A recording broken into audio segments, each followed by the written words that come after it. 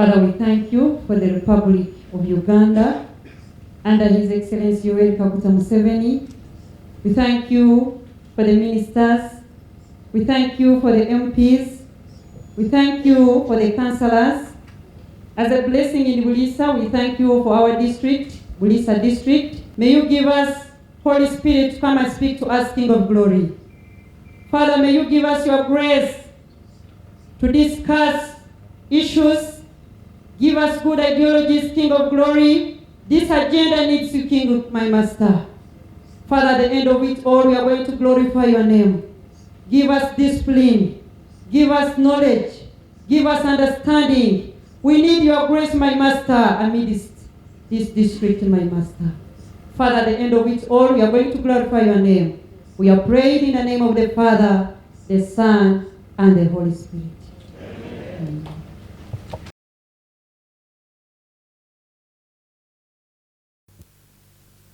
You're welcome to this event, which is a public hearing on the Tilenga project. I think we've all already had an interaction in one way or another about this project. There are big dreams, big aspirations, and it is important that we are here to make our input and give comment. My role, for those who receive the program, is to simply kickstart the event, which is to give you the legal background to this public hearing. And I will do so shortly. And after that, I will introduce to you the presiding officer, who will then preside over the matter until the conclusion. I think I need to give the interpreter a chance to give you. Muhandu yogo aiziraha mubwire bo tutandike mukoro kyonke mulimo gukumuleta gunyamani guli kuturabira muona by'amateka kandi kiensenya busigikiro hali bukuruga bwa mukoro gogo na byensenya bigenda kubambi dosererwa hawa mateka galoho hawa nsonga ya makuta mu Uganda. So, by way of presenting the legal background to you, we have in place what we call the National Environment Act. That law requires that when projects that have significant impact have been proposed, they may be subjected to an environmental impact assessment, as may be determined by the Executive Director of NEMA. Akobiri iteeka lya kubanza litwala bantu na bintu bya buhangwa bitwetorori mujungu gyeta environment. Aliragira tingo kakusangwa habaho nkurakurana gy'amaani kandi nkurakurana gigyo angigenda kuba ngikuhindula mbeera gy'ekichweka ngikwata habya muzichala gy'abantu na bindi ateekwa kubahona kibeeta kutolera erya abintu bikusobola kurugamu nkurakurana nka gigyo abikusobola kuhindula mbeera kandi kikisalwa hona muhando akujunanizibwa na kutwala mateeka na byensenya bikolebwa mu kitongole kya byabuhangwa byetorori muntu. So this project, the Tilenga project, was presented to NEMA, and terms of reference were developed and agreed, and an environmental impact assessment or study was undertaken. Following that, an environmental impact statement was submitted to NEMA. Kobiri gumulimo ngukutandika misomo minene na kutolera erya kwakolerwe ekandi bakoba kihandiko kikuruga mu kutolera erya kukwo abikyani bikusa kurugamo kyamarikade kubani kihebwa kitongole kifuga kukolesya kwa bintu bya buhangwa bitwetorori nk'abantu. The law requires that upon receiving that environment impact statement, we distribute it to lead agencies. Kandi iteka lyo limwe liragira tingo tumari kufuna kihandiko nka kikyo sobore kuba nkihebwa babo bense bakwatwaho bahandu. And after the lead agencies have sent us comments, we then are able to note the different aspects that we need to give attention to, and that may include specifically affected people as well as members of the general public. Abakukwatwa bamari kuhebwa cyo kihandiko haruga yona bibyo bihandu bina kwetegerezebwa kuona tingo bantu bagenda kufunamo buzibukiani mu byankurakurana gigyo giziri kandi bisobore kubambiringirwa muhoyi kuona tingo tiheiziri mpinduka gibebe. So based on the comments we received, we have determined that I should say the Executive Director of NEMA has determined that this project requires a public hearing.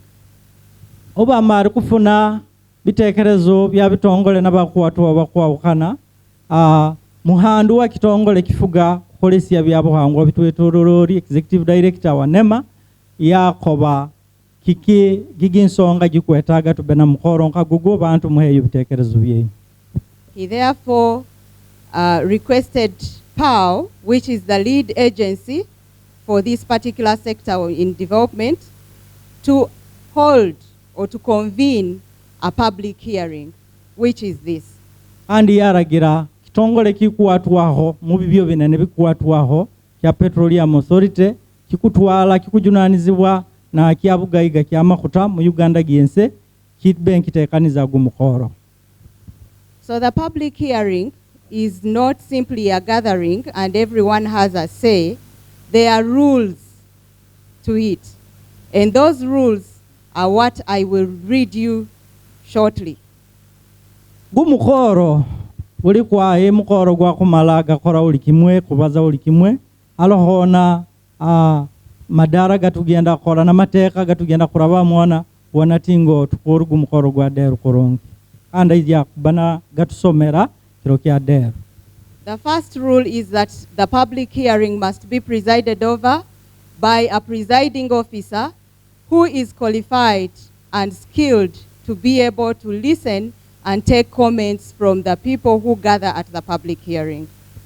Kyakubanza kili gumukoro guina kuba ngutwalwa ronde kubangwirukanizibwa muntu aina busobozi ana kwetegereza kuko nazikiriza ge ko batingo yo akusobora kuba nahandika bibyo bikuba birugiri mu bantu makuru bibembe twalwa akihandiko kya hamwe bilingirwe muona. I will introduce the presiding officer at the end of the rules, but he will be guided by the rules that I read. So you need to support him in adhering to these rules. Aiza kubana tuhayo go muhandu kyonkenya go muhandu mukoragana na twekiro kya dero abibiragiro bagenda kutusomera twenka abantu twete tusemereri koragana nayo tumusagike tuone tingo gumukoro guli betukuro.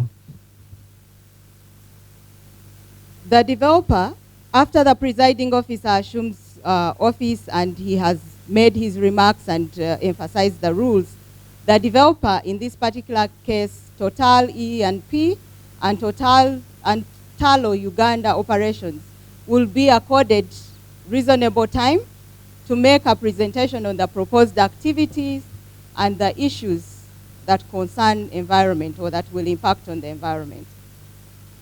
Kyakubanza kitongole kikujunanizibwa na kora gumulimo gwa makuta tukiyegiri Total Exploration and Production giza kuba muhandu aheberu entebe gyamwe agenda kubana twala gumukoro aiza kubana bahabwire bukumala kyokankire muwire bukumala kusoro kuba mbatuha bibyo byense bibatekanize kora wona tingo mulimo gubagende kora gwa makuta milimo myense nyamyabamu timiretiro hona mpinduka gibibi mukichwa kaki.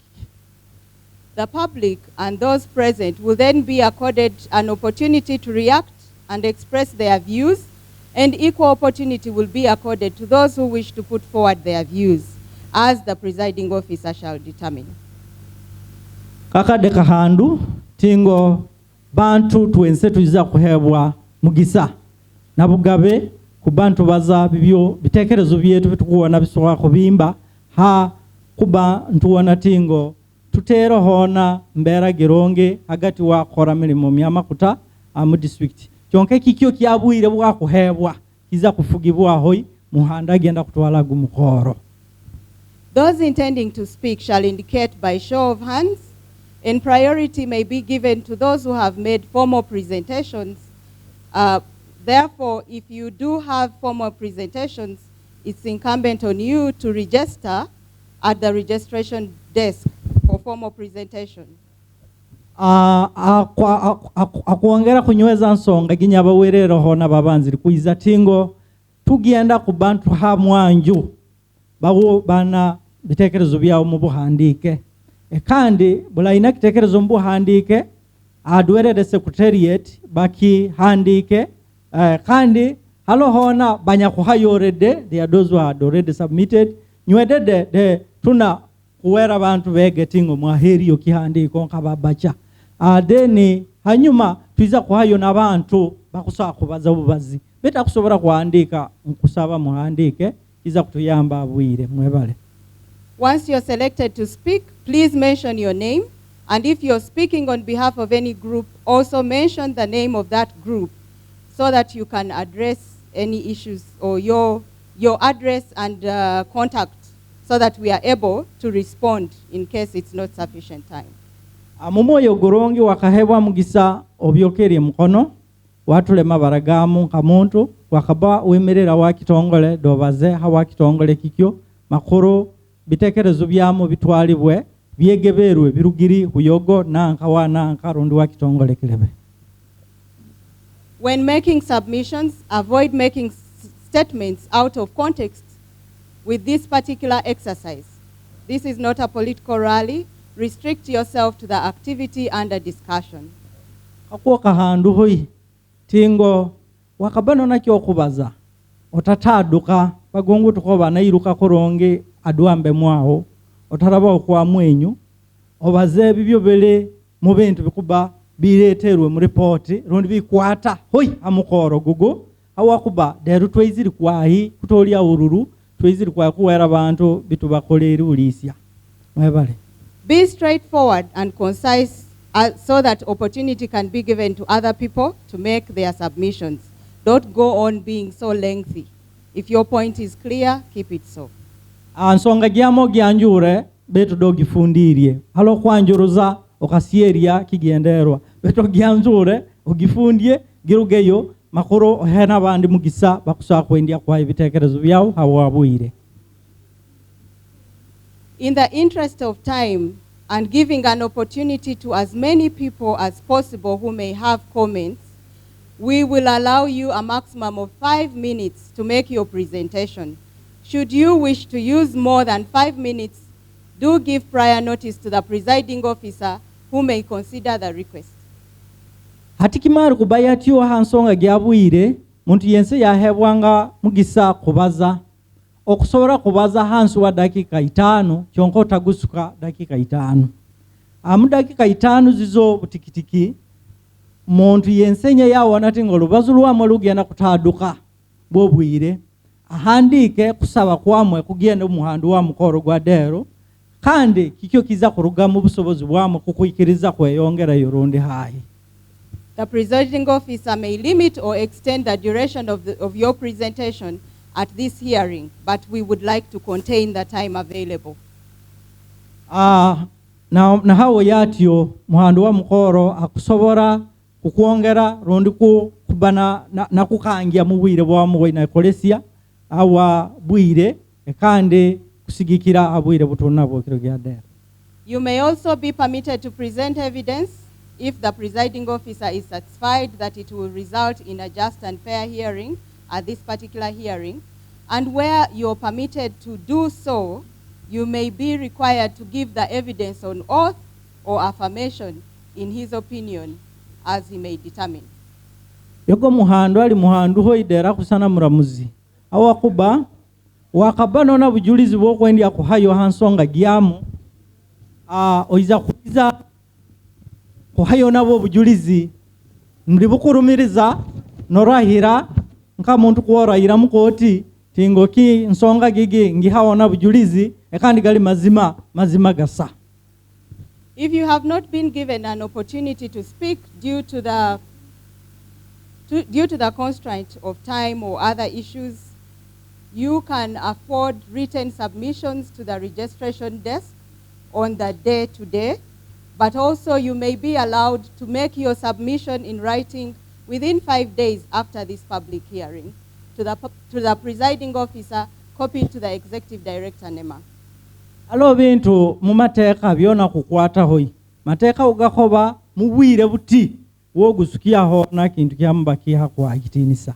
Akobiri na hawo yatyo bantu batasobore kubane babaza habwa bufundu bwa bwire muiza kwikirizibwa kuhayona bihandiko byenyu mu bitekerezo ekandi okusobora kuhayona dero eronde mu biro 5 kumukoro gumalikiri mu biro bingayi 5 kumukoro gumalikiri mateeka ko gakwikiriza ekande wokubohandikiri yatyo ona kopinka gijyo kihandiko kikyo kuhahona kopiga mwanda kutwala kitongole kifuga bya nkolesia gya bintu bitwetorori. If you have got any written material that you feel is useful information on this activity to be discussed, please feel free to bring it to the attention of the presiding officer. But where the written material is submitted, kindly highlight essential features of that material so that it is responded to in question. Bagenda kuhandika mukuongerwa mani tingo musonga zimu ahandika mbitekerezo byenyu kirungi hoyi kugumiza ronde kuteka mona hoyi wino wolokia bihandu bili mukihandiko kiyenyu kikyo makoro muhandu wa mukoro gugu asobore kubana bilingira mona kiro kya dero at least bakuiremu awansonga zimu abamuhandikiri. During the time when members of the public are reacting to the presentations by Talo and Total, they are urged Total and Talo to take note for themselves on the issues raised so that they can respond at the appropriate time. Mumukoro gugu kiragiro kiko batingo bitongole bibere ebyo bikujunanizibwa rundi bikubazwaho bili nsonga hamu mulimo gw'amakuta byo bitalemesyaho ikuwulya bihandike buhandiki bitekerezo by'abantu babaletiri kandi mulingo ogumwe biza kuhebwa mugisa mu bwire bwa bwense kuba byedede nibyetongo naho rundi nibe hakiyererezi hansonga zimwaba mubibalizeho. As I mentioned, the public hearing is presided over by the presiding officer, so all questions must be directed to the presiding officer, not any other dignitaries that may be here. Ati wiraundi tugira muze akubatuwegiroho ibantu batwichala nabo kirungi kwayi kiro kyaderwa banona kikaguzo kiyense kirabye mu muhandu wa mukoro gugu nyawerera kwishana muramuzi yakaiza hayo yakufuga kandi gyedede nabeira bange twala gumukoro kusigikira mu busobozi nakuragira kuyabaragira bintu bele bate ona kuba kintu kiyense no kirabya muliyo. If you had written or submitted written questions to NEMA or the developers in good time prior to the conclusion of this process, you will receive answers on the same.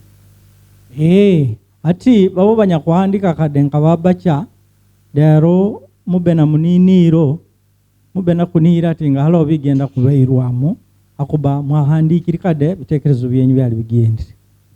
As an audience, you're urged to observe discipline and order and observe silence when somebody is speaking and avoid unnecessary interruptions.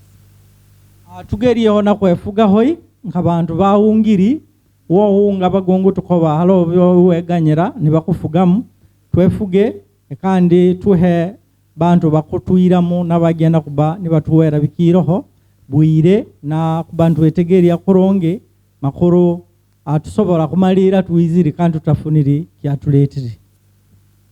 At the close of the public hearing, the presiding officer shall give opportunity to the developers, that is Total and Talo, to respond to the questions and matters raised as much as possible.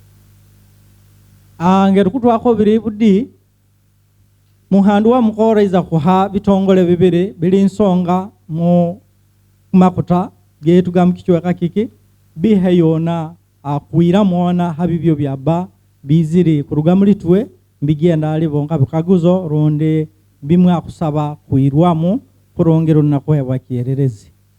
Knowing that time is limited, the responses shall also be made in writing not later than 7 days after the close of the hearing. Bakoba bwabwire deru babuta kumala chonka kandi bo beha hona wire unene kiratwe bobeza kufuna biro musanjo ubani beira mona bibyo byaba bitasori kuirwa mudero bobana biro musanjo twe twina biro bitano bakusaka kubantu hayo bitekerezo. The presiding officer shall then make an overview presentation of the issues and responses raised at this hearing and close. Mukumalira muhandu wa mukorogo aiza kuhayona kiama nihoi mukusigikira mu bibyo byabafuniri munsonga zitwa batuletiri nk'abantu kandi hawo aiza kuba nakinga hona mukorogwa kwetegeria bihanuro byetu na bitekerezo byetu. Ladies and gentlemen, as I told you, this is a public hearing. It is presided over by a presiding officer who I will be introducing to you shortly. After he takes over, he's in charge. And if he orders you out or you are out of order and he feels you should be arrested, please don't resist. Simply abide by his orders. Nyaba wereri yogo muhanda gyana kubanka muramuzi akobiri bagonze bwa mulingo guyaba werere mo tingo mukoro gwa dero gugenda kufugibwa muhandu please twetegerie muhandu wa mukoro kiro kya dero yakaba weni oletiri kajagaraire mu mukoro gwa dero anabusobozi bukweta rondi kuragira babanze bakuhugure rondi wezire mukasumo moyire rondo banzo umulemo awakuba asobora yedede mu interest gyambera gilo nabwire ukikora tuensenya ntwikiriza we muntu atugutanirya tetukwikiriza mutegwa nkisana kyakweralikira betala omuntu yeguma mwana kabandi beta kamba yaya betu niweza gyabugutanirya buli muntu kale aiza kubana mweta mubwire butali bwahade. I said that on purpose so that you will understand the caliber of person we have selected to be the presiding officer. The law requires us to select a person that is qualified but also skilled and with capacity to contain pressure and manage the process up to the end. So I assure you that we've selected a person that will not have to be moved to those levels. Kuongera kunyweza nsonga giditingo iteka liragira muntu agenda kuba muhando wagu mukoro abe muntu mukugu aina bibyo byawene binene muwomezi kandi atakusobora kuba no zingizya ni yezingizya rondi gota kusakuba notini siriria kyonkede kandi yedede nasobora kuba naikiriza bibyo bikuiza bitali mu bitekerezo bye kandi yedede natatirira byatakaliyete kanirize zo zitweta pressures. So yugo muntu ana busobozi bubwo kandi ali muntu gutwegiri muhandu hoyi kandi kadi mu mwaka nakitinisa kyamo kyana kyo mbunyoro etuiza kukoba mali hoho hao. Is he robbing my information? I think he has. Okay, so the presiding officer is a professional mining geologist and a petroleum geologist. He is the chairperson or the chairman of the Society of Petroleum Engineers in Uganda. He is also a senior presidential advisor on oil and gas and the mineral industry in Uganda. He has worked for the government for over 40 years, and he retired recently at the level of a permanent secretary. I'm sure you're starting to guess, but I want to tell you the credentials of the person we have chosen. He has worked as the project coordinator for the Petroleum Exploration Promotion Project way back in 1983. He was later promoted to the rank of commissioner and headed petroleum exploration and production department, and later became the first director of the Directorate of Energy and Mineral Development. Subsequently, he also worked as the permanent secretary to Ministry of Natural Resources, which was later restructured into Ministries of Energy and Mineral Development, as well as Water and Environment. Ladies and gentlemen, the person I'm speaking about has a Bachelor's of Science in Geology and Chemistry from Makerere University. He also, in 1976, in 1980, he graduated with a postgraduate diploma in mineral exploration. Subsequently, he did a Master's of Science degree in Petroleum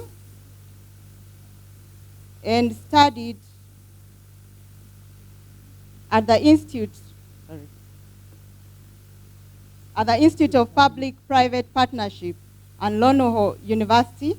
And in 2014, he was awarded the Honorary Doctorate of Philosophy for having footprints in the business and for positive transformation of society from the United Graduate College and Seminary in Tennessee, USA.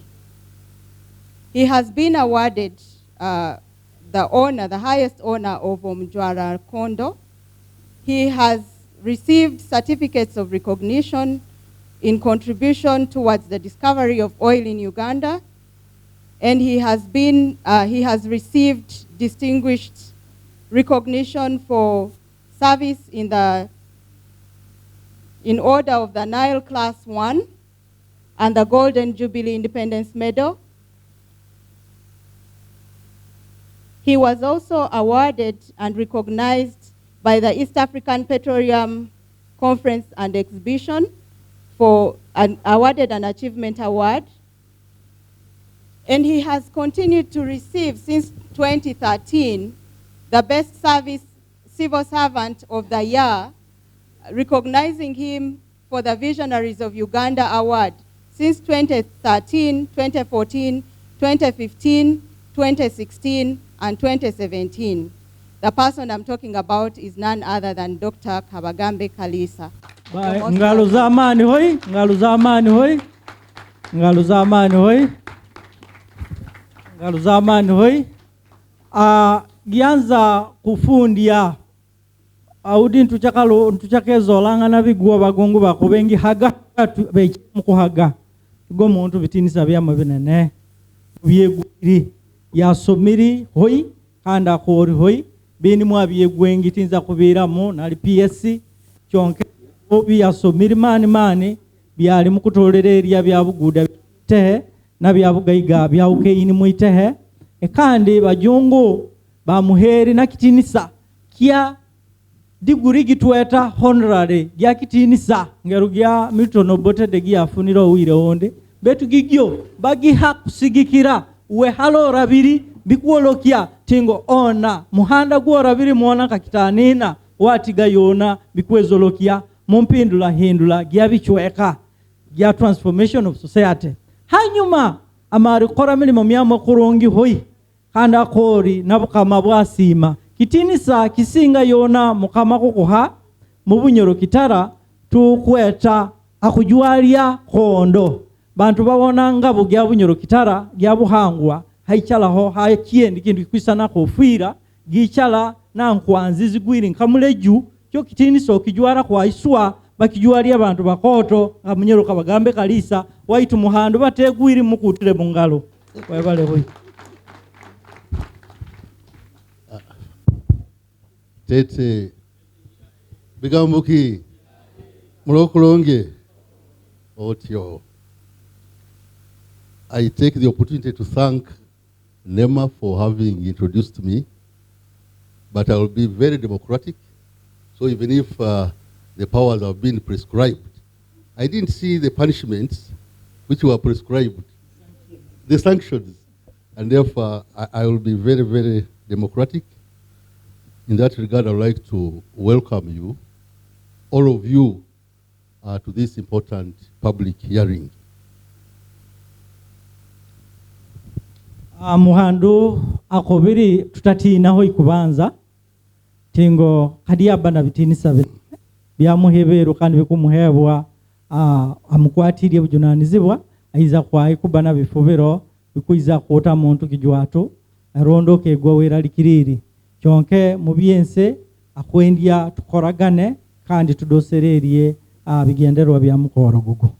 Honorable Minister of State for Energy and Mineral Development, Honorable Peter Lokeris, my very great friend, honorable members of Parliament from Buliisa district, I'll be mentioning you, my old colleague, the chairman of NEMA, Honorable Sande Tokboa, the chairperson of the Petroleum Authority and board members, the executive director of NEMA, well, thank you for appointing me, the executive director of the Petroleum Authority, and all distinguished participants who are here.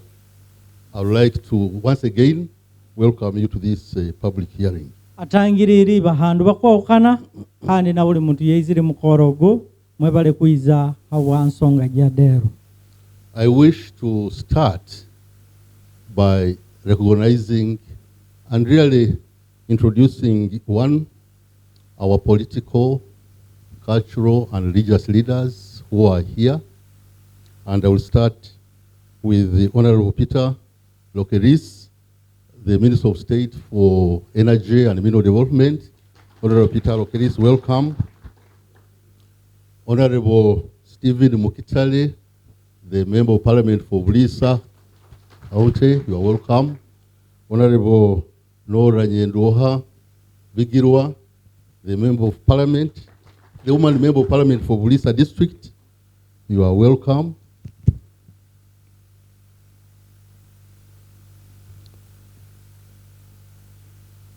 Our cultural leaders who are here from Bunyoro Kitara Kingdom, the Minister of Bunyoro Natural Resources, Minister for Natural Resources, Honorable Jacob Yaruhanga, you are here.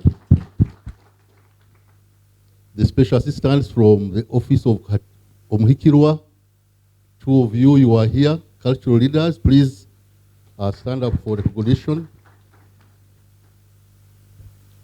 My great friend, the chairman of Buliisa, I will be, oh, you are, chairman of Buliisa, Honorable Simon Kinene, you are welcome. The resident district commissioner for Buliisa apparently will be coming later. And of course, the district executive committee and the councillors of Buliisa, you are welcome. Our religious leaders who are here, and thank you for taking us through the first session. Thank you. Then our technical, high-level technical members of staff and the board members who are here. The chairperson of the Petroleum Authority, Dr. Jane Mulemwa. You are welcome. Dr. Jane Mulemwa was my classmate 40 many years ago in Makerere. You are welcome. Dr. Immaculate Nakimera Semanda, she's a professor of geology, member of Petroleum Authority. You are welcome. The executive director of the Petroleum Authority, Mr. Ernest Rubondo, and your team, the team from the Petroleum Authority. Stand up for recognition, support your ED.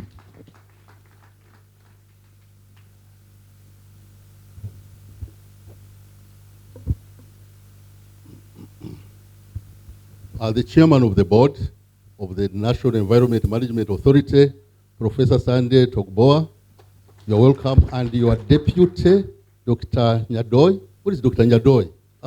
You're welcome. Dr. Tom, the executive director of NEMA, you're welcome. He worked with me for some time. So you're welcome. And your team, please, the team from NEMA, stand up and support the ED. Thank you. Buliisa District Technical Team, led by the Chief Administrative Officer, the COW. Thank you for coming, and the Assistant COW and your team. The technical team of the COW would like to see them here. Where are they? Please, wherever you are, stand up. District technical staffs around. The others are swollen up. They are around. We have our development partners. Our development partners, please, you're welcome as well.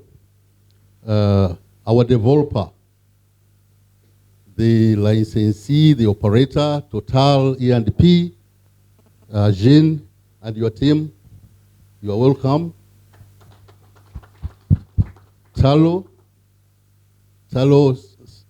Santos, you are welcome, and your team from Talo. Thank you very much. Sinok is here, the joint venture partner. Well, I will mention you. Thank you for coming.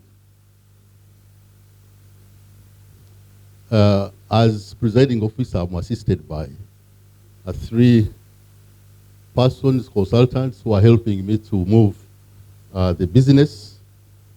And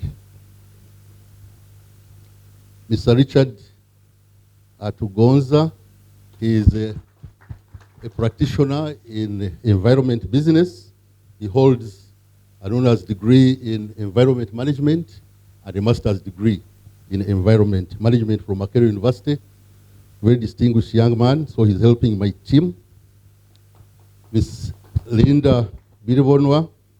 Linda Biribonwa is a practitioner and a member of the Institute of Environment Management and Assessment. That is an international organization. She has 19 years of experience in policy, strategy, and regulatory business in the environment. She has actually practiced environment management in Ghana, in Bangladesh, and the UK.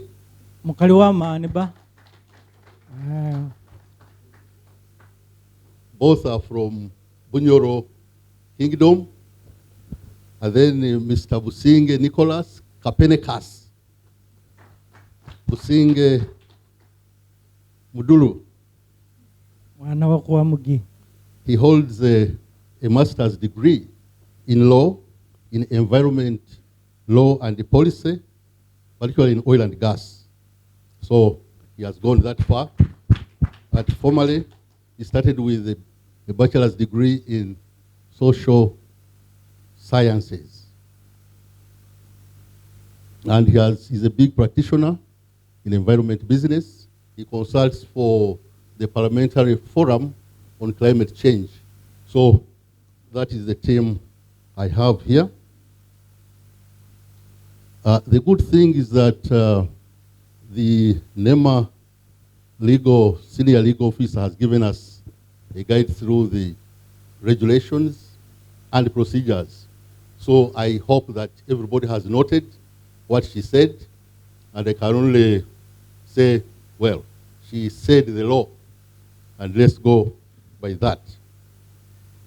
What I would like to do right now is to give you a quick guide through the program that we have. Do we need a translation? Yakwetaga mbaite summarized.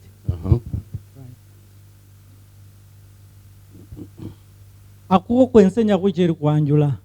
Demucheri kwezegiwera kadebende mutatayirire mudowonambe.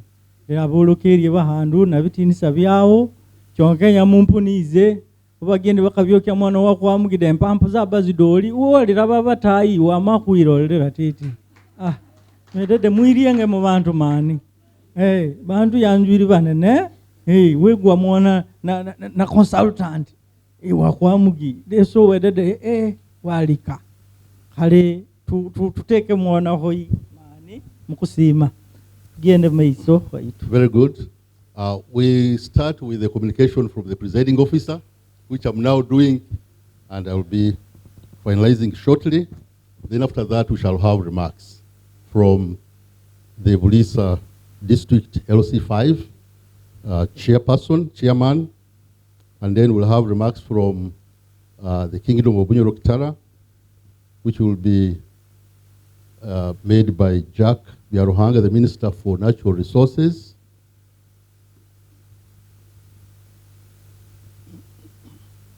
Then we'll have remarks from the Executive Director of the Petroleum Authority and remarks from the Executive Director of the National Environment Management Authority.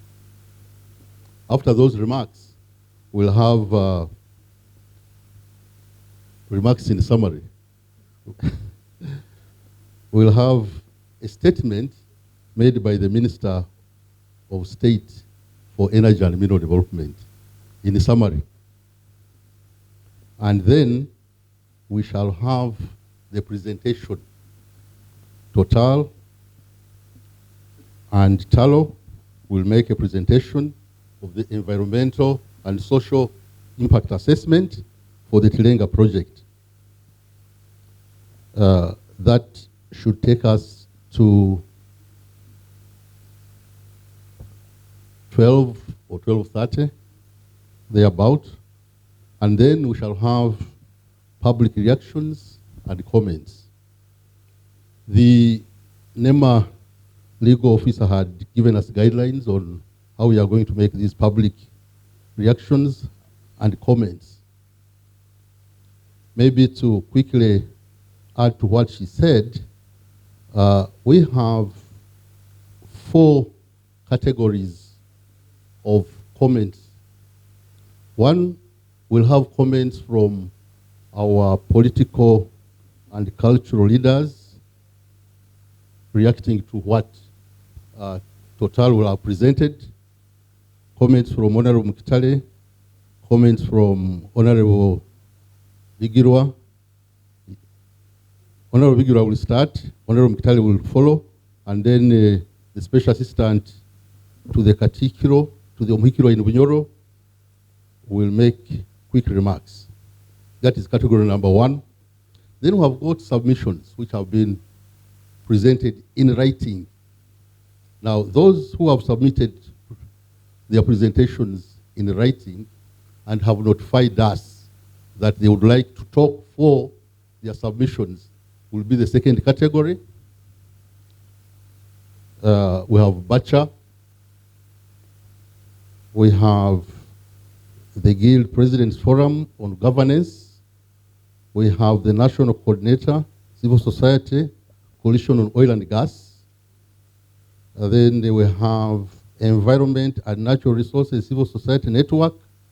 Then we have AGODA, that is Albertine Oil and Gas Districts Association. Then we have AFIEGO. So if there are others who would like to make submissions, this is the time to prepare yourselves and do that. The time had been spelled out, 5 minutes per submission. And then category number 3 or C are written comments which can come. And also, if you write a comment now, take it to the desk, but you have got to notify the presiding officer that I would like to make a short remark on the comments that I've made. And then also there will be those who would like to put up their hands, and please, you'll have to do that so that we can say, yes, you come and give us your remarks. So can we have a quick run through that?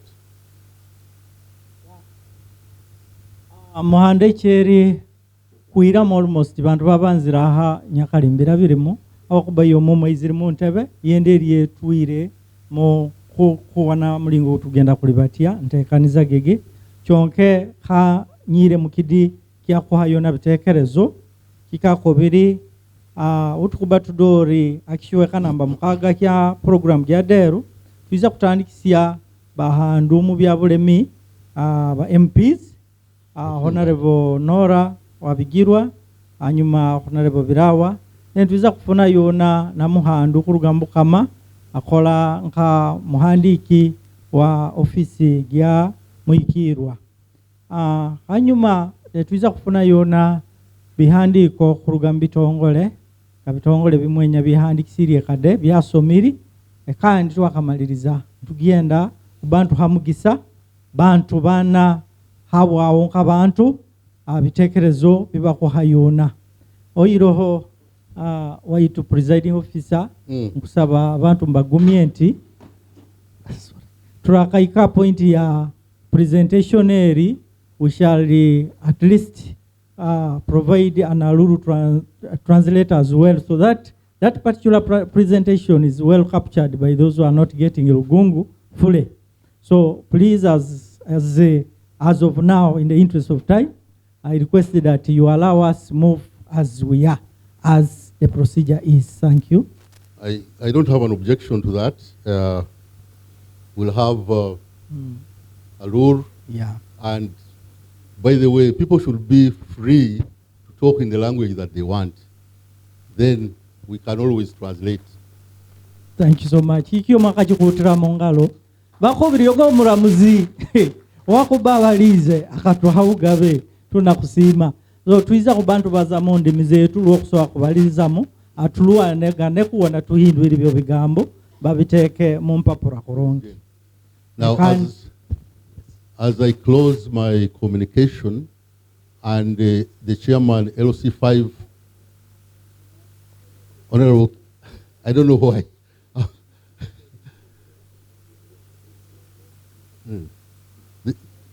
The chairman of Masindi has arrived. Stand up for recognition. Chairman Masindi, thank you for coming. Now, as the chairman of Buliisa prepares himself to come, as a practice in the oil and gas industry, we normally have with a briefing on issues of safety, health, and environment where we are.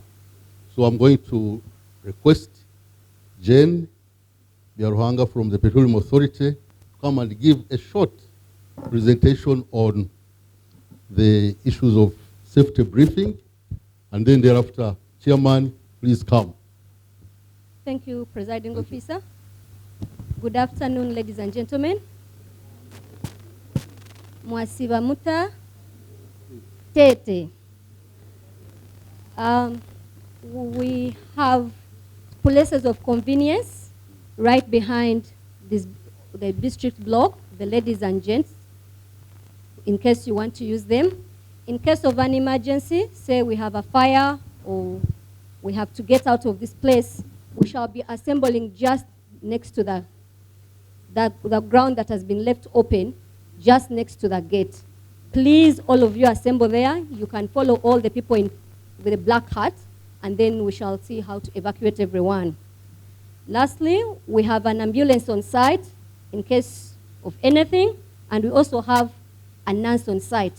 So if you need any first aid or any medical condition, please, our ambulance is situated just below that tree where you see the red tent in the corner. Thank you, Presiding Officer. Thank you very much. I would now like to invite the chairman of Buliisa District, Honorable Simon Kinene. Please come and give us your welcome remarks. Mugole kuruga South Africa yogoba. Mumukutumwe mpampo mutangire. Thank you so much, Mr. Presiding Officer, the Honorable Minister of State for Energy and Mineral Development, the members of Parliament, the Minister for Natural Resources, Bunyoro Kitara Kingdom, Honorable Biaruhanga Jack, my colleague, the district chairperson of Masindi, I call him my father because Masindi produced Buliisa. It's not like other districts which have now become even grandfathers.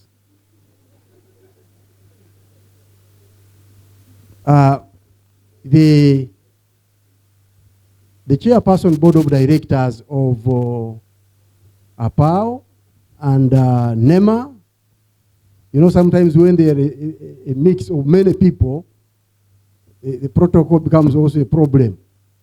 But I want also to recognize the presence of the both ED, PAO, my colleague Ernest Rubondo, the ED, NEMA, the JVP present here,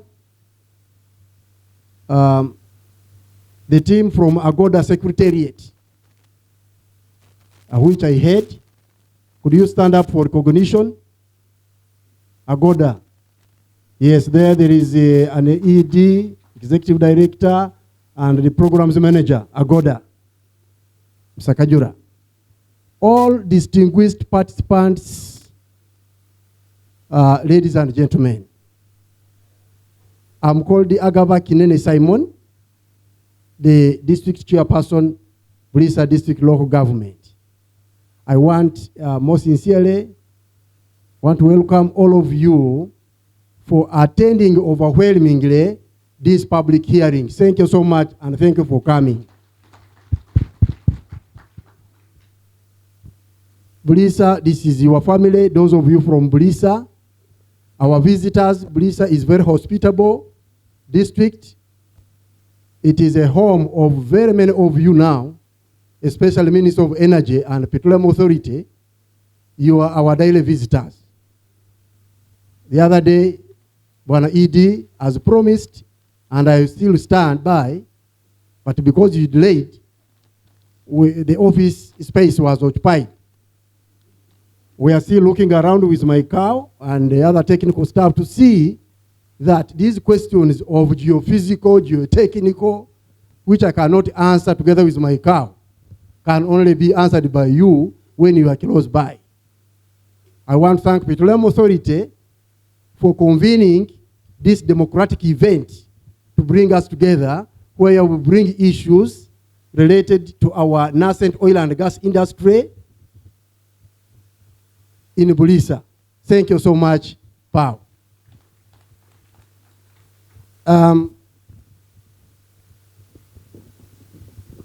I also double, Mr. Presiding Officer and Honorable Minister, and the rest of the participants present. I'm the chairperson, Agoda.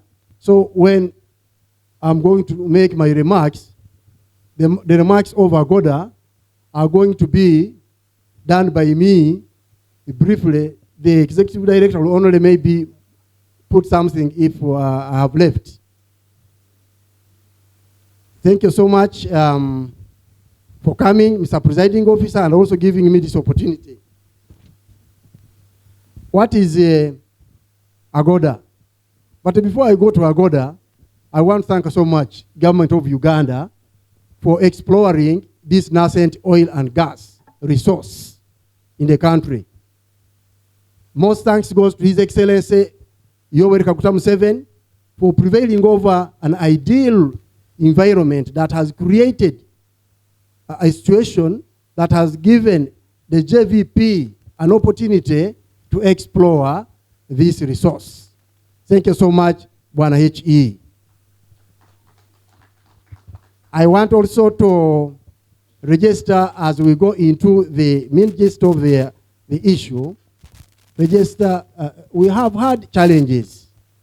We have had challenges, but I want to thank the community of Buliisa who have really, Mr. Presiding Officer and Honorable Minister, the Buliisa community have embraced the industry. Why? Right away from exploration, now we are moving towards the production and development phase. We are still pushing on. Those of us who know the issue about RPC, RPC is a Resettlement Planning Committee. In other districts is Regional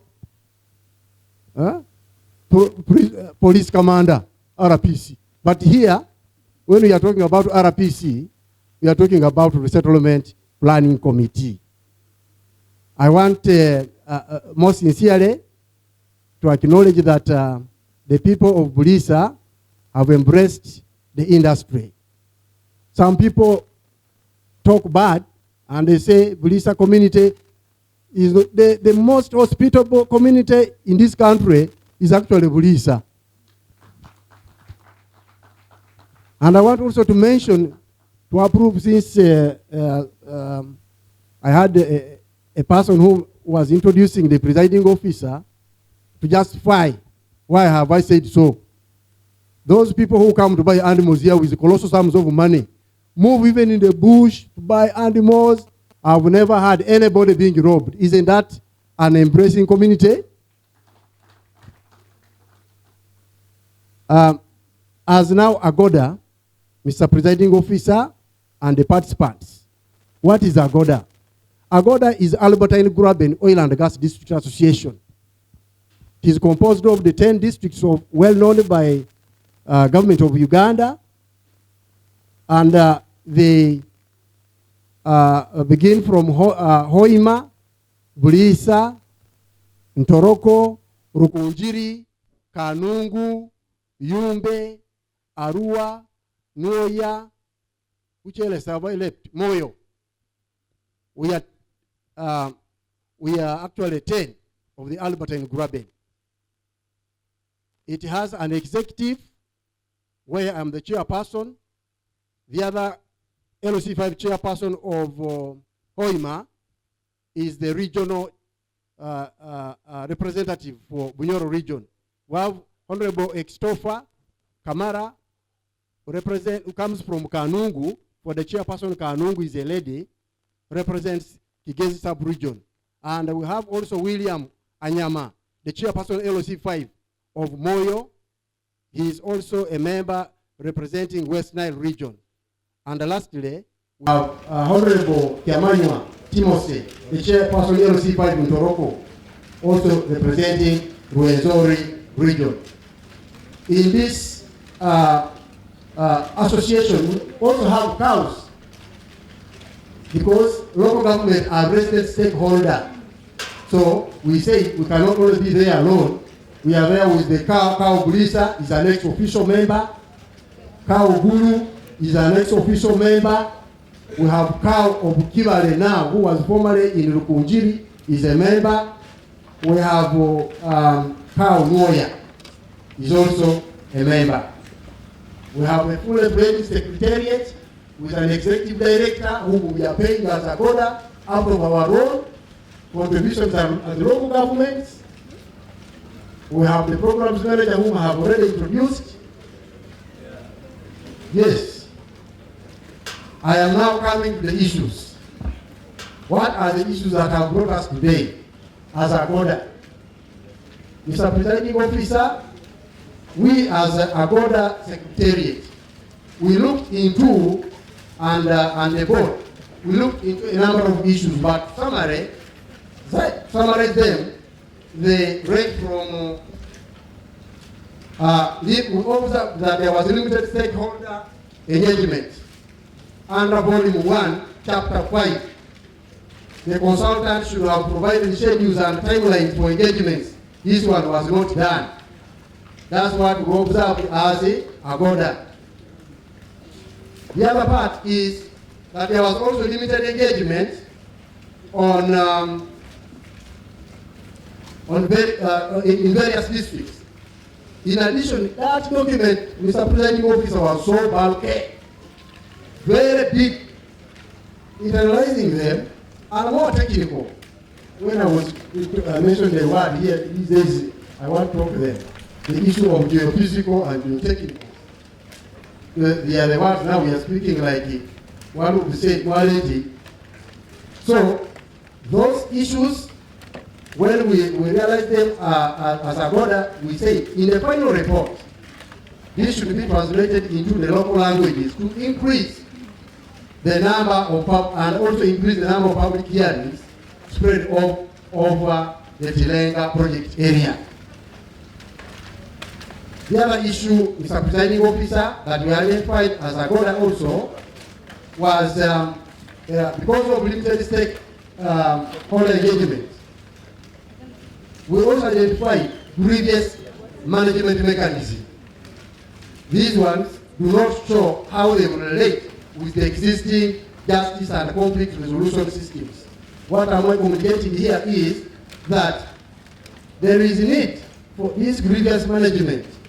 They need to synchronize them with the system and also incorporating them in the traditional justice of the laws that are governing this country. Our issue number 2, Mr. Presiding Officer and the participants, was on the issue of land management. Buliisa, we have suffered also enough in terms of land management as a result of this resource, which brought in many land speculation, the issues of land grabbing, the poor people being taken to court. You know, they don't go to court, but they are taken to court. And even when they are taken to court, they're losing sight. So the industry, in a way, has really affected our people. So as AGODA, we realized here 3 items. 4. 1, that there was no provision of the remedial measures in the event of delayed compensation, as it has been. We have realized this one in the implementation of RAP 1. This one we are saying that the report should provide remedial measures to mitigate potential delays in the compensation. The other one was in the report, we also realized that it indicated orphan. You know, there is also orphan land. When we talk about orphan land, that land which has lost either a mother or a father, but it is orphan land in that language, which we know that this land was not provided for under the existing legal framework. And it is very silent about this compensation. We want the report, the consultant should consider provisions of including this orphan land for compensation. There is an issue of the report. This actually alludes on the common perception that customary land tenure in Buliisa, especially here where this industry is regarded as inferior to the other land tenure systems. So for us as AGODA, we're also saying that the system the report should take into the consideration of customary land tenure system, like other land tenure systems, like leasehold and freehold, because that will be at a disadvantage of the PAPs. The other point number 3 that we look into as Agoda is the issue of local human resource related matters. What we're commenting over here, the report that we saw, it does not indicate involvement of the existing personnel and the structures of the local governments, especially in delivering financial literacy. We have already been seeing consultants come to deliver financial literacy. What are our staff doing in local governments who have also the capacity to do the work? So we are saying the report should take into that consideration. Then we have the issue of local content. The industry, we don't want to exercise this paradox of plenty, where the bagungu, the fishers are near the lake and they are having nothing. They catch on with a lot of minerals, but they are the poorest. So we are saying, yes, that this one should be looked into. Because of a little time, Mr. Presiding Officer, I want also to comment on the issue of corporate social responsibility. There is a low quality of corporate social responsibility due to the company's unilateral support. So we want the report to look into that. I want to thank, I must say, Talo, through corporate social responsibility of what they did. We are yet to demand more from the giant Total ERP, Uganda. The other issue, Mr. Presiding Officer, which is very cardinal here, is the issue of as Agoda, we look into marginalized groups and related issues in the report. This report, which is not recognizing Bagungu as indigenous. What is this report? We are saying that in the report should recognize the indigenous minority and vulnerable groups, where the Bakovia, the Batiawa, the Bakiviro are recognized as vulnerable groups. This report should capture that. Otherwise, for us as Bagungu, we are ready. We hosted the industry. We are ready to live with the industry. The industry is also and government recognizing us as the people who are actually owning it in this unplanned grabbing. The other second last, must say because of time, really, Mr. Presiding Officer, I'll leave the others to the other team because I know we have very many other issues. My other question is, in the report, we need to know the buffer zone from the industrial area. What is that land? What is that space that is left after the industrial area? And the other land, which is like a buffer zone, what is that one? We need the report to give that reflection. Mr. Presiding Officer, I should stop here. I have issues related with environment. I have issues related with the water obstruction, but I will leave it to the Director, Agoda, who will add on that. I should thank Mr. Presiding Officer with the limited time, but which I have used maximally. I want to thank so much, in a special way, Minister of Energy, Honorable Irene Moroni, who accompanied and led actually the delegation to South Africa. I saw what was happening, Mr. Presiding Officer, in South Africa, how Uganda really came, is on the map of the world because of oil and gas industry. I went with the of course, Executive Director Pao. I want to thank Europe, which sponsored my trip and joined the national and international guys and men in that very international event. I thank you so much. I thank everybody for coming and listening to me. God bless you.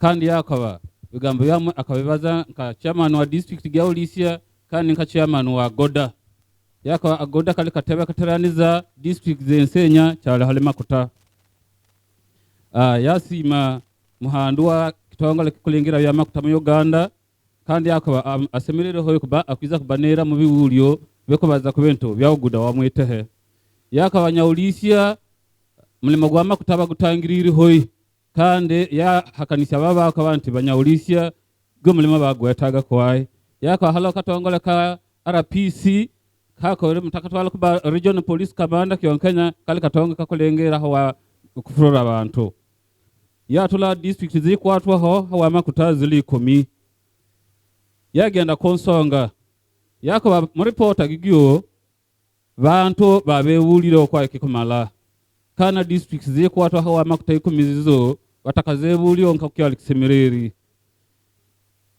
yakoba na hawa kikyo gyo reporter gikusemera kubangi hindulwa monko bazawo likiro nkalogongo runyoro rutoro dururu na zende yaba kwa nakintu kende kile konsonga zetehe bantu banyagirwe teheli yao kandi bantu batwalirwe bombuga zabiragiro bakutwalwa baba bakugenda yokwaye ekandi yako ansasula bantu bakabasasula wira bugendri kyonka yabazo akantu kayetri ofan land iteheli bakweta mfoze iriyo tehe ayegir kwa makoroga kikyo kigambo kyonka yakwenderie yote he libelimwe matega kusasulwa kintu kindi yakaba iteheli tutunga kuramo gweteranwa kwaka liyote heli odede libenarati zozimwe nkagama tehegande gabe yapana kiyane kandi yeza yakaba yate kintu kiko diamani bebemberi betu bahandu ba district aha babakoresere kwa he kokiramane mu bintu byakwegisa abantu mu byansembe financial literacy hani yeuli hawa kibaletanga bitongole bende kuroga handi kuko boyo byokwegisiya abantu mu byansembe kandi ntu nabakora hadi bakusabore kora gwo mulimo kintu kindi yeza yakoba kintu kyako kukoresa ekiri kuongera kutatira nsonga gyogyo kintu kya local content kuko muntu waolikiraha wa hansa ha kugobora mu bintu yamakuta yeza yakoba yasima kitongole kya talo hawa kutukwatira ho resource center mogiona nerwaro yabasima ikyanka kandi yakaba hatike ngondo gya kitongole kya total E&P babala hae yakwendere wadira kore mulimo nkagugu nkatalo kugia kori kutubimbira rwaro yongera yakaba kandi kibebe mhoyi kya uhemo kele reporter gya gikolo kyante basibanse mukichweka kike bale bahemo bagongo batakaba babonenka abantu bale mukichweka kike kandi babo bali batangiriri gama kutakuru gabatanka gatolereria atatu tudure idara lya kutawa makoro gasagika mulimo gugu yaka kyo kilikiana ko huim yaka gambyo amabile nikyanka yakaba hal hotel liyo omari ikoro lyama lekuso likunihirira makuta likasenya hahu hata orugire ko ikoro liyo halo hoite hele kusigala le salibata ko ikiza muntu kusamba mu ukizi wensenya bakwara mita 15 liete helilio yolo liatiti akwenda kuyongera kuyategereza yakana nsonga zakubaza kubyahangwa na nsonga zakubaza ko mezga kusikwa kuruga mu itaka lya muitanzigi kyanka yakaba hawawire bibi akwiza kubelekera muhandu wa goda akwiza kubana bibazo yasima ministre wa mananka kitongole kengera kubyamani namasanyaraze Irene Mulondo wakitinisa ya msima balengana ya auke South Africa kandi yasima nakitongole kilengera byamakuta hawakuona ntiki ateri monsembe agenda South Africa yasima abantu nyensenya hawakwiza ko inyu yaka ruhanga abongere mugisa mwebale hoyo. In the interest of time, allow me to recognize the Minister of State, the honorable members of Parliament, the management of National Environmental Management Authority, the Petroleum Authority of Uganda, the project developers, development partners, and all of you in your capacities, different capacities. Ladies and gentlemen, we are welcome to Bunyoro Kingdom. Bunyoro Kingdom is very receptive and has always been open to positive development efforts that are located in the Bunyoro sub-region. In that regard, I want to inform you that for our detailed presentation at the Kingdom. We have remarks that are going to be made later on by the personal assistant to the Prime Minister in charge of oil, personal assistant on oil and gas in the Prime Minister's office. However, let me just make one or two points that we want you to know. One is that in the process of implementing projects like the Tilenga project, Unyorokitara Kingdom expects that the people of Unyor sub-region will reap optimum benefits and that the community will be engaged and will be fully participant in this process. Number two, at the Kingdom, we have also heard what the chairman, LC5 Buliisa, has mentioned, that the report does not acknowledge the Bagung community as being indigenous people in Bunyoro. As the Bunyoro Kingdom, we want to emphasize and inform you that the Bagungu have been part and parcel of Bunyoro Kingdom for as long as the kingdom has existed. Therefore, that anomaly should be corrected wholesomely in that report. Number three, we expect the report, therefore, in view of the requirement to correct that anomaly, to apply the International Finance Corporation Performance Standard number 7 with regard to indigenous peoples in this area. Following that, we want to inform you that we shall stand with the government, with the developers of the project, for as long as they implement this project in line with the oil and gas best practices. Mr. Chairman, I thank you. Thank you very much. Akobiri, kyakubanza, bantu babunyorokitara Kingdom mana bakweniza bintu bebe. Bakweniza kubani bagoba ora muhoyi nka kusoboka kurogamo makuta. Kana kintu kindi.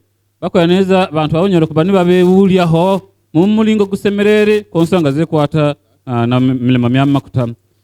Yakoba nti bagongo bali bamwe ku bantu babunyorokitara kyonke kandi kyaberkia nakuhoyi reporta gige gibatigiri hanze gikoloke kwa nte bagongo bo bale basibanse bakitweka kike cyale halima kota na hawa kikyo nakoba kikyo kya binyiri kiragiro kya kitongole kya byansembe monsi ginsi kande kachweka kanamba musanjo kabaza ko mahanga ga doli kandi gakusemerwa kutayewa mkitinisa yakoba bonka bantu bawunyoro bakwiza kukwataniza na mulimo gwa byamakuta kyonkenya kakoba milimo mibame kuli batira kumusinge gwabiragiro byansigense bigambo yamabimaliri hawo yabasima ho yakamwe bale kwiza kyonke yakake hande ko kyonka unyoro hali yo muhanda akiza kubana kileta muwizulu mwebale hoyi. Presiding officer, in the spirit of saving time and not repeating,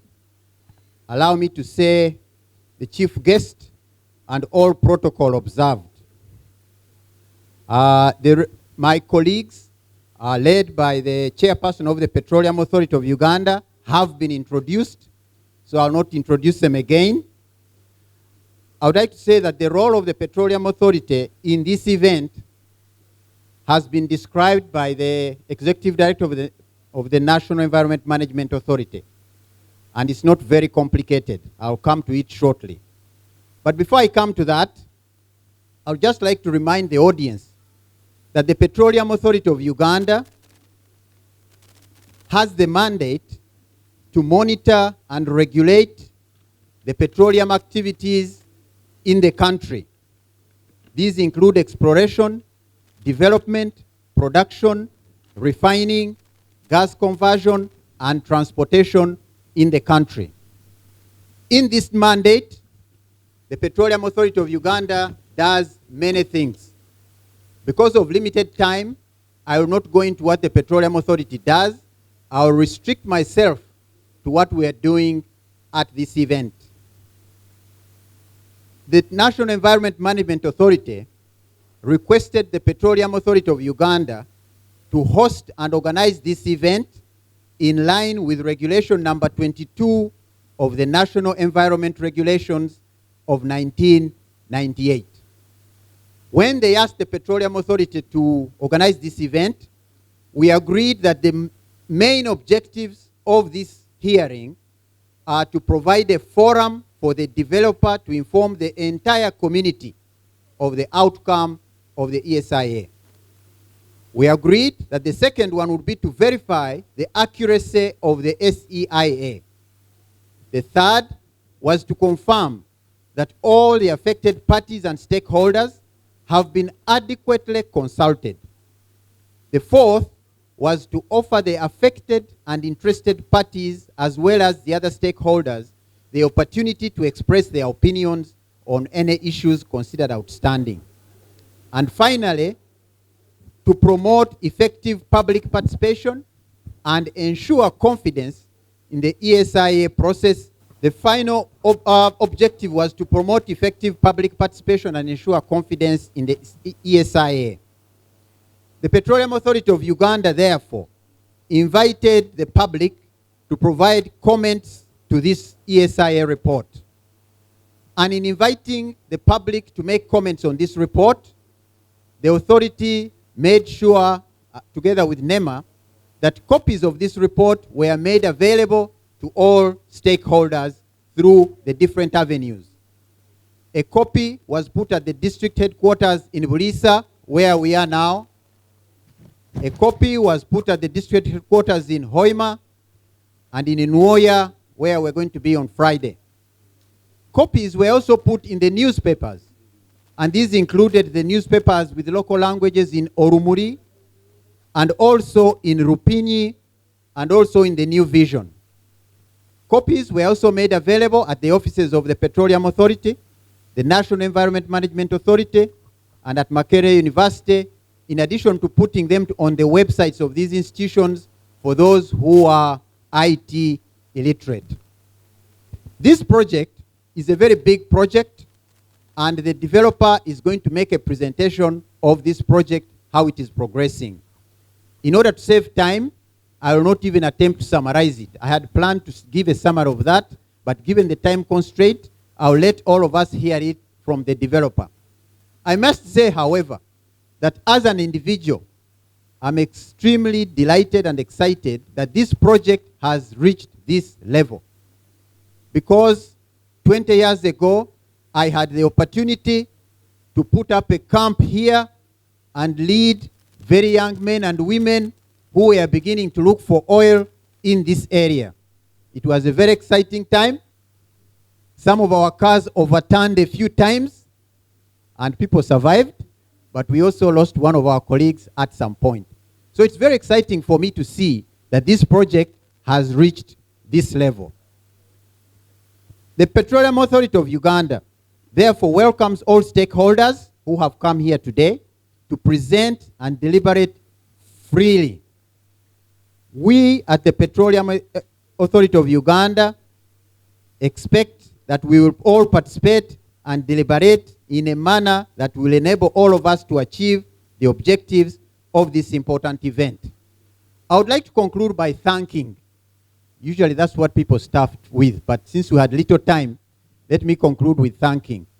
I would like to thank you, Chairman, and all the people of this district and this county and the parish who have received us so well and are hosting us very well. Most importantly, it is the Petroleum Authority of Uganda that invited all participants to this event. We would like to thank you from the bottom of our heart for your having responded to the invitation and come in such large numbers, and all of you are represented. Please give yourself a very big hand clap, because this is very successful. As we are coming, I talked to one of the companies that have done this EIA and who have a lot of international experience, and I was asking him, how many public hearings have you experienced in your life? He says, I have experienced 5. I said, what's the difference between this one and the ones that you have experienced? He says, this one has been attended very impressively. I said, so how many numbers did you have in the one that you think was closest to this one? He told me that in addition to the officials, the other participants were 22 in number. So ladies and gentlemen, let's give ourselves another round of applause for enthusiasm. I thank you very much. We wish the presiding officer all the best, and we look forward to your work. Thank you very much.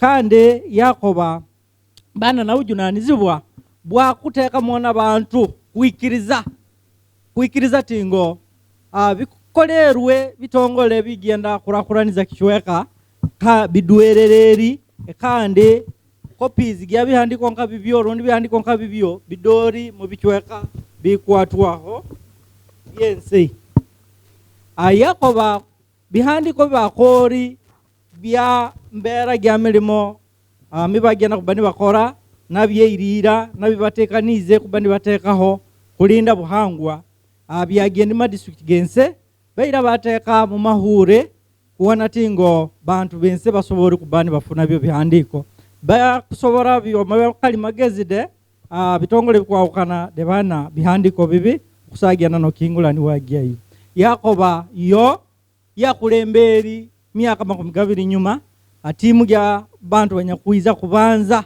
tolereri amakutagaga kandi kampuginya kubanza yo yagiyonero na maisoge akuzoka kuronge mudulu akusana muto betu mudulu muhandu kandi Yakoba kitongole kya kulembera akikwongera kutangira kandi nkikiriza tingo bakukwatwa twense bitongole nabantu tuheyona bitekerezo byetu ngero kusoboka kusobora kuwana tingo gumulimo gukolerwe kuronge asimiri hoyi twense inyamulingo tuwiziri mbonene ya malira nakoba tingo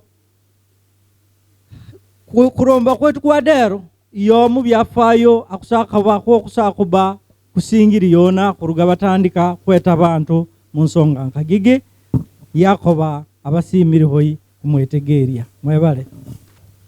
Dear friend, the chairperson of the session, Dr. Kabagambe Kalisa, I didn't hear you say doctor. This man is well read. You mentioned everything and you left the doctor. And he's coming from around. And he's the right person to be here. Colleagues, ministers and honorable members of parliament, representatives of the diplomatic corps and your development partners, the district political leadership, the cultural leaders, government officials from all ministries and departments and agencies, officials from the local government, representatives of the private sector, civil society organization, the media, distinguished guests, ladies and gentlemen. It is an honor for me, on behalf of the Ministry of Energy and Mineral Development, to participate in today's public hearing, which is one of the milestones towards the realization of oil production in the country.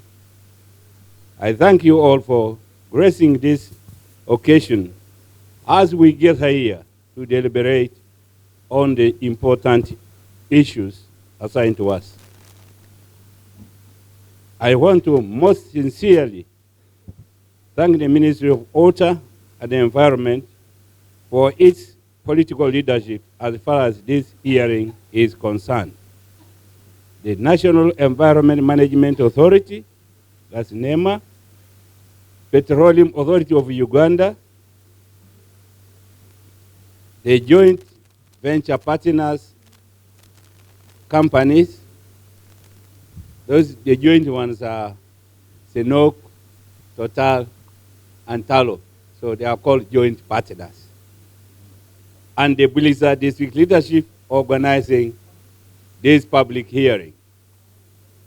Dear friends, since 2006, the commercial discovery of oil and gas in Uganda was made.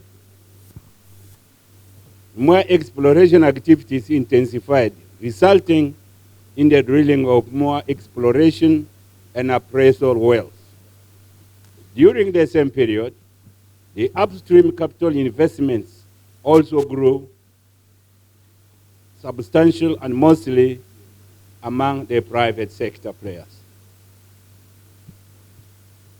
What has government done since the first discovery of oil and gas?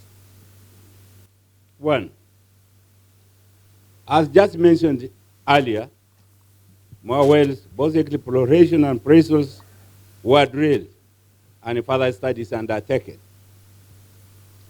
The National Oil and Gas Policy for Uganda, 2008, was approved with the goal of using the country's oil and gas resources to contribute to early achievement of poverty eradication and creating lasting value for society.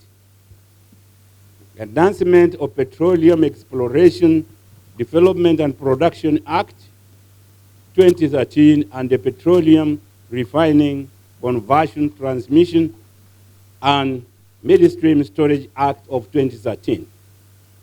The putting in place the various regulations for both upstream and midstream laws. Creation of new institutions, that is Petroleum Authority of Uganda and the Uganda National Oil Company. And I am happy to note that PAO is among the leading organizers of this hearing. The hearing was there. They looked for resources to join so that we are able to quench our thirst by taking Albertine water. Everything is, oil is Albertine, water is Albertine. What a good combination. Strategic environment assessment for the Albertine Graben was undertaken to ensure that environmental issues in a wider context are considered and integrated into major decisions connected to policies, plans, and programs, and are associated with the oil and gas sector at the earliest stages. This was a baby of Mugutale. He was all the time quarreling. Where's the plan? Where's the plan? I'm sure you have now seen the plan. Thank you. That was your song in Parliament. We are happy. The sensitivity atlas for the Albertine Graben was prepared and is being used in making decisions. Environmental baseline studies, management plans for the protected areas and monitoring plans were undertaken. The updating of key regulations for proper environmental management in Uganda provided the required support in the repeal process of National Environment Management Act, developed a national oil spill contingency plan. I hope you will explain that one properly, so that you will say the spill in that language, doctor, properly. What it means. Put in place a framework for the management of hazardous waste from petroleum activities. Dear friends, in order to comply with the President's, that's the HE's President's strategic guidelines and directives of 2016, in which government declared 2020 as the target date for commencement of oil production. In 2016, the government granted production licenses to Total Exploration and Production Uganda, BFI, and Talo Uganda Operations, PTY,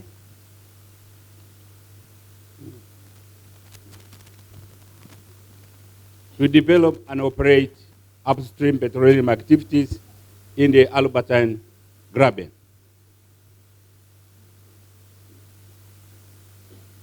Tepu, that's the Tilenga exploration and so on, was granted production licenses for Ngiri, Jobiri, Gunya fields, while production licenses Kasamene Warindi, Igogole, Ngara, Nzoga, and Ngenge fields to Talo.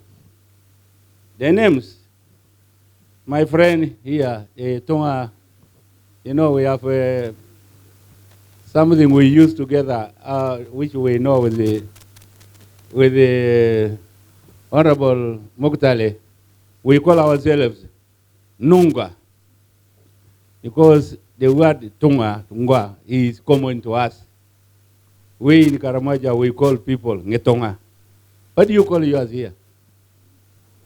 Eh? Huh? So we decided that we call ourselves, and whenever we meet, they think those names are ours. So the names, therefore, are not project names. The names I have said, the names are project names, and they are not intended to disorient the communities and their respective culture norms. So, when quarreling with Mokatale, he say, why are you mentioning other names and not theirs here in the Nunga language? We said, I think they are just there, but they cannot supersede yours.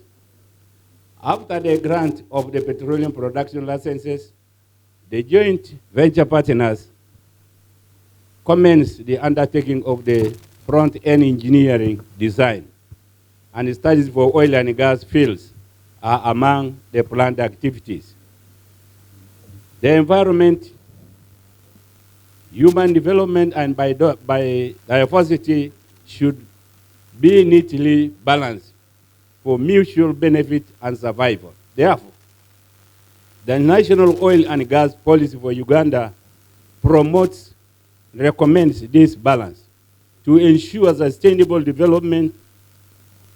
It gives the responsibility to licensed oil and gas companies to protect the environment where they work or areas in the country impacted by their operations, while the government is to legislate, regulate, and monitor compliance.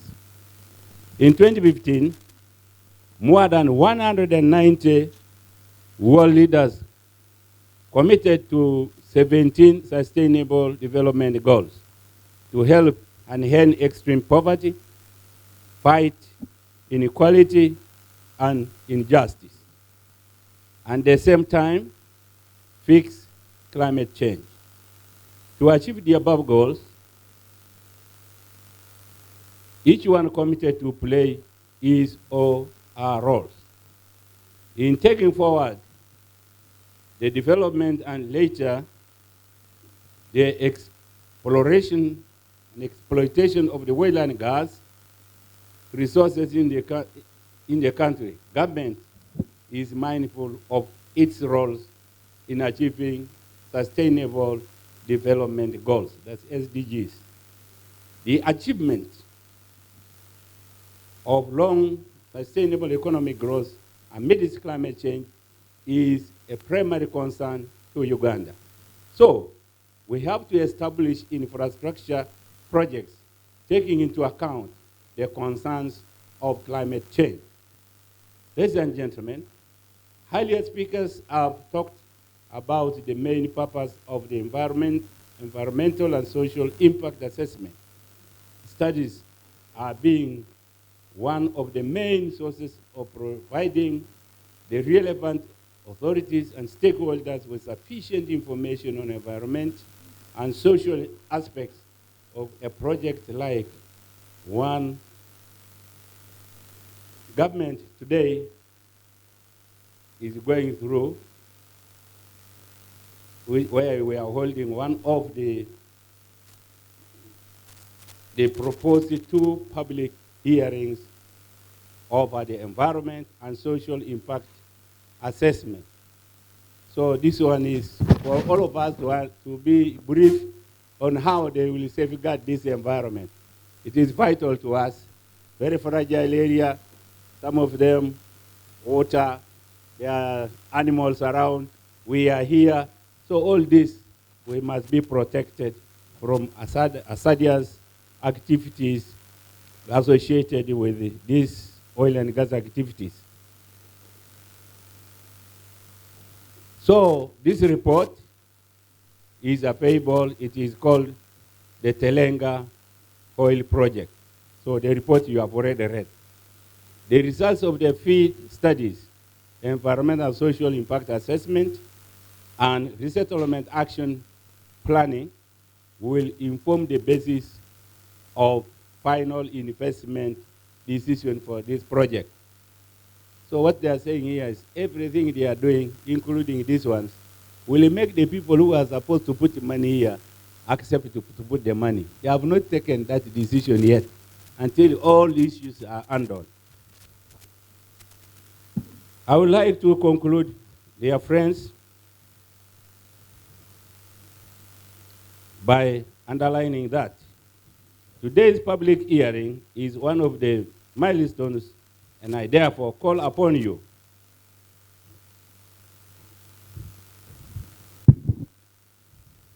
all present as stakeholders to contribute constructively to this exercise. You can help government to refine and improve the study by proposing improvements to areas which are lacking. And on that note, your reactions, your inputs are of utmost importance in taking this project forward. So today, there were some missings, there were gaps here and there. This speech of mine tells you to suggest what you think is better for our own substance. That would be very good. So I would like to thank you for listening to me. And I would like to thank this because of mine. I discovered that you have married one of our girls. She comes here. And she's a very big woman, a commissioner. The commissioner used to be missing from Karamoja. I didn't know that she was coming here. And that's why he said, Muko, you have this. Don't think he was just joking. Because the children are here. So I'm really almost one of you. After all, we look alike in every way. And since I met Dr. Kaliza when he was my permanent secretary or the minister, we enjoyed cordial relationships together. We are now family friends, and I'm seeing all of you doing the same. You know, we are naturally happy people. So we are also happy, and they said you are happy people. I'm very sure I have looked at you, I've come here. Even when things are very hot, we discuss, we don't mind, isn't it? That is very good. I always say, knowledge is power, but some of you think dancing is power. So, with these words, I am very happy. I say them for good in our country. Thank you very much. Ati nsiereri muhanda kobiri gugu mukoro guli limwe haihiga litutandikira musinge gwa kuwa natingo byamakuta nankurakurana mu Uganda gitandikira koronge yasima Petroleum Authority Uganda hamwe na NEMA kuba batekanize gumukoro kandi bakadosereria biragiro by'amateka gankurakurana gagige yakoba akusima naba yetiba joint venture partners baba zozo companies zikora makuta zenyini talo Total zozo zikora muri mugwenyini kandi yakoba tingo mwaka gwa 2008 iteka lya byamakuta namani lyarabirweho kandi lyabaha mulimo nka ministry ya energy kubamba sobora kuba batandika kora bintu bikwawukana yakoba naiteka lya kutolere lya makuta nankurakurana nakuga heiga lyedede mu mwaka gwa 2013 lyarabirweho lyo iteeka lyateekawo bitongole bikwawukana kandi byo bitongole byo bikuyamba kwirukaniza milimo mu ministry bibitongole hali pau hali kitongole kutwala byamakuta byensenya kandi yakobade plan gya hamwe gya kishweka kyetu kya Albertine ngero mwegwi nabaza tuna Albertine mineral water betwina na Albertine region gyakolerwe gyo gyona lebo birawo yizengi na hulia hoy tigyo kikuluka di yakoba ministry gyatandikiri nakuteeka lulengo lwambera gitulimu gyankurakurana gyamakuta bihandiko bitali bimwe mani bikwatagana na bya bihangwa byansi na bintu bitwetorori kandi byo biragiro byaba mbikora kandi biloho muhanduda kobiri ministry gyatero hona nkora gyehanga lyense kuona tingo halo hona bikugenda korwa kuona tingo bintu byense bibibi biwaketa nkabutwa bukuruga mu milimo myamakuta bifuniri hako biteeka bitadwa hako ngira bomezi w'abantu nazikyalagira abantu kyoke yakobiri nkisobore kuronge tingo kikyo kili kihandu hoyi okuba bintu bindi bibibi bikuruga mu mulimo gwo bili binene yeira yatuwera tingo kampuni ibere za funiri license za kwega makuta yakoba talo na total zafuna mazuba gakwawukana ngero kuyaga atwiri mwagegwiri aliyo gangiri kigogole na gandi kandi yakoba gagamabara gamukwegwa kigogole ngiri degasemerera kwaye tusemere kwaye kitwala tingo bagiendereri kuhindula byabuhangwa byetu na kuhindula bichweka byetu ngero kutubyeta atika ko kenyu ngabatigiri hanyuma yakoba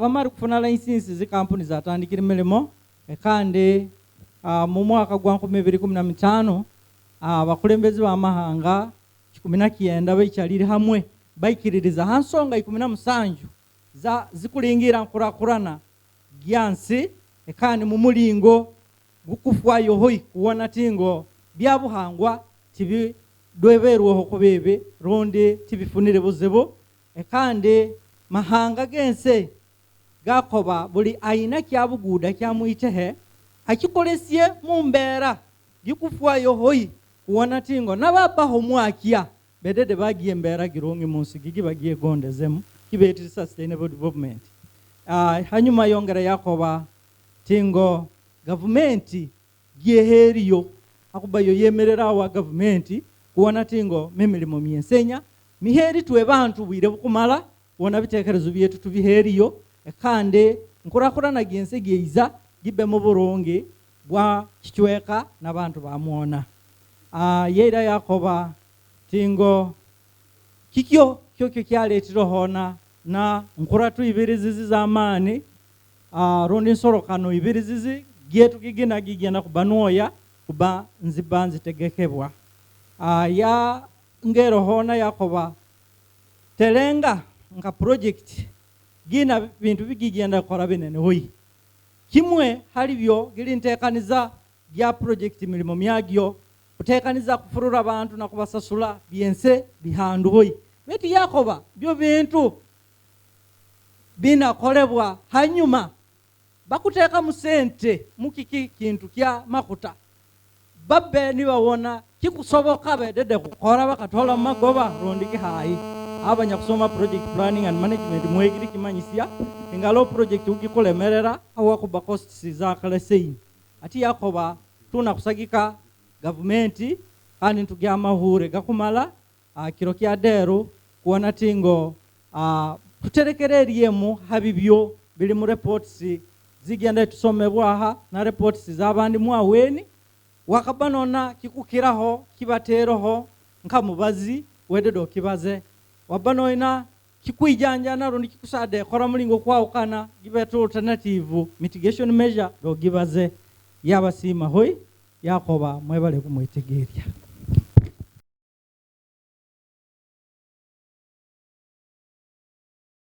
Minister of Energy and Mineral Development, Chairperson of PAU and NEMA boards, excuse me, ED PAU, ED NEMA, all other agencies present, Member of Parliament, Woman Member of Parliament, LC5 Chairman Buliisa and Masindi, Representative of the Kingdom, JV Partner Tolo and Sinook, Presiding Officer. All protocol observed. Sorry. They told me, I checked before, they told me differently, sorry, Presiding Officer. Okay, we are very happy to be here today to share with you this presentation about the progress of the project and more particularly about the ESIA. I just would like to quickly summarize the oil and gas process from the exploration to the fuel in your car. First of all, we have to discover the oil. It's the role of the upstream branch. And in upstream branch, you have 3 different phases. First of all, you have the exploration to locate the oil where it is. Then, when you have discovered, you have to need to better describe the reserves, and you have some exploration drilling, appreciation drilling, and then when you are ready, you have to prepare a description of your development. Then you have a few years, maybe 3 to 5 years, to construct the facilities, to drill the wells, to be ready to produce. And then you have 25 to 50 years of production if the reserves are existing sufficiently. Downstream this discovery and this production, you have to refine the product in a refinery and then to distribute to the fuel station, to the all other industry under different forms like fuel, like oil, lubricant, and so on. So today in Uganda, we are about to launch the development phase because the exploration and appreciation phase is now finished.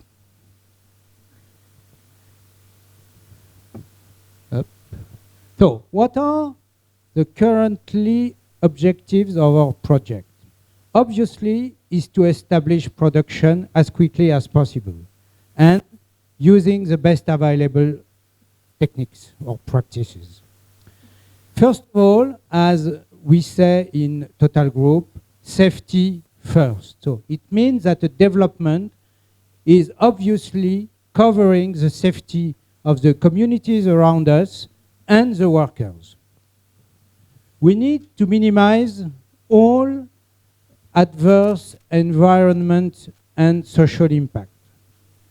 We need to have the best positive impact on all the environment constraint, social constraint, and so on. And at the end, we need to achieve a no net loss and net gain biodiversity and ecosystem gain as much as possible. Now, we will go to the main presentation with my colleague, and I will invite Geneviève and Joseph to take the floor. And as your colleagues come, let us have a translation of slide by slide. Slide by slide. Yeah, yes. That will make life easy for everybody. Number 2, Total is starting at 12:15, and you have 1.5 hours. Makuta kane nakugatwala yomwete Total E&P, exploration and production.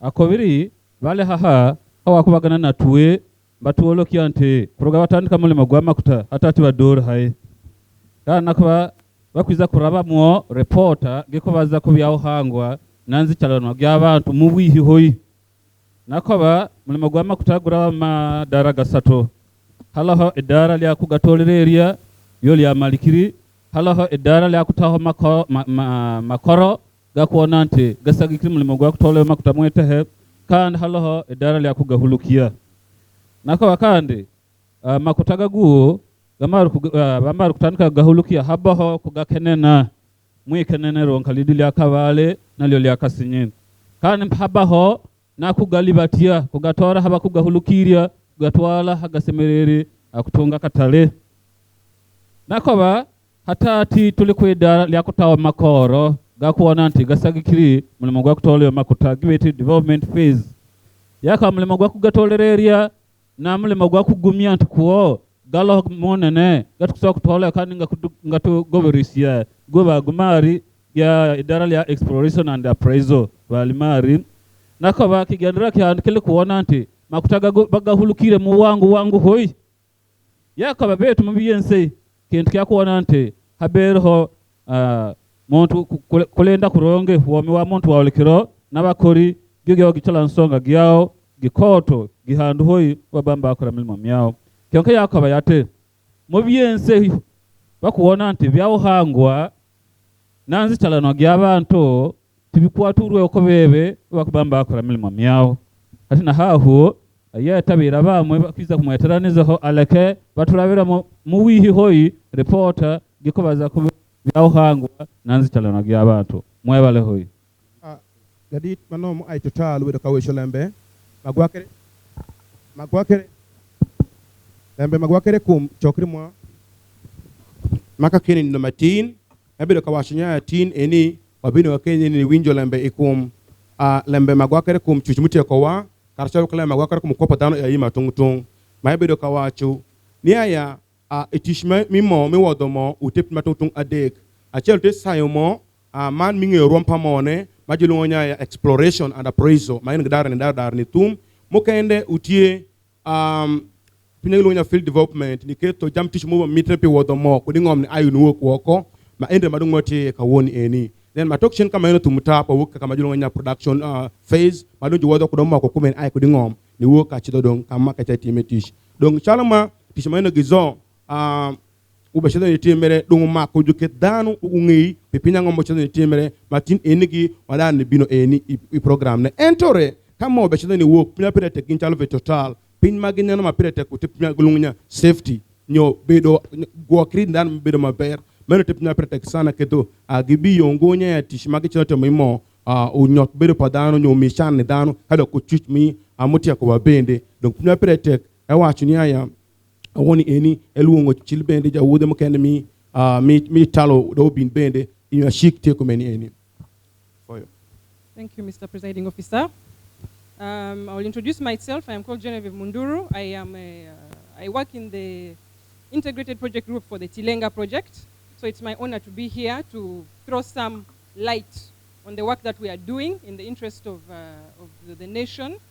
And we are going to attempt to do this presentation in the most clear manner as possible. Yeza piri mawaraga mwe nakaka alomwe mabakori bakulengera ko ntegeka gige project gibe tirya Tilenga demukwiza kudwa ko yategereza makuru gakyo kigambo ayakoba tole haha wakona nti report gigi tugibageno nanywe twawere gilemo hawa ka kiragiro kyahanga kuragra chalme watnya ngada chalme tiyo ko i project mani mimo awachete kene nyito wa report magwa kere competition mimo manga nyito iwa yayi maber manya pio pio. I will start by talking about the phases that the project goes through. Jean-Yves went through the whole oil and gas chain.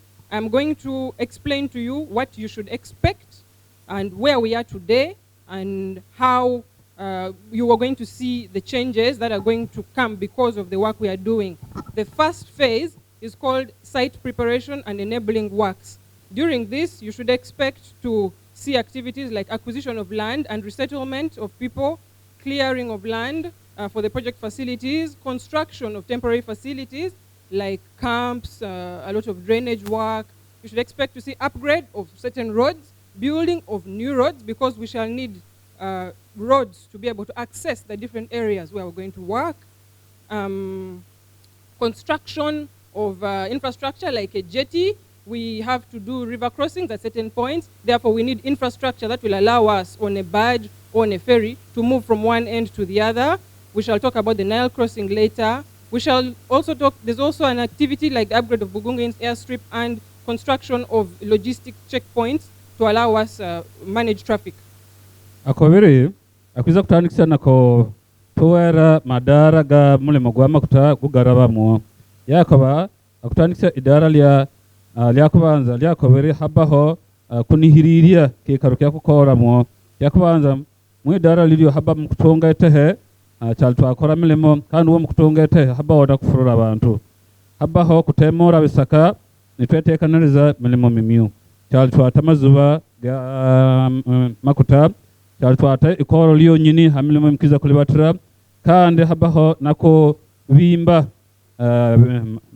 mikoro myawango myaka chui nkangonyo kampuzo bakori kulala awakacwika doli habaho nakubona banihirire ngudo zicero ho kyonkenya mbazitwala kwidara lendi holerongo ho kandi nakubimba musoma cyale mati nabidieri meri zo za jamiranga kramani kidieri kikwiza kuba kyambukanga mugira gwa Nile kandi hakwiza kubaho nakutakwidara lya kiendo hoyi kisaye kyandege kyabugungu kiyeti bugungu airstream nameso habo bakwiza kubimba ha motoka zikwengera ziratabe kwato bazikeberanga kyo kwiza korwa masende ewecho nyaya stages ma teach me mo bechito ka dogod iye mai wacho mera chel belongonya site preparation no iko ka bedo ka kama teach mo bechite mere iye mai ya kan no tie no angongom ko de bang dano manke ni dago dano ko de ka bedo mege keno ka chito ka mo kende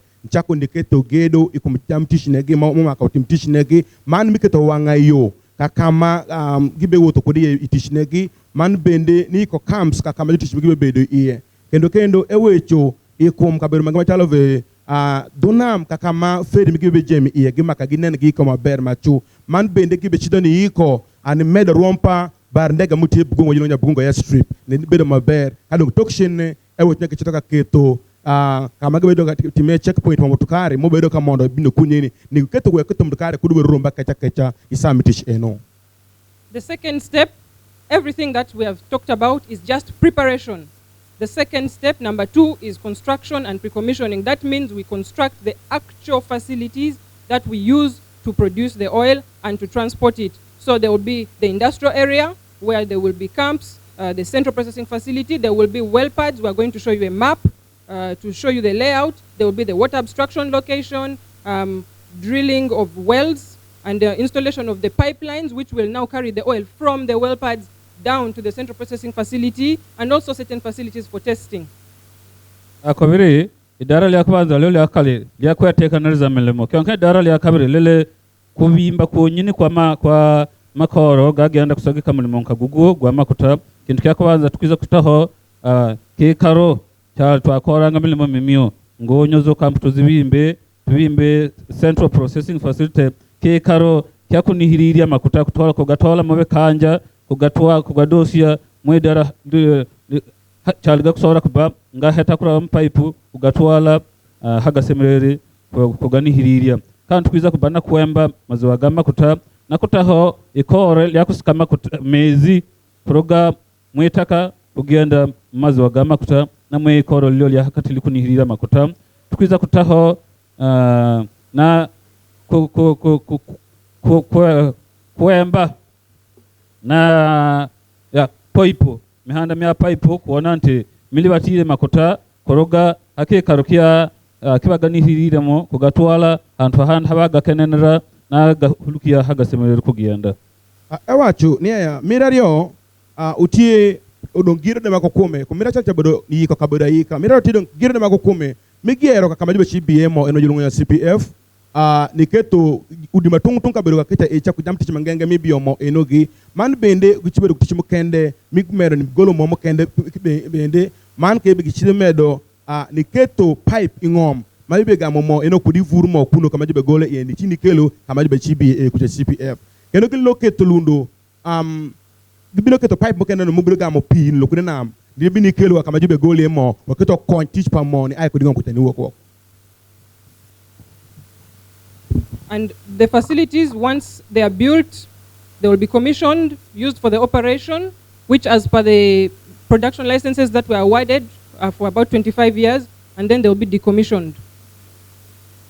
Akobiri, tubaru kubimba makoro gagu, tukiza gakingula motongole hawa konante, gatandikiri kuramili momiago, kandi milimo mitandukanye korwa milimo gonyine gwa kutolewa makuta mwitehe kandi habo akwiza kubaho naga nihirira nga hagahenekire mba nihirira kona nti milimo gugende kuronge kyonkanya hanyuma wabiensenya twapatumare makuta tugatori ogamalikiri hanyuma tukwiza kuba na kutola hobi kwatu byo kandi twiriyo hiyaka itehenka kutwali agiri awacho tichmaeno ka utuma ber tap dong kamo kene utip majulungunya ya commissioning mininya ni keto jam teach mi wodo modong usak teach madong char ku chik dong mandanda ma gibe genu nya be chitimo teach eno ne gimmo ka chido ka wok bi timo pi ormo prayer bish tekene or prayer bish no tuma mono dara ka tum tapchi gido timo pi madu mulungunya di commissioning donya chak wodo jam teach madu keto mi mo tan chazo go wok shin kudi ngom kama keto gi.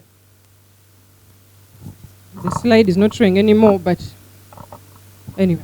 So all those facilities, some of them are located on the northern side of the Nile, others are located on the south, and of which the area where we are today.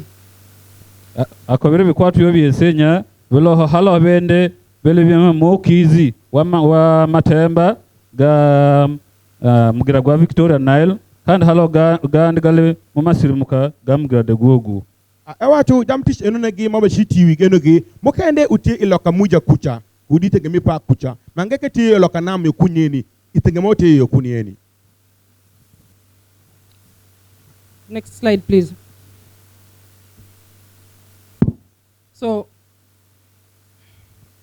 very quickly, to show you with pictures what the facilities would look like, the well pads to my right, top right corner of the slide, there will be facilities where you have all the wells located, and there will be a fence around them. You have the central processing facility, where you have all the oil and gas processing, separation of the effluent, water treatment. It will be a very big facility that will allow us to actually get the crude that we have intended to get. You have the pipelines, which will be for transportation, and you have other infrastructure, which I have already mentioned, that are facilitators, enablers for the implementation of this project. Akobere kwa kindi kudi hamukuona kwa kindi kudi hakubayo makoro gakusagika mulimo guguo wakuruga kudi kwa kindi hakata hahuo ho hali koro liyo nyini likusenge jama kutaba bikanja bya makutanga chale ngachale kukorwa mulimo gondi gwesenya gabaga ntonto yatyo gera gurunka mabazi gwanke to kogoba kyonkanya koro liyo kuona liliyo akwekele lile koro linyamani hoyi likwiza kuona nti makutaga gugale gachale gakanja bagakoroho gerere mulingo gwa mezi aleko basora kubamba baga heti ya kurabamo pipe zinyakula hahuo akuza kubawa kusimba pipe mo mwetehe makutabagali batiye kuruga kwekoro lilio lelikasinye by the way igana kubakasinye bagatwale habasemerere kugakenena aleke bongere gatembia kwidara lende kyonka then hakuza kubaho makoro gande gatusangwe twawirere ka ikoro hakusikira mezi mihanda mihiyaka kampo savyandege gakusangwe twawiri awacho yoreto malokaja kainena utik cha vurmo mokendegi mawo bechida ne mede majibo kini golo chala monyano maloketi kete cha nen kainena yo malayo nyango kaindi akendo te kama sipia bochibedie kama jamtish ma dupa bechiti mede kete cha kama jibo china ni BMO mandi bichide word ie pigi kupinga ngama recho kecha ay ko demo kadu kainde te jamtish mangenga bichidi ni gero chini gerta mane la rewecho wanga yogi kupinga ngama tutu dum china timere.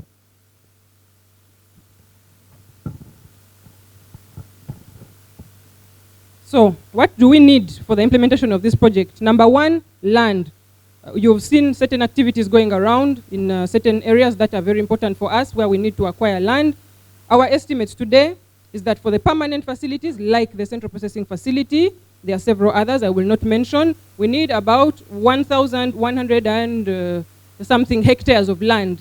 And this is not just in one area, this is spread out all over the locations where we need facilities. Then there are temporary facilities,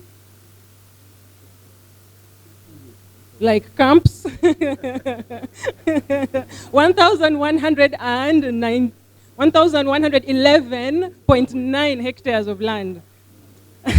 And then the temporary facilities, 82.5 hectares. Twetegerengane. Wawinjara. We twetegerengane tunge gama korokoro onge ba. Wawinjara katawanyangile mbiri maber. Hate akobiri hate.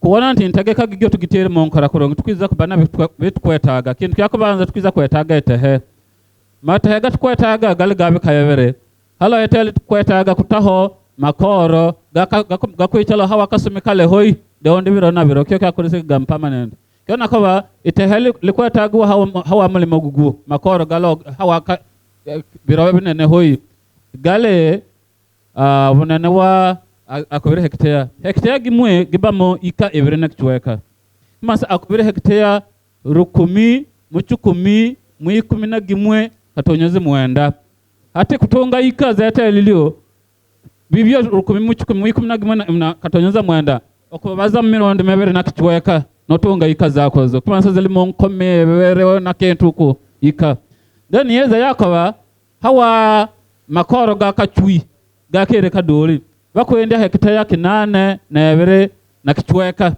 mansia mironde mebere na kichweka notonga ika lyo tell bakweta awachu teach mapol magabe shizuri timo no be chitimere iwi ngom awachu tengo nya ikabeda shell command ngo ikabeda magama tung make dam teach magabe chikete ngom kene tima bachibedo mima bichitinu ni do male sana eno jilungu nya ya facilities muchibedo permanently make ke bichi bedo ngom mutie hectare elfa shell da ka shell ko da para shell tona abungwen ma eno kay do kay eka manya nok ne uti ekas elfa ko da ka manya nok ne. Gentlemen, we have one meeting here. Order.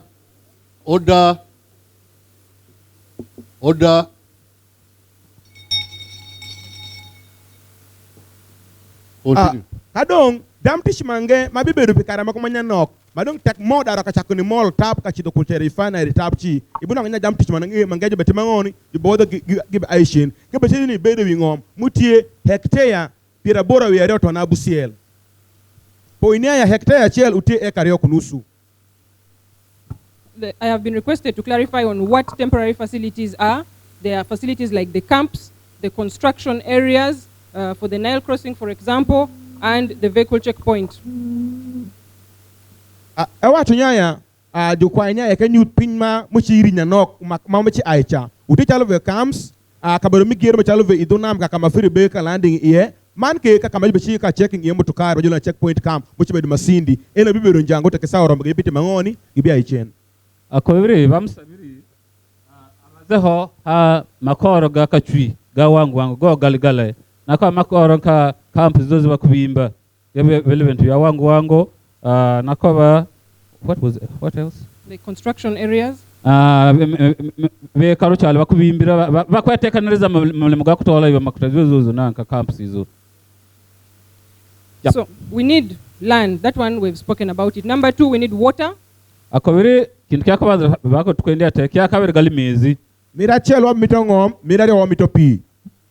We need water for construction, for logistics in the camps, to spray the roads when we are moving very many trucks, we raise a lot of dust, and for production we need water for injection. So we envisage the sources of this water will be from the groundwater and from Lake Albert. The estimates we have today is about 4,300 cubic meters of water for the construction period at peak. And for the minute we start production, we need up to 3,500 cubic meters of water for injection. To reassure you, we have also calculated what this quantity of water is, because if we're going to be getting water from the lake, we need to know how we are impacting the flow of the River Nile, the flow of the Lake Albert, and we have certainty that we are within a reasonable scope, because we are not taking more than 0.034% of the average flow of the lake. So that is a very small quantity, and it's important to note. Akobiri mezga bakwetaga bagetaga ko kwirukaniza mulimo gwa kubimba makoro kandi na kwirukani kulenda bakori nka bali mu kampo kufohera bintu nkabibyo nakaba namuli mukwemba mazuwa ga makuta na baba batandika kulukia makuta mezganga nagiye na mwetega alaketa makuta gasore ko yatabira gasore ko biyoka wango yani gamezi tukwiza ku bantu gatora halo mezi gatukutora kurga hansi mwitehe kandi halo mezi gatukutora mwiteka lyetu lya mwitanzige kandi gogole musugu handu hoyi gwa mezi gatukwiza ku bantu yataga unene wa mezi utukwiza ku bantu yataga milima myakaba midoro hadi kuo mikweti kasale tukwiza ko yataga nga bulikiro mezi gakudosi akubiri cubic meters nkumene na bisatu kyonka uli cubic meter gimwe giba mu liter 10 zo jerrycan 15 kumansia nkumene na bisatu times jerrycan 15 gakugo mezi gatukwiza ku bantu etaganga buli kiro and then mezi hatukwiza ku bantu etaganga mezi gande gakunya gienda kande mu mazuba ko mukati alekega gasobora kuhihiria kutembea makutakieni gago gakwiza kubanga cubic meters nkomesa 35 masa nkomesa 35 gabira liter 10 otonga liter zo olikiro kyonka koba ubaba bari mo bawona nti mezi gensenya gabakwiza kubane bayataga kwiza kudosyanga 0.0% ga mezi gensei gatakali amwitanzige nakoba gagali mezi gadolo hoyi kikwela alikirira kwa hente etakali yetu likwiza kuoma ewa chukumai tishmake be shoti ma enbe shemi to pi ma pi ma be tio kodo ute pi mo ay kudi tengom pi manga be wodoni ay kudi ina mo ma ngole albert ka kandi make pi ma be tio kono ewa chukumai pi gedo be tio ku gi pi guno no yam ken be konyo gi e camp kuchacha nchi konyo tishmi gedo e camp pi manga be tio kodo ni be ko e wanguru ni nego turu be rupe pi manga be tio kodo isawa mi wodo mo gibedo ka keto pino ka pumping mon kan i odingom ka kama moni ye kucha ndicha mane ka mera sini wachu pipi enogi niaya isawa mi gedo gibeti okupi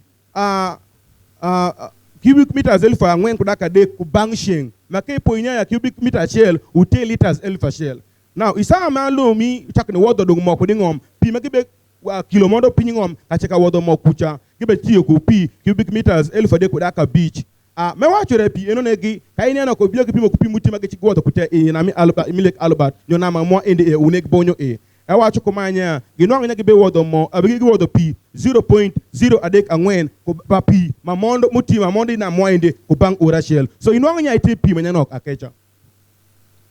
We shall then also need construction materials. I'm not going to state the figures, but we need materials like cement. Some of these materials are going to be sourced locally, as long as it's within the capacity of the region to provide. They will be sourced locally. Those which cannot will have to be sourced from other sources. But we need things like cement, concrete, marram, gravel, sand, steel, to mention but a few. Akobere halobi kwa tukwiza kubaden tuetaga kandi den tuega hako bitoliranga.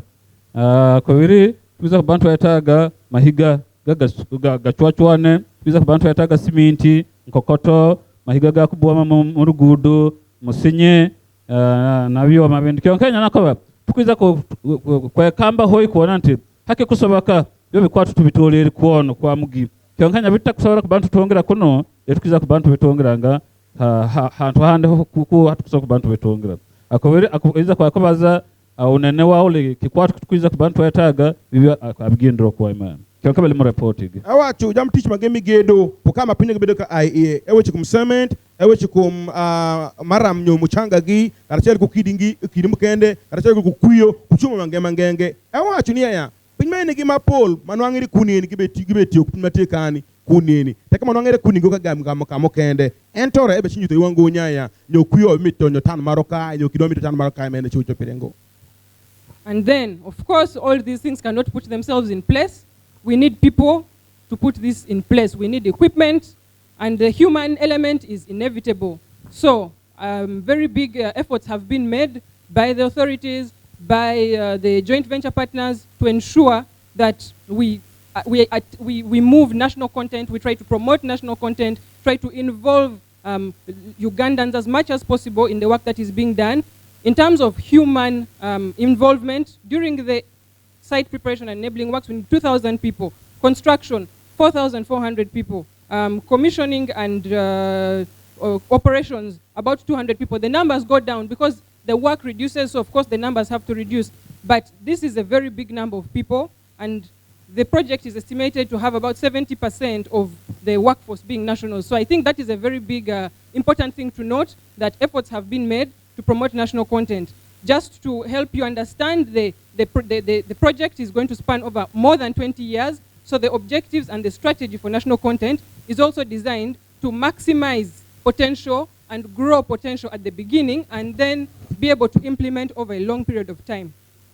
Akobiri memle mamiensenya kukorwa bakori bana kwetagisoa nakoba bakora kwiza kwetagiswa mu muhendo gukwijana yate tukutandika utandike kweteka neza milimo myetu mekulukia makuta tukwiza kwetaga bakori nkomebere kandi wiri waka wakubima makoro nkahatati bakwiza kwetaga bakori nkomine na bene wiri wakuhulukia makuta wonyini abawdoro bakwiza kwetaga bakori bikumebere kandi nakaba bakuluwanisia hoyi bakwehera yokime kuona nte kiragiro kyehanga nkakiko kokikoba kuona nte munyehanga munya Uganda yoyo yetabi yemigiro hoyi mukukora milimo myo kwa kuliko yakamba kwa kuona nte kyo kiragiro bakigondiri kandi wokubala akobiri bakori bagena ni bakeha tutandike nankumebere nkumene na bende bibere koko yatu milimo migena ngade mikeha kyona ka wokubo bari mo bakori ba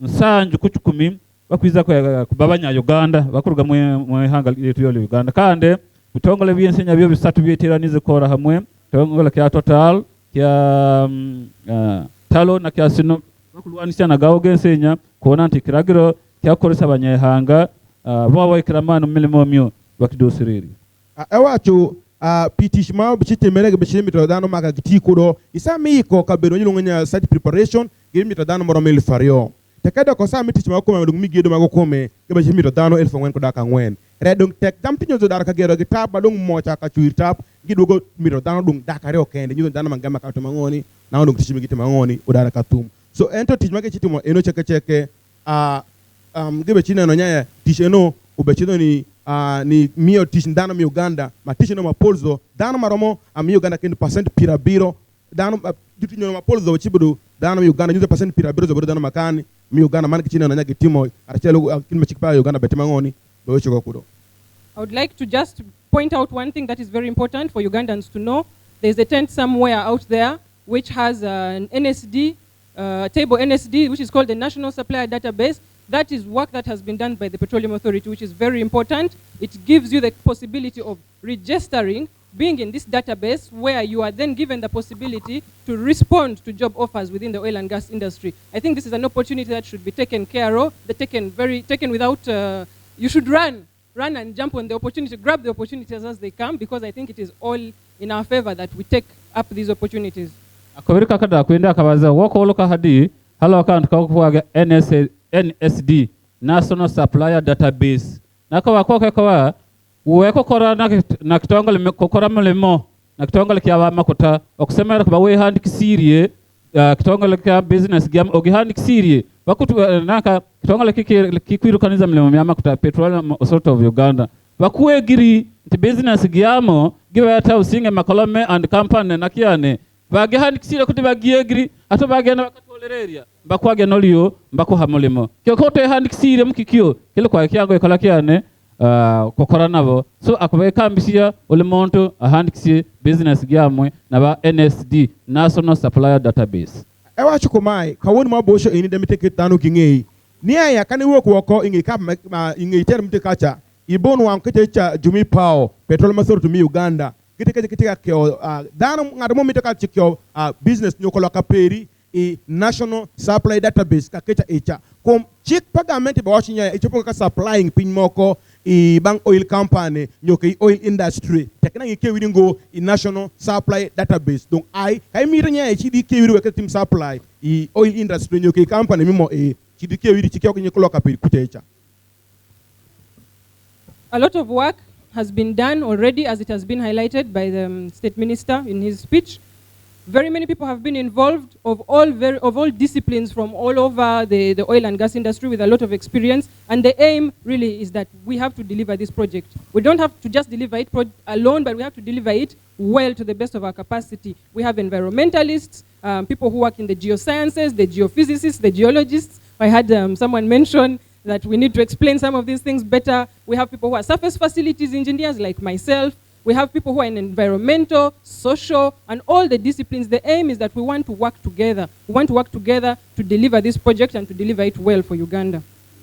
Akobiri kokora mulimo gogo kikwataga tukwatire hamwe nkamesi yokoli halo ho bantu banausaha mu byawhangwa halo bantu banausaha mu byanzi cyalano gy'abantu halo bantu banausaha mu byansembe kale kikwataga kuona nti gumulimo tugukore koronge babantu bensenya kukora hamwe ba engineer ule muntu ale tukitekerezo kyamwe tukiteranize hamwe aleke mukokora kutolera koko bantu kakuba kwatwaho ho amilimo myama kutamonzi chalano gyao muhangwa wao ule muntu alete bitekerezo yamwe kusigikira musaha wamwe mu byasomerere awacho tijmani chakamo chino katemere oba mitere dana magibe kidira matungtung ketu kukeni enigi kenwende bere kabe kwano utejo magi te ku ngech ikumle munyano pamo enogi jumuti ku ngech kumlembe wen chuchmuti akowa jumuti ku ngech kumle munyano lembe pa ya mumi ko pologi kula matungtung dupa le munyano lembe par limgi eno cheka cheka kidi ko chini karachelo mineno niya tishpamo enigo to maber.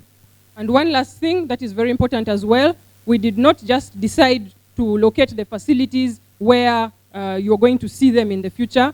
A lot of work was done. For example, in the area of the CPF, we had to do a lot of studies. Again, I will come back to geophysical, geotechnical to decide what is the most optimum location for this facility. That has been done for all the facilities, as you can see, for the water abstraction, for the camps, for the roads, trying to avoid certain environmental aspects, biodiversity. If you see a tree is an endangered plant or an endangered species, you have to avoid it because you do not want to kill the species. We have done very, very detailed work on this project. We have looked at very many options, and we have confidence that the work we have done is going to allow us to take the right decisions for this project. Akobere kudwa hakugumya nte izuwali ama kutawalete haha ke nanka kiditanka gya kusikira mezi bagite kwa hadi waluhoiza bagiteri ko twamonte CPF bagite kasinya habagi ba mar kwa gakumala gake kora yate ba kori mule maguna na hoy kutolereria muningo gwete go lietu kulele mo bakataho koro liliyo likusora kwa he kugizira hanse cyo kintu bakikori kandi nibakoresha osaha wabantu babisomerera bintu nkabibyo kudwa kwikiraniza nti kiki tukite halewe kiki tukite halewe kiki tukite halewe halo de babanze ngemba tekereza tukitaha bitu mbeza mwana awo kudwara kwa tukiri hadi hawasonga zitali zimwe na zimwe awacho teach enigi ma gebetimo enigi mimo enigi utingo nya gebechini keto jam teach mi pi negi swa idara ka timo sayo lembe nyuke somo lembe kum teach enigi moromo magete ko tego chunyaya teach make chido katimo enigi bechido ngo ka kelo masinda kata kum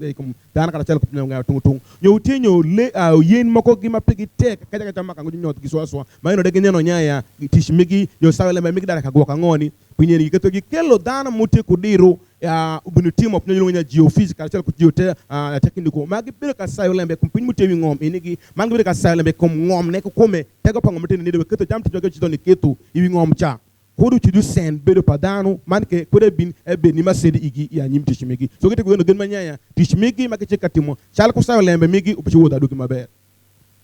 So my part of the presentation has come to an end, but I am the planner, he's the implementer. This is Mr. Joseph Chibirango.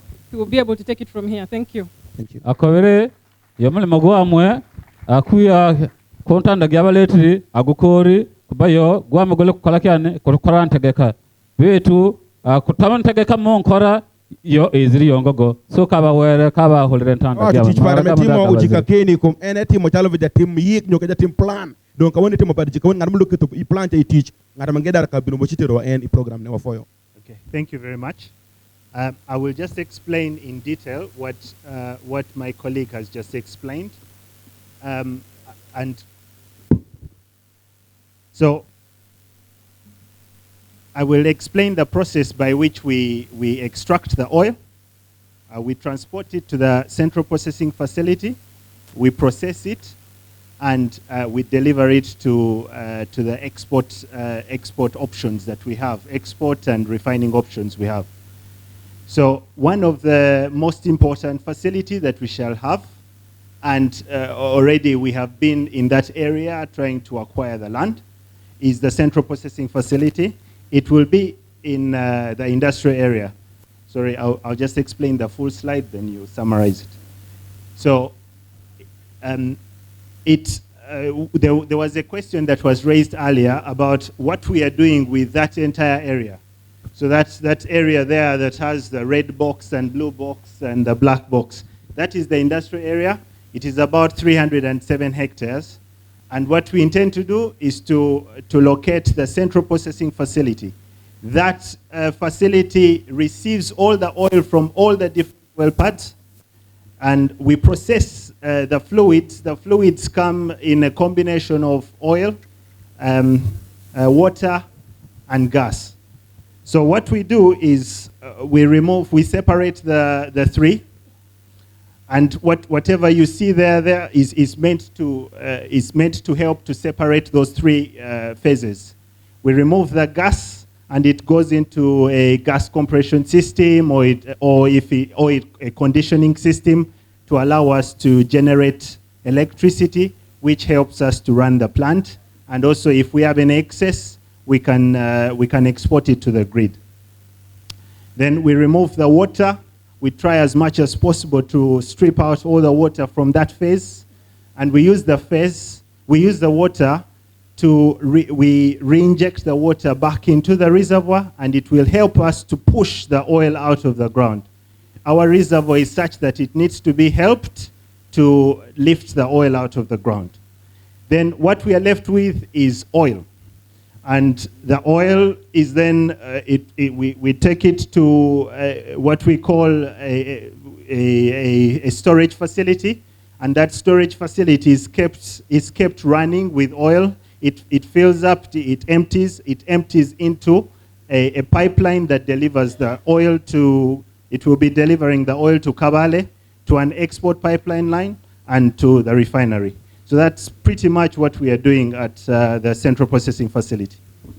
Akobere yagwa agenda kubaza muwizulu bigambya mwire abawerere kyonkanya yako mukora milimo myao kintu kyako banza kichala kuona nte batolere makuta bamara kugatola bagagirie kugatola yo mwitehe bagatola yo mwitehe kugalibatia habasemene kugatwala nako kintu kya bemukona hadi halaho ikoro lya likwirukaniza milimo myama kutamimio ama mukona wontu box wengo na wabulu kyonkana nako hadi hokona kidi kikoto kidi dilo ikoro lya katilika nihirira makuta lekugenda kubaka senye kudi ati nako muli ikoro lidi makuta guo mwite kuku gaba moment besato go makuta ganke haba mu mezi haba mu namwicha hate ikoro lilio lilo mulimo wali ogole kunihirira makuta gaguo kwa ukanya bintu besato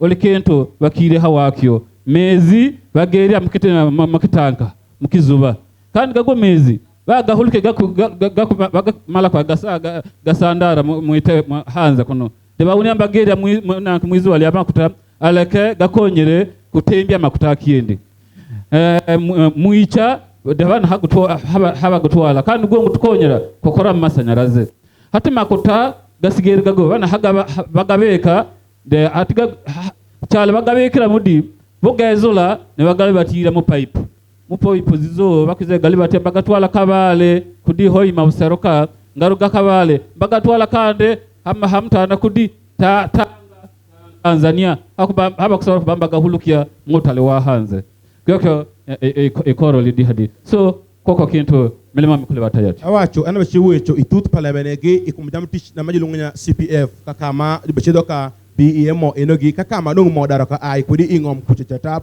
kudi kuchicha utie P utie ya momite ngom majilungo gas man ke utie mo donc kagdara ka wodo mo no daka ai kuchicha ka bino kwe kama bechedo ni keto kana monyano kachagi poko ke berade kabodo ko timayete ma bulu kabodo ko timma kwar kachagi eno jawti kama chipoko ye P mo kala tele ko ya mitengo julungo gas enogi rewacho kado gidara ka koyo wodo pita pi eno bedo konyo gi kendo magi doke kendo pi do ni konyo gi wodo mo keno kani kudingom gebe chido oyo pino swangu ni nyoto shuti ko wa man kendo awacho kumai ni aya gas no gichido ni yike maber gibigwa kabi konyo gi tiketo match machalo vi masanyarazi mubero cha konyo matakene ekonyo matakene tiele mangegi chipone no nyanyo ujiluoro konyo ile mamukende ento mono gebe chigwoke kaka magi gwoke momi kucho manangure gikete kodo i pipe magi chwale chido kodo kani moko makala chido refinery ihoi makucha icha ikabale mangeke be chido i pipe paka kama be chiluore iye kuchicha itanga iduna mkucha ndicha muti Tanzania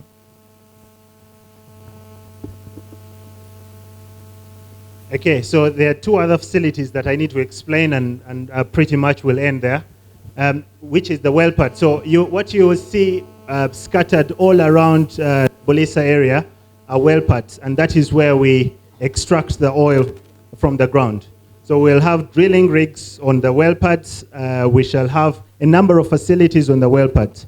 We'll have a total, I think my colleague mentioned, a total of about 30 well pads, some in the south and some in the Murchison Falls. There'll be about 10 in the Murchison Falls.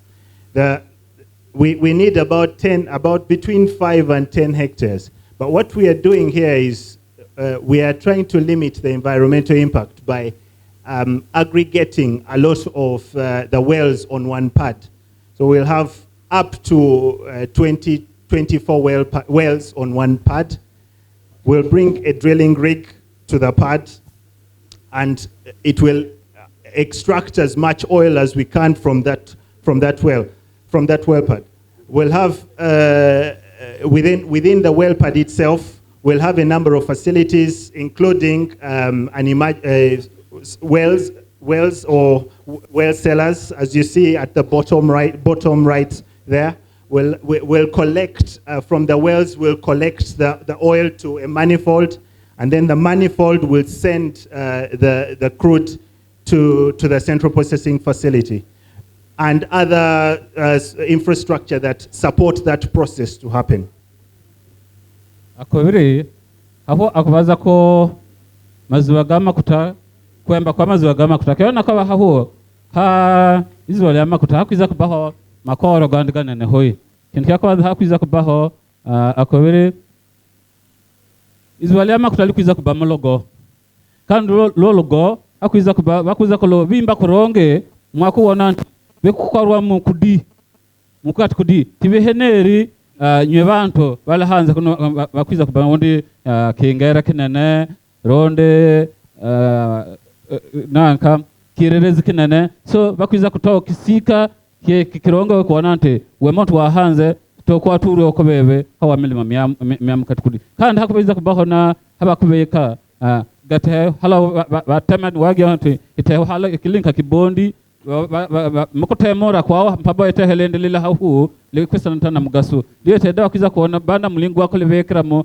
kandi wawone veri kulikorisi atite kuronge anakwa itehele kwa tagwa hawa makorogense gale hina hakina kwizu wali amakuta kwiza kuba etele la katwa hektea 5 kudwe 10 wo hektea zozo ika ebirenda kuchweka merondi gabira baza merondi mimio leo letele kwa tagwa kyo kana kwa ulizu wali amakuta ukwiza kubanga obina bya amakuta kama kumigabira ni abine halo hezu wali amakuta kana kina kya awacho nya vurmo chalmo munyana ka tendicha eta utekidma ebenen go kodo enke ko bang vurmo achel mabe choni wodemo ubachino golo vurmo ko kende ko mekecha moro mago apar no pireo ko menye konyo mo takati mangoni kawok man ke pinmo ko nyama jiketo kacha munye ne nya blue kacha eta utiga kama kaida katala mona ko dingo bi konyo kama mo tedi wo ko taka do chala bi kani echido i pipe madonga bino ko kani i CPF entore kama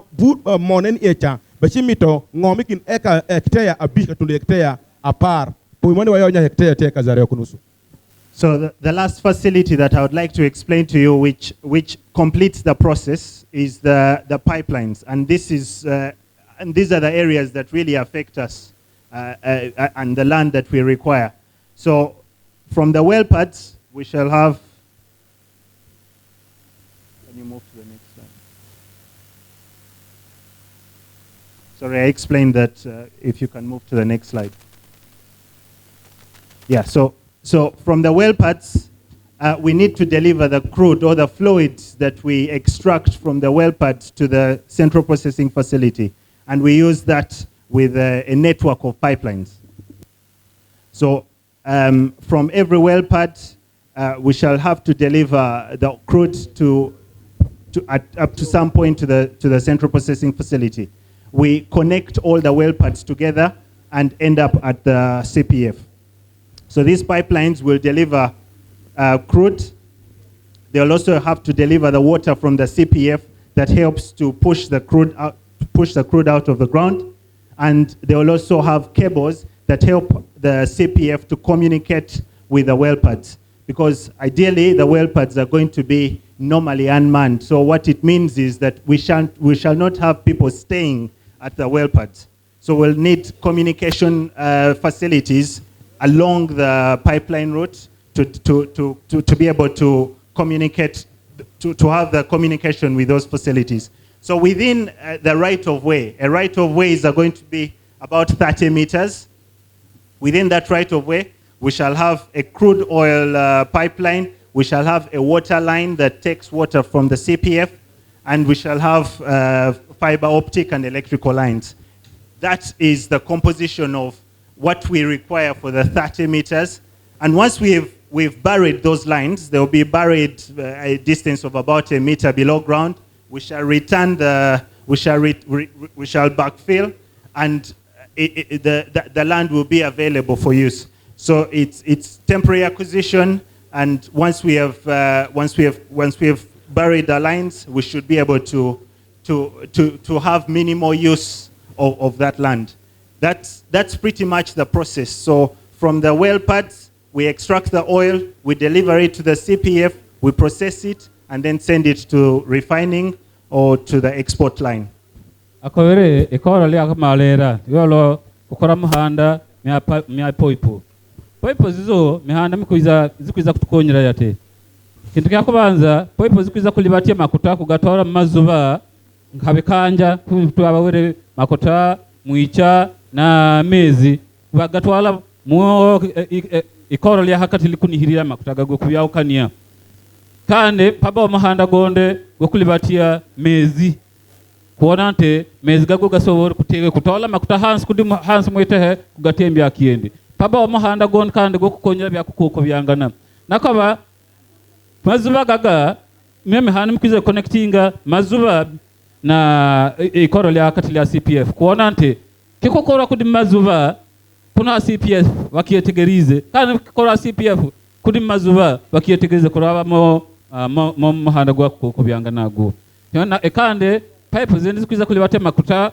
gagugo gabamare kunihirira hawa CPF gatwala kabale mwekenenero lya makuta koko meliya tekyo kana kaba kikyo nanka mihanda mimio misatu mimio mahanda gwa makuta pipe gikulebatia bikanja bya makuta pipe gikulebatia mezi pipe gikulebatia koro byo bintu yensenya bikwiza ko yataga muanya gwa mita 13 ngole muhanda gwa zo pipe kurabamo ewa chukumai I kakaba bichigoli mo kwa kwita echa ubechimito timtishu ma utepin mako machalo pipeline no chibiketo bichide kubo kin vur mimo karachelo ku CPF kama jibe BMO kasinyi make jibe chiketo pipe mimo no betelo mon ay ko dingom katero CPF uluga mo lopire ay ko di CPF tero lo cha konya ko wodo kani ko kama mo be woko di e man kendo mirade gin loketo lundo kebo mange milain mi machumbo telo luno pin ay ko di kama golie mo kachido ikasinyi kucha kama CPF nie man ken gam information mi uti kasinyi kucha katiro kani kama jube golie mo because kama jube golie mo tajumi tengo danu be kecha cha kago donc wino ngnya gbe gamu be konyo woshma ni kingi ne ko di kama jube golie mo kacha katiro kani ikasinyi man ke pipe mo majibe keto ni ay ko di kama vurmo ni entide kasincha ebishamu ngom maramo mitapira dek eno ke pimo mo makuni utemu sira shell teke gedara keto pipe dara kama ngom tap yuringe madong tishu dara katumi keto pipe tap chi gebega mo ngom chaman ke yuringe tichupo tichpa won ngom chopo do medre kani yiwi ngom ne.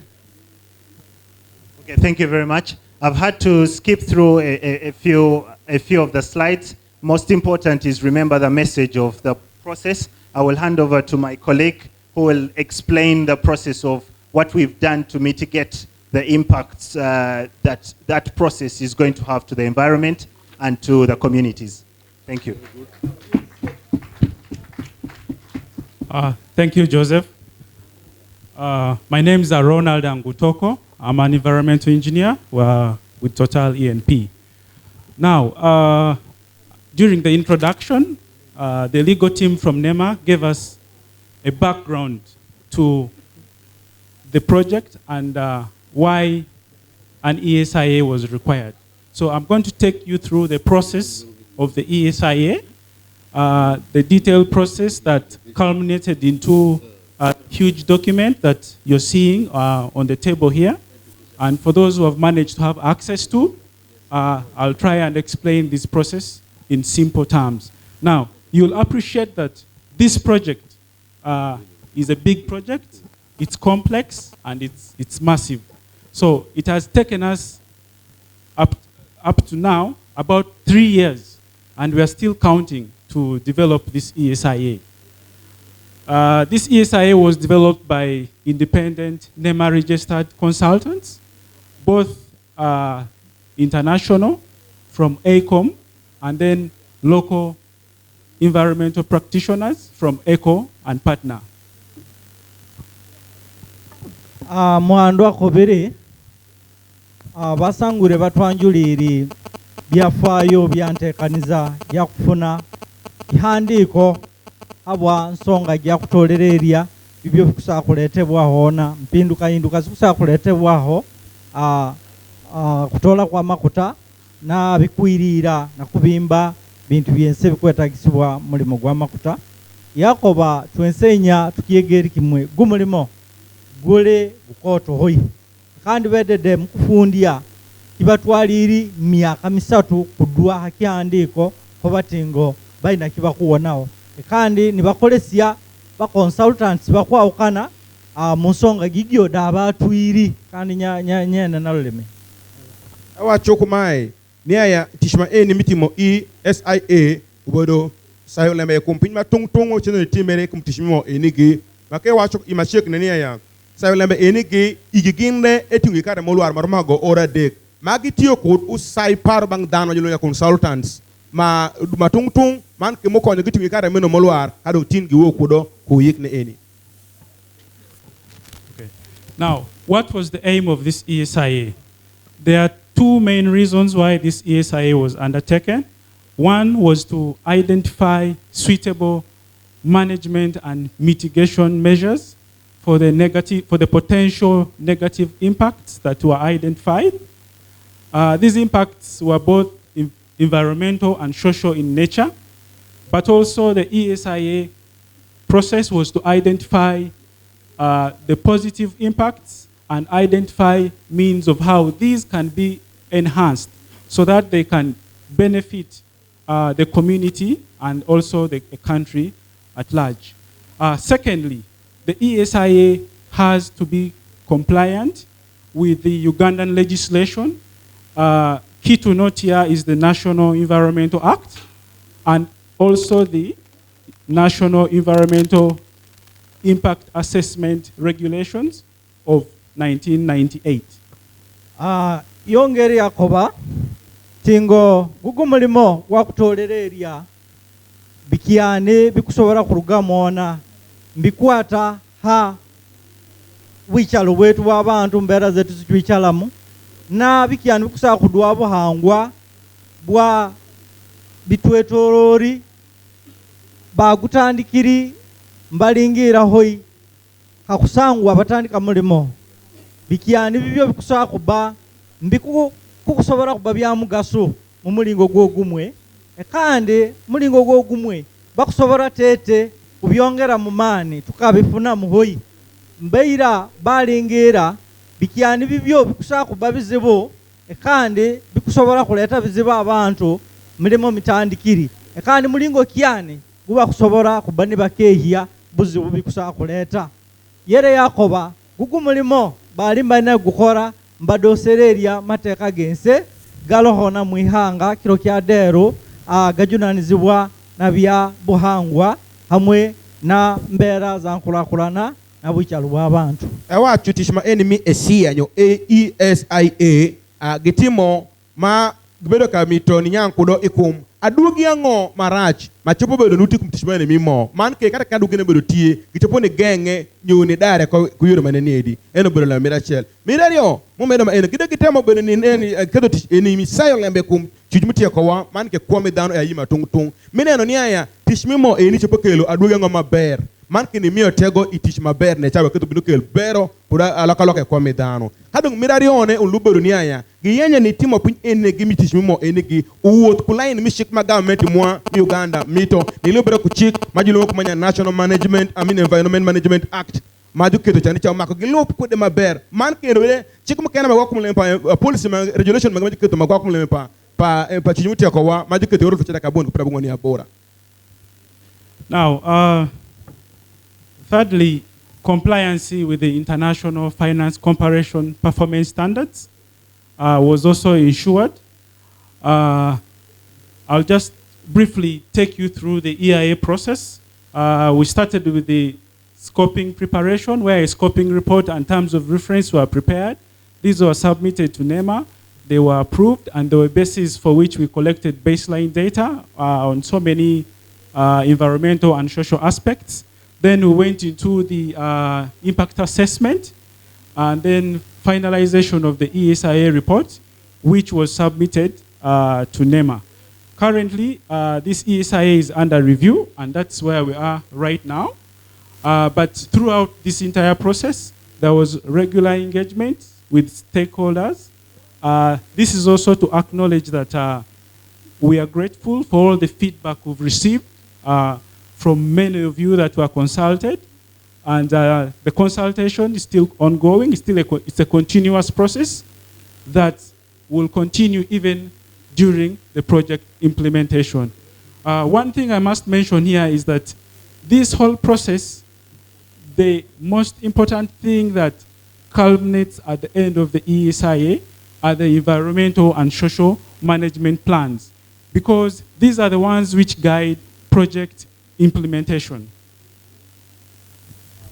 Yogo mudulu akwongera tuwera milimo myakubanza mukufuna kikihandiko kandi nteberera kubiri lulengo lwansigiyense lwa standard gyabya milimo na byanfuna balimba na kudosereria mateka galulo lulengo mbakora gumulimo andi yakoba kihandiko kitukobanga kikoto hoyi iya abantu eri munema kyo kusana Bible ikoto kyo kimukuwa na mezabo yakoba kyo kihandiko kyezire hanyuma wabo kutandika na kutolereria kutandikisia kubetiri baseline data collection ni batolera amahure kuruga mubicho akabikwawukana nabantu hanyuma mwomo bado rukoba kihandiko kike kimari kufuna amahure gakumala bakikola kandi bakihayona mu kitongole kikutwala kandi kikufuga nkolesya byabya buhangwa bitwetorori babona tingo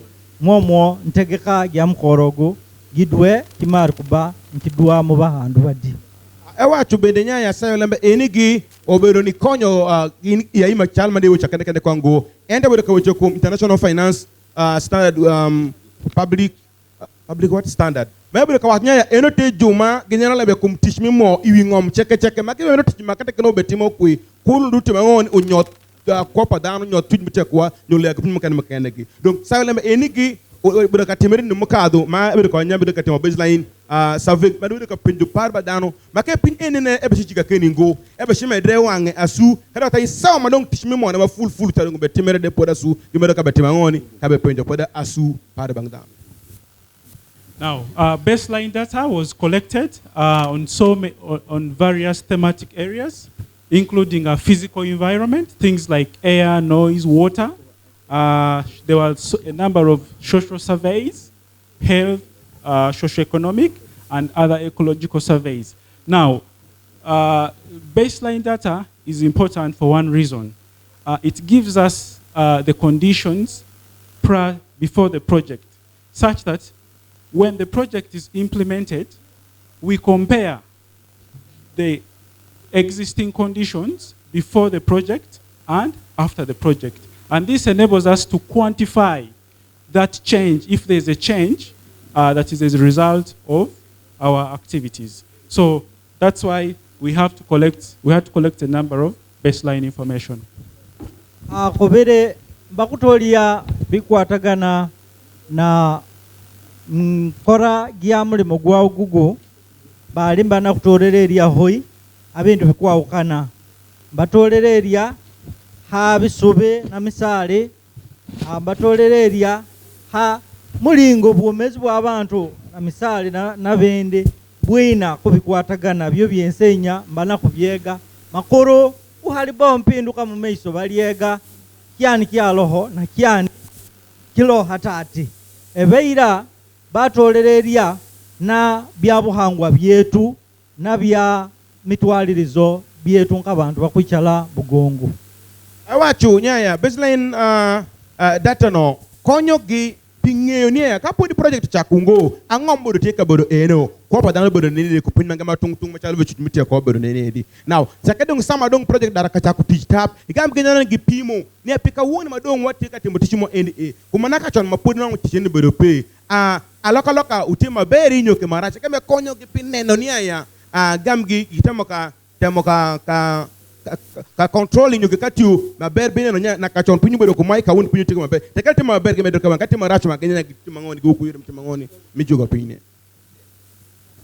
Stakeholder engagement activities have been undertaken through the entire 3 years of development of this ESIA. We've consulted widely in the project districts of Buliisa, of Masindi, of Nwoya, and Pakwach. We've also consulted with the regulators, with government bodies and entities, civil society, NGOs, cultural institutions. There's been a number of avenues, meetings, focus group meetings, workshops to get feedback from the stakeholders, because the stakeholders are part and parcel of this project, and the feedback, the stakeholders that you have provided has been very important in clarifying some of the mitigation measures, clarifying some of the impacts, and has helped us to fine-tune this project up to the level at which we are. So we thank you very much for your feedback, and we still continue to urge you to continue to give us feedback throughout this process.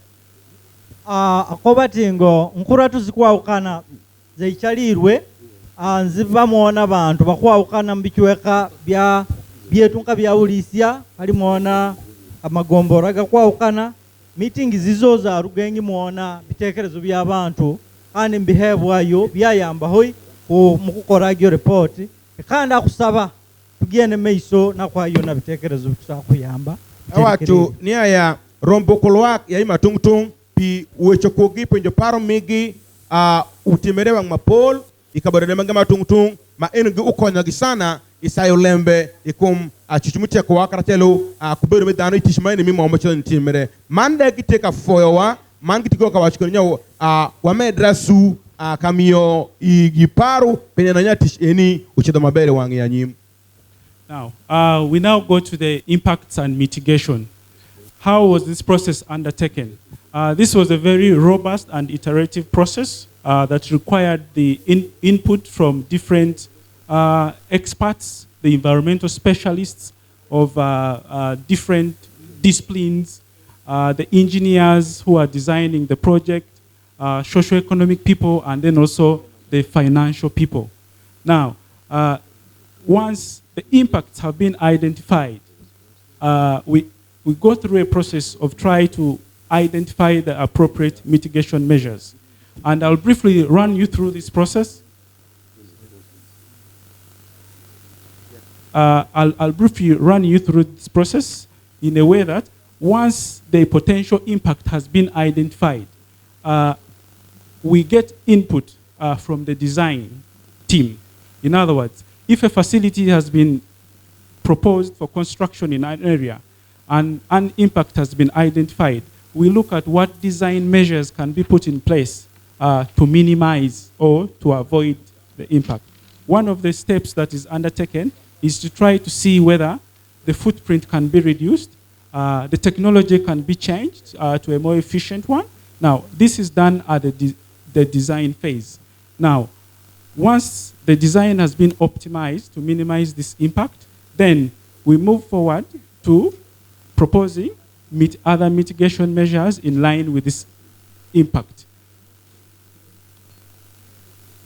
Now, once these mitigation measures are looked at and proposed and reevaluated to see whether the impact can be minimized, any subsequent residual impacts are also revisited and additional mitigation measures are proposed. Now, if these additional mitigation measures still do not completely do away with the impact, and there's a residual impact at the end of it all, we look at an additional mitigation measures that can help us achieve net gain. Now, we look at things like offsetting as control to the residual impacts. So basically, this process involves input from various disciplines for us to be able to optimize the design, minimize the impacts, and then be able at the end of the day to manage the residual impact. That's how the mitigation process was undertaken. Muhandu abalize bintu binene betu mubyense akutwolo kyatengo bakori mulimo gwa kutolera eria aha hali tuli hatata hali twemereri bikyani bikusa kuletwa kona mulimo gwa makuta kiro kyadero mukichwa kakietu bibyo batandika kubitola yo kimwe na kimwe hanyuma bakoba mububibi wabyo bikyani bitukusa kukola kuwana tengo tukeheriyeho bubibi wabyo na hawo yatyo bako batandikira kimwe halulengo lwa kubanza lwa kutegeka project genze mbakoba leka tufune muona milingo miyako teka hona kisika hali bibibi bibyo byezangani byejengera ntugena ngamiso nakora milimo kyonka yakoba bana bujunanizi wana hatati hadiba kabamba gena miso nakora milimo halo hona debiza muwire wo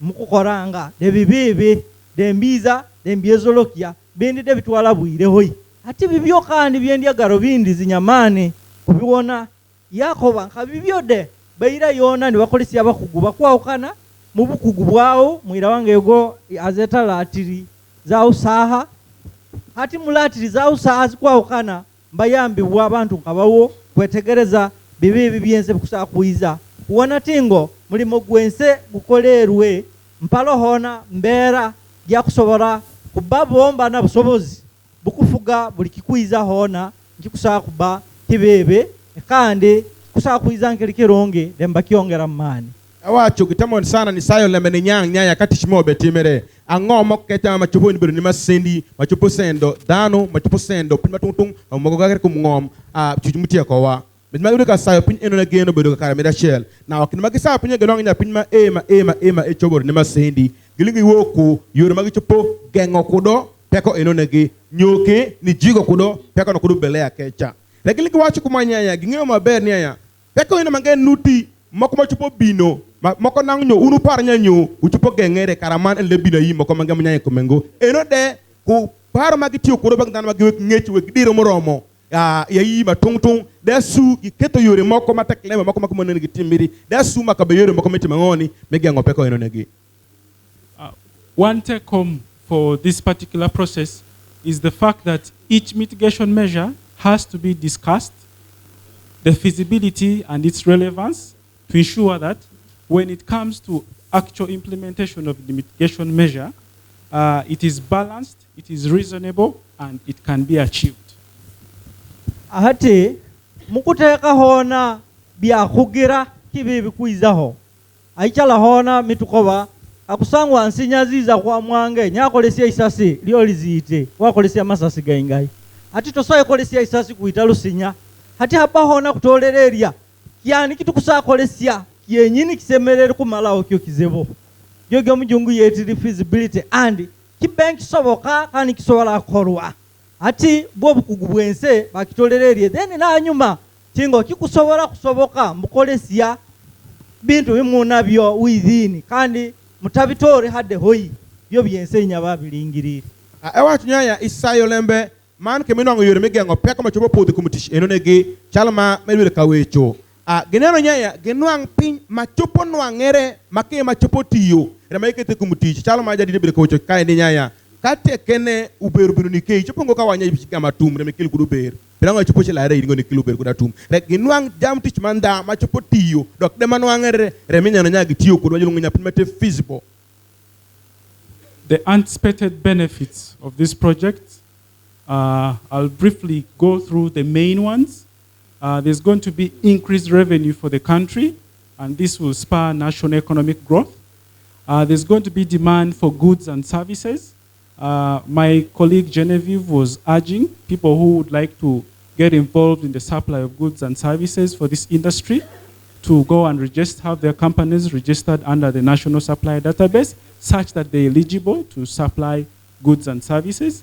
There's going to be direct and indirect job and employment opportunities for the people, both nationally and at a local level. But then finally, there's going to be a number of educated and skilled workforce. Now, as people participate in this project during its implementation, they'll acquire skills, people will be trained, so that will increase the pool of skill in the country. Mukuchwa muona kwankurakurana za bichweka byao mpapa muona nankurakurana gya hamwe ya kichweka kietu. Pin bera machupo nuangere ikumtish enigi utie niya Royal Slim pa dano mwa bime dere chilbende pango mwa mi Uganda revenue mwa bechido nemede bechido bedo malu man bende mugi samiti mokoloka iwa dano mapin kartelo ku jukoloka magitimo 11 mi companies bebi timangoni bechido medere iwa mugi samakana bechibedo dongo ngom itenge mwena na pa ponjiri kartelo ku ponjiri mingechi madano gitimo kudo bodlo magitimo kudo ngechi bajunya skills no ninogi matungtung wachibedo kudo man ke bechibedo punya increase demand yen mitish matungtung metalo venyo transport ki nyo kadino miloji matungtung bechite mangol bechi mitremo mako dano enigire mawati mangoni wanu ankudo lim ibang ikum tishimu jitimere enigi so eno the temu gisamochi no ankogani itishimaeni. Well, Total, I would like to advise you to really focus on the impacts now and measures that you are putting in place to minimize the negative impacts. Let's go to the subject matter and address that.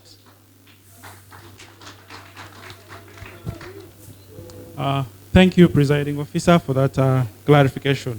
Now we go into the impacts and the mitigation measures. Some of the key impacts, some of the key potential impacts will be on air quality from fugitive emissions, from controlled emissions like vehicles, dust, but then also from greenhouse gases. Now, we've proposed mitigation measures for these. Will include, there'll be no routine flaring. We'll use dust control techniques. We'll use efficient equipment that does not generate a lot of emissions. Another impact is noise and vibration from the construction activities, from equipment that will be moving, from the trucks that will be moving on the roads. So some of the mitigation measures here will be to ensure that we use the efficient equipment. We avoid stiff areas, especially during the drilling. Sorry, we'll avoid noisy then we'll have to put in place dust control measures and management plans. But then above all this, we'll have to monitor our activities during the operations to ensure that the proposed mitigation measures are actually addressing the impacts. Ati muhandu akufuga gumukoro yako tugenda habibyo bikuletebwa nkurakurana gyabya makuta nkabizebo then namulingo kyanu kubategekiri kubimalaho yakubanza gere kuhenera mpewo yetu nambera gyawire mpewo nambera gyawire mtulabamo bebe akukolesya bintu bikuokya ho imbiulukya mincha buchafu nkachocho mamotoka ganene kulukya micha mikwaukana then namwicha gwa hamwe gunene kusa kuhenera buhangwa bategeka yate bagenda kola yate baiza kwa ikuokya makuta kadiga babanziri kwa gabo kya kutestinga makuta mani kyani gali kibeta flaring mubwire butakwetagisia baiza kikora muwire budoli betukiza kwa ikole bwanga mubwire bwense bakoba haiza kubayona kukolesya wa bintu bikusobola kutangiza akusangwa mpewugisa kubangi oluka ngiba ngire gifugirwe embateka hona nabisika bitakusobola kuikiriza bintu bende kuba mbira kuba mbele mbibabya buzibu rundi mbituha kufuna mbera gibebe nkabantu nakoba heiza kuba hona de kuramburanga bakujunanizibwa beza kuramburanga kuona tingo milimo mikuli batakuronga uchukum lembe peko machupo bino ikumtishamaini mimo machalo vitingamanya na pa yamoge adugi marechu ikumyo lembe pa duana upinmo waya kacha ge uturgi woto pa motokara ge machupo sandadano so kakaindi wachu manya ya talo ve kumlemanya na pa yamo na kanduka dubur na bika wango mo awanga majunu nya flaring akai kedo nya ya don wango mo kendo bashibero pe bisanda kwa padano kendo ke bashino ka tioko pinmo kende machupo ni gengo masendi mi kwa padano machino chaluve makwaka chaluve kum utur gino ibenya na keto pin machupo ni gwoko gengo tur ni sado kwa padano mokana makene gibe ni bileo tishimute ka temere eno sawa cheke meno na nya tishine ukelongo masendi ikum kwa padano ya yima tungtung. Another key area where we anticipate impacts is with soils, hydrogeology, which is groundwater, and surface water. Now, for soils, potential impacts include compaction due to movement of equipment on the soil, soil erosion, and then anything that will affect the quality of the soil. It could be in the unlikely event of a potential spill. So some of the mitigation measures under this category include get all potential sources of emissions away from sensitive receptors. Any disturbed areas, if an is compacted, these will be restored in line with the restoration plan. Then also for that, we select materials that will not impact on the soil quality. And water, of course, will abstract water, so this could potentially affect the quantities of the water in both aquifers and also in Lake Albert. There will potential on the quality in the unlikely event of a spill, but then also finally issues of which could result into floods. Some of the mitigation measures that have been proposed here include drainage will be designed at crossroads to ensure that there is no flooding. Will ensure that all potential contaminants, chemicals are properly stored to avoid any spill into the environment.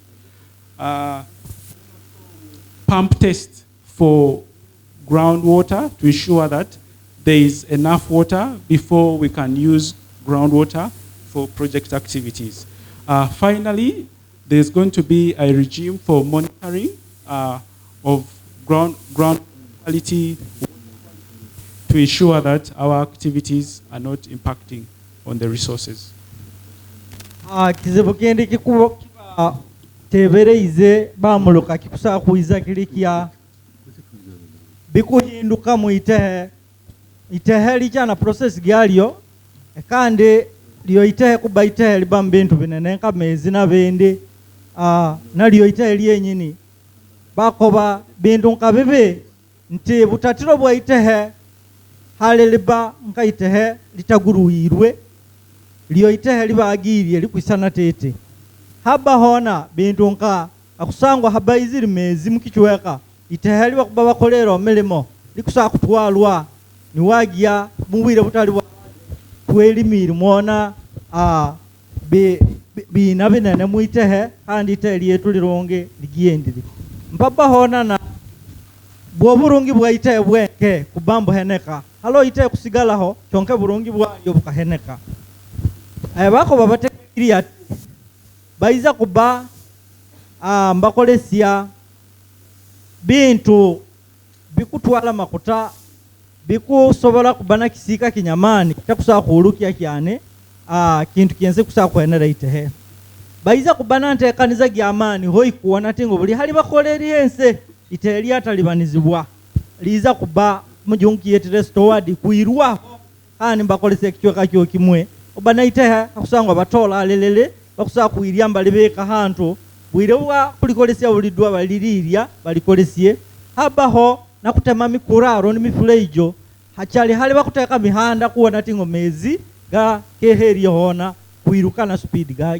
gyago ewa chula be kum ngom ma peko ma chupo jino ngere kum ngom wecho utie tal pangom machine mu teka tingo no kam kono nya udi ngom i ngom tal mana wecho kendo mol pangom mana ke wecho lambe kum nyoto rom pangom no kremetie kodo donc peko ma enigi gebe chedo ni tiwe ne di ewa chu gebe chedo ni gengo peko ma eno ne gimena niaya machine mangema gebe teka tiyo kodo gibi tiyo kodo ka bedo mokoma echopo ka miongo masendi kum ngom akecha kendo wacho kumai niaya gibi neno niaya gibi tiyo ku pinyo lungunya restoration duwa ko rompa ngom no nino kakamanyo gida ka timetishi ngi tumtap mena nyangede ke duwa kadiri ma la rebe do kodo mirachel chandicha kendo ikumalembe pa pigi ebe ka wochinya sama ko kichopo tuma pin migi gam keto kamanang pimol ka de chandicha do pimol ko picha ko ni pong donc gin keno gibi no kelo pin majul mo lungunya drainage kakamacho po kete pino ek to ma bere mon ma bere ngom e do ngon chak ne bere ne ngoni ni masendi man pi magiti mo kodo pi magiti mo kodo ma chalo fe nyo magiti ko bedo nyo mujibere yo kuyat moko iye pi ne kebedo nya gidogi nyana ko man gidogi yi ke ma bere kuyat migi e do ke konyo giti migi mo kende ma chipo do ngu ni masendi ni dano. Project facilities will have a potential to impact the landscape and visual. This is due to the fact that you'll have project facilities in areas where they've never been. So this has a potential to change the landscape and the visual layout of those areas. Some of the things that are mitigation measures that are planned here is that for lighting, we'll reduce the lighting to as low as possible as long as security and safety are not compromised. Then secondly, the colors that we'll use for the project facilities will be those that are naturalistic to try and blend in with the natural surrounding. But then thirdly, around our project facilities like the well pad, we plan to plant some vegetations to help the facilities blend in with natural surrounding. On the issue of waste management, of course, impacts can be associated with waste management.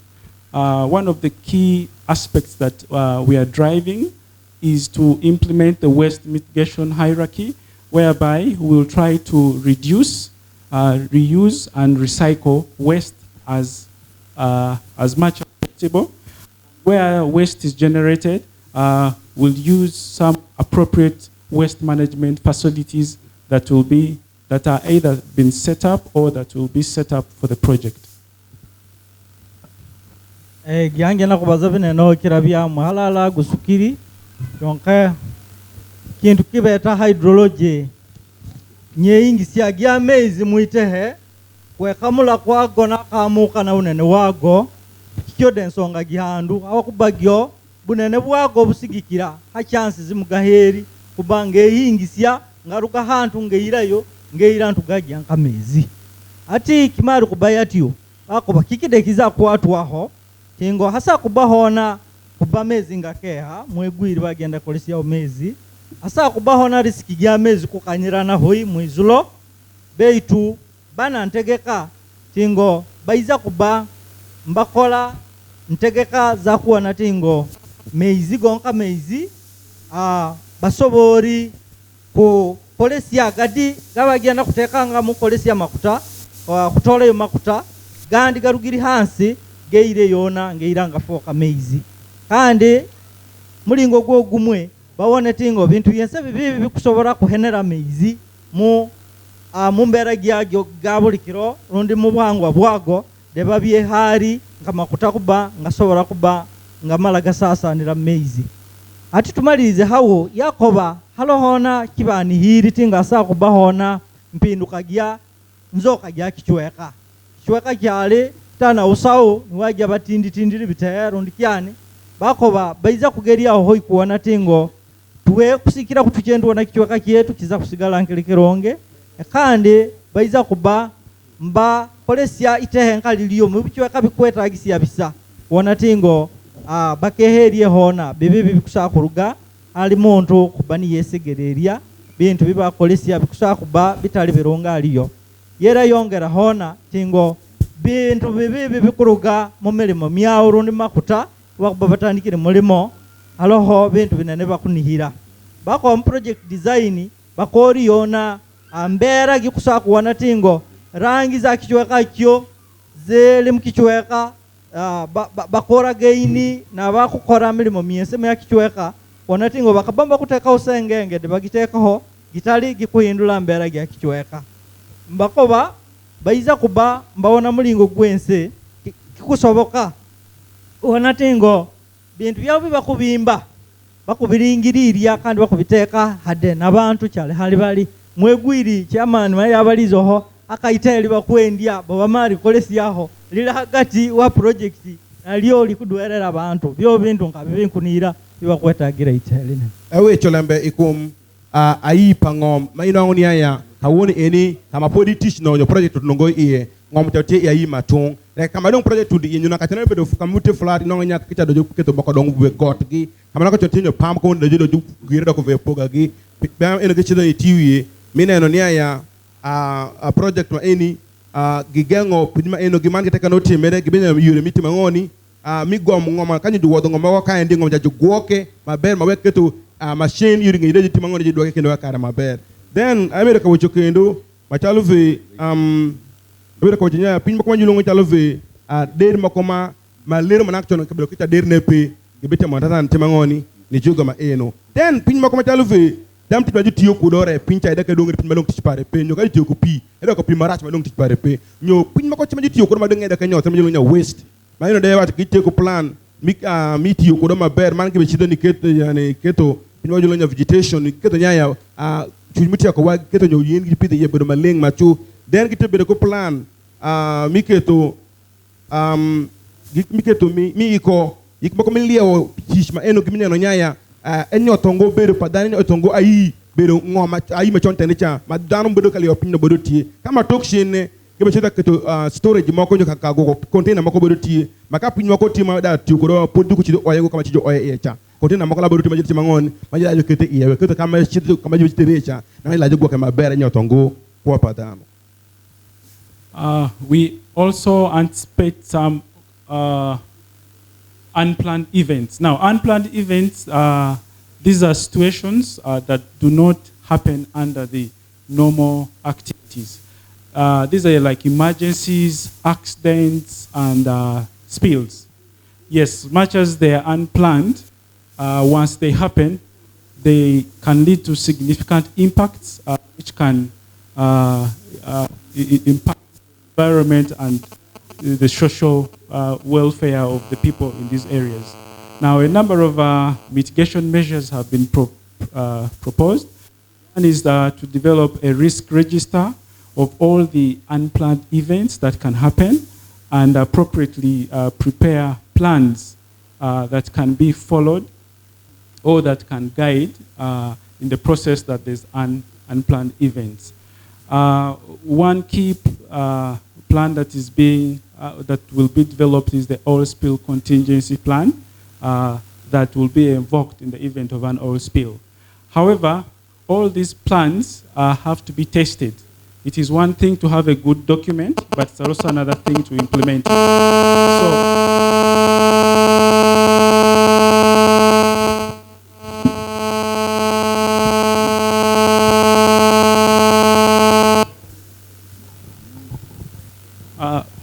Sorry about that. We'll ensure that these plans are tested, the personnel are trained, and the appropriate equipment are in place to address the unplanned events. Now, those were the impacts and associated mitigation measures for the physical environment. I'll now, after they've translated, I'll invite my other colleague to take you through the biodiversity and the socio-economic impacts. Thank you. Okay, akobiri. Hello, vengwara bigwa bitaragiri.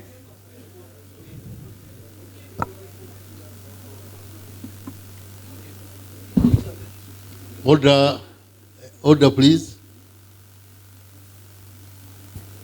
You proceed. All right. Akobiri, halo bigwa bitaragiri. Bengwera. Nakaw bibio, halo mavento nka butate, presidenti. Halo kaninka makutakulusia, bibio, debelo ho, Kenya, nakaw mabiense, halo hode miningo miakwirukira, bigwa bitaragiri nka bibio. Muningo gumegulu gwa konante, batero lokara, lwa bigwa bitaragiri nka bibio, konante, oli kigwiri bakihandikiri kande bakitungira muningo gwakirukira wonante bakimari kande nako nante batero hontegeka yakonante kakoba aba unde kapo pipe gyamakuta gihudukiri konante ikyo kingwera kyo bakirukirira tete nako nante ntegeka zizo za kwerenda bigwa bitaragiri balengireho kuzilengesenia kuona nti zikukora ronti zikukora na kintu kende kutendeka bakori mukuona nti batungire usaha wakuona nti kakubakira bigwa bitaragiri bibereho basobora kuba nababekoraho kakwetagiswa ewo cho kompinima kumajiro nya unplanned event eno te pinma timere manang iparo pirengonya ichopoti mere igeno pirengonya ichopoti mere makeke ichopoti bir talo venyo accident gi nyo rate mapudore gi nyo pinma ko timere yikiri pirengo re asu epinma point na pere teka washonia ya kaba shiroka keto register me pinma kumeno gi magbiro akyo man bende gebe shido ni keto dano makoti mo beshiroka tiwile makumeno kumenya nya kala makumeno no tumeta makajuti mango. Please, let's try to bear with the presenters. I know there are some of you who have read the report, but there are others who have not. And therefore, let's try to share information as much as we can. It's important that we listen to what they are presenting. If you have read the report, well and good, you are ahead of everybody, but let's carry everybody along. So please continue. Thank you, Presiding Officer. By the name's David Ochanda, Biodiversity Coordinator for Total ENP Uganda. I'll be going through some of the examples of potential impacts on biodiversity, as well as the corresponding mitigation measures. Unfortunately, the screen has gone off, but kindly bear with me. I'll just speak without the slides, with the interest of time, because we may end up wasting a lot of time. So we consider several types of impacts, right from direct, indirect, and cumulative impacts, while doing impact assessment and assigning the mitigation measures. So for the direct impacts, some of the direct potential impacts on biodiversity or wildlife here, we shall have things like population changes, that's like direct loss of biodiversity or their habitats. Potential impacts onto the breeding areas, the breeding grounds where these animals do go and breed. Disturbance is another potential major impact as well. Things to do with potentially soil erosion, smoothing of adjacent habitats, compaction of soils. My colleague already mentioned that. Noise, vibration, and then barrier effects potentially as well. To do with effects from construction, as well as effects of the flow lines, and then the mitigation measures that some of the examples that I could give is, for example, reusing of the cut material. That's the soil that we shall be cutting off from the well pads and reusing them on the very well pads for building the bunds, and avoiding to bring material from out of the national park, and that helps us to mitigate the potential effects of introducing invasive species. Then ensuring that there are wide areas within the in between facilities, so that the animals can easily move without creating a complete barrier. And then considering seasonal movements of the animals, we anticipate we may be operating during particular seasons when animals are not very active, for example, then undertaking pre-work surveys and many others that I will not go so much through because of the interest of time. Akobiri, ali muhandu akora ko alengera ko byawuhangwa bitwilogoleriye kandi byakwata na wegendereza nakora na kitongole kya makuta kya Total E&P nakoba mukora milimo myao habaho birogera milimo myao bonka ba makuta kandi kimwe mu byo kele nanka kuona nti batemuliri bichweka cyaliyo byawuhanga wechalo wabyawuhangwa bawutoroho rondi bawutalibanize haloho na byawuhangwa bende nka nwage misale mibazibi myodembe mbabe talibaniza mbabe mitimiri nakiyane byodembe turugaho nwagya itehe baba liberi uronge wetehe wiriro hansi ukiranka kuwalenge na kitu kendi kya byawuhangwa byo byensenya kugenda mbehwerekera mbekeha mona na wabyo na mezi nwagya nti mezi gatwikiri ntunago atati kandi wetago wago oberonene nwagya nti wondega kihiri kyonkana kwa byo byensenya bimaro kubahu bo kabasaha mu bintu byawuhangwa ababana kuona batereho milingo myakwirukira abyo bintu kakubebaho kintu kyakubanza kele kuona nti batereho milingo myakuona nti balindire byawuhangwa nkabibyo esobeli yetu bekemo nabebera kandi bakiyegire nti bisolo byetu tunabyo nkampaka ku kandi byo bisolo belebata haloho masome go byagembe kulibata hoyi hanze atali kwichala mabesaka kale babona nti milimo myao bamikori niwagendera masomi ganya koloho na kintu kindi kuona nti wechala wabisolo onya koloho ata hahu baweni nti banihiririe orongo wabyo kandi hakikweta gisoda utabengera mani na kuona nti verindiro hoyi kuona nti bantu tibengiri hoyi kwechala mo bichweka cyali bibyo byawuhangwa habe bambele nakona nti birire ho hiyaka byanzingiria gy'abantu jadit mwa owesho kum yore ma chupukelo peko ikum leya mwa matongtong merachele washo leya enu gibijwi kinamba mege malema enu chupukelo le enu gringo swa merachel Mirara utie woi manangi be winju ka bedu magi jube timetis ma enu matongtong. Mirara ke wachu mash manango jubi shwinyo e ka bedu ma jube timetis enu matongtong. Dunga ero yore ma yushupu ni juigo kurutis enu gimira chela ero nya ka bedu mumitu jutimetis pa momete ka bedu malaj ma eshupu kelungo leme moko marashi kumleya. Mirara yo kama tukari be wotu be kado umetu traffic nyoke wotu pa motukari cha ju control nyo junero nya gibi wotu ya tera. Madoka beru makaji bijunyoto ingei tishu mirjunernya judu akaisen kitima jila janwange beru kodo. The other type of impact that we consider is the indirect impact, and that's the one I'm going to talk about right now. Potentially, because we foresee that because of the activities that we shall be having, we may attract more people coming into the landscape. That is what we normally call the influx. And therefore, with more people coming in, there is potentially more effects onto the natural resources that we have within the areas that we are operating in. So things to do with encroachment of protected areas, as an example of the potential impacts, loss of habitat to farming and settlements, because people will want areas to grow crops, to be able to feed their families, fragmentation and degradation of natural habitats as well because of the influx of people that are coming in. Those are some of the examples. In terms of mitigations, we are initiating what we call biodiversity conservation initiatives, or what some of you may have had preemptive mitigations, to see how to work together with the communities to be able to conserve the natural resources within the areas that we shall be operating in.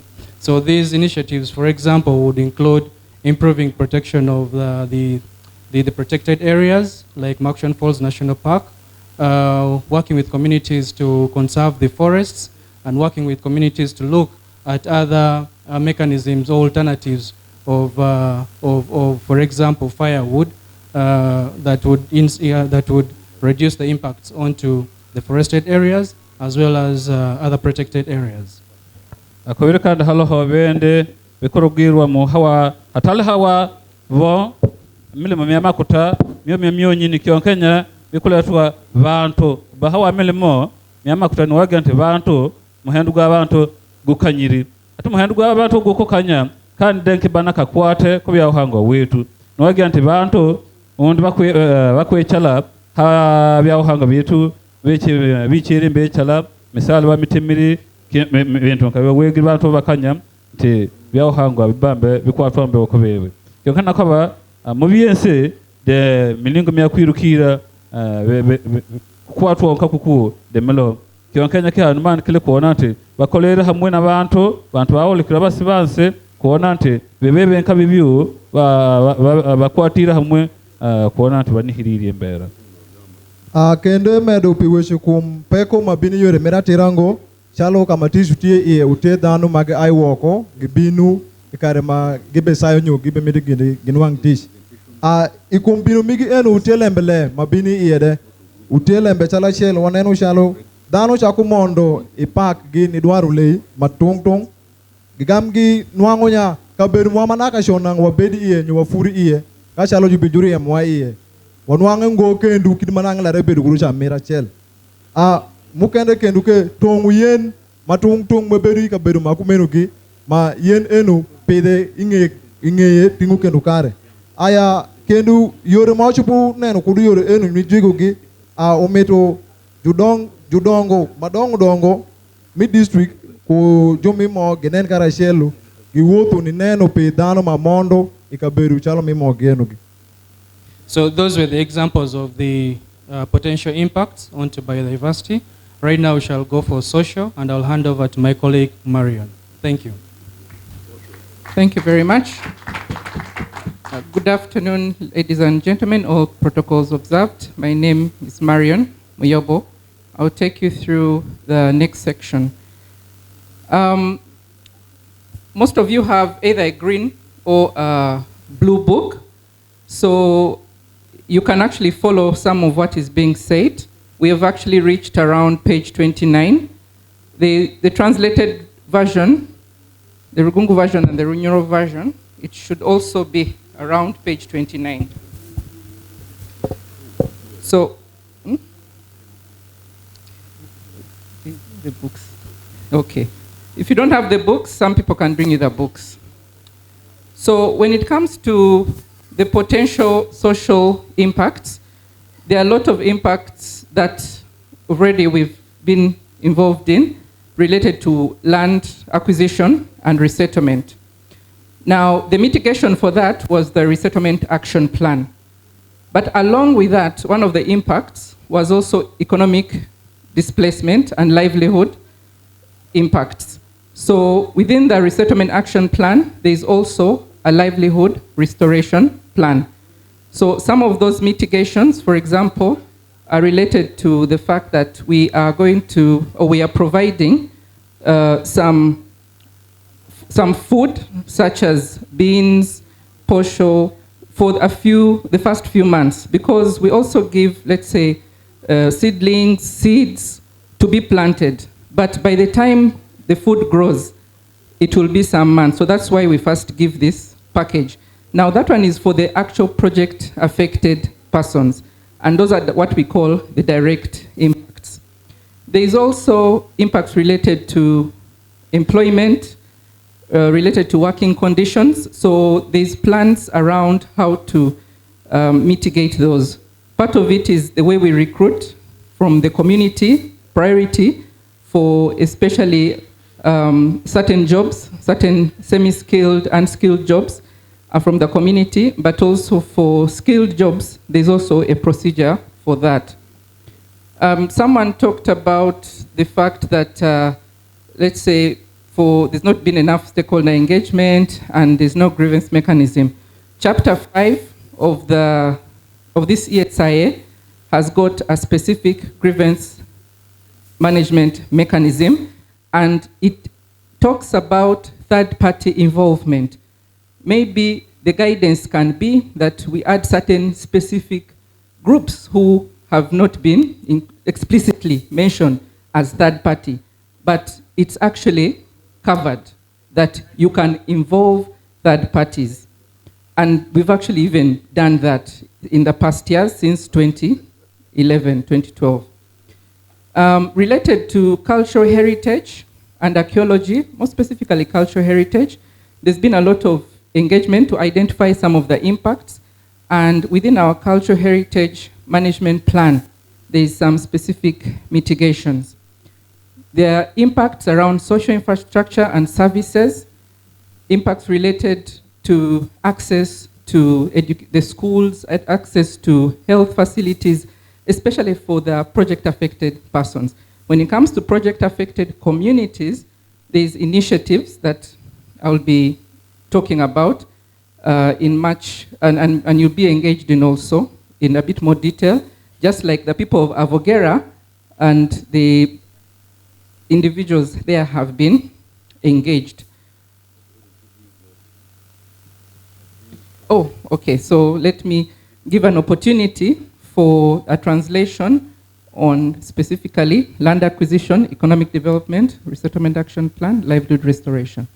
All right, yogo mawaragame yaga waziri yakora ba Marion Muyobo kandi nakora nakitongole kya Total nakwa yo akugenda kwa zamani ko nzichalano gy'abantu mumirwa myao gikukwatwa otete hawa milimo nakaba kintu kyakubanza haberoho ku mukutonga etehe habero abantu ko bafurora kandi nabyanzingira gyao mbe talibanizwa muhaduri kyonkana kaba mubazi gwa kikiyo bateroho ntegeka giko olengera kufurora kwa abantu ate byense bibe byakurugira mu gyontegeka giko bebaza kandi habo na ntegeka giko kwata ha byanzingira gy'abantu babirire otete kyoko kubona ko arante halaho wondunwagya bagaba video kabihimba uhonga one nansi gode kubatu bakwaturwe hawantegeka muwango kyonke byombera hawa kasumika dori mbetegekera mbali manakangale kamonto video ya yakababiri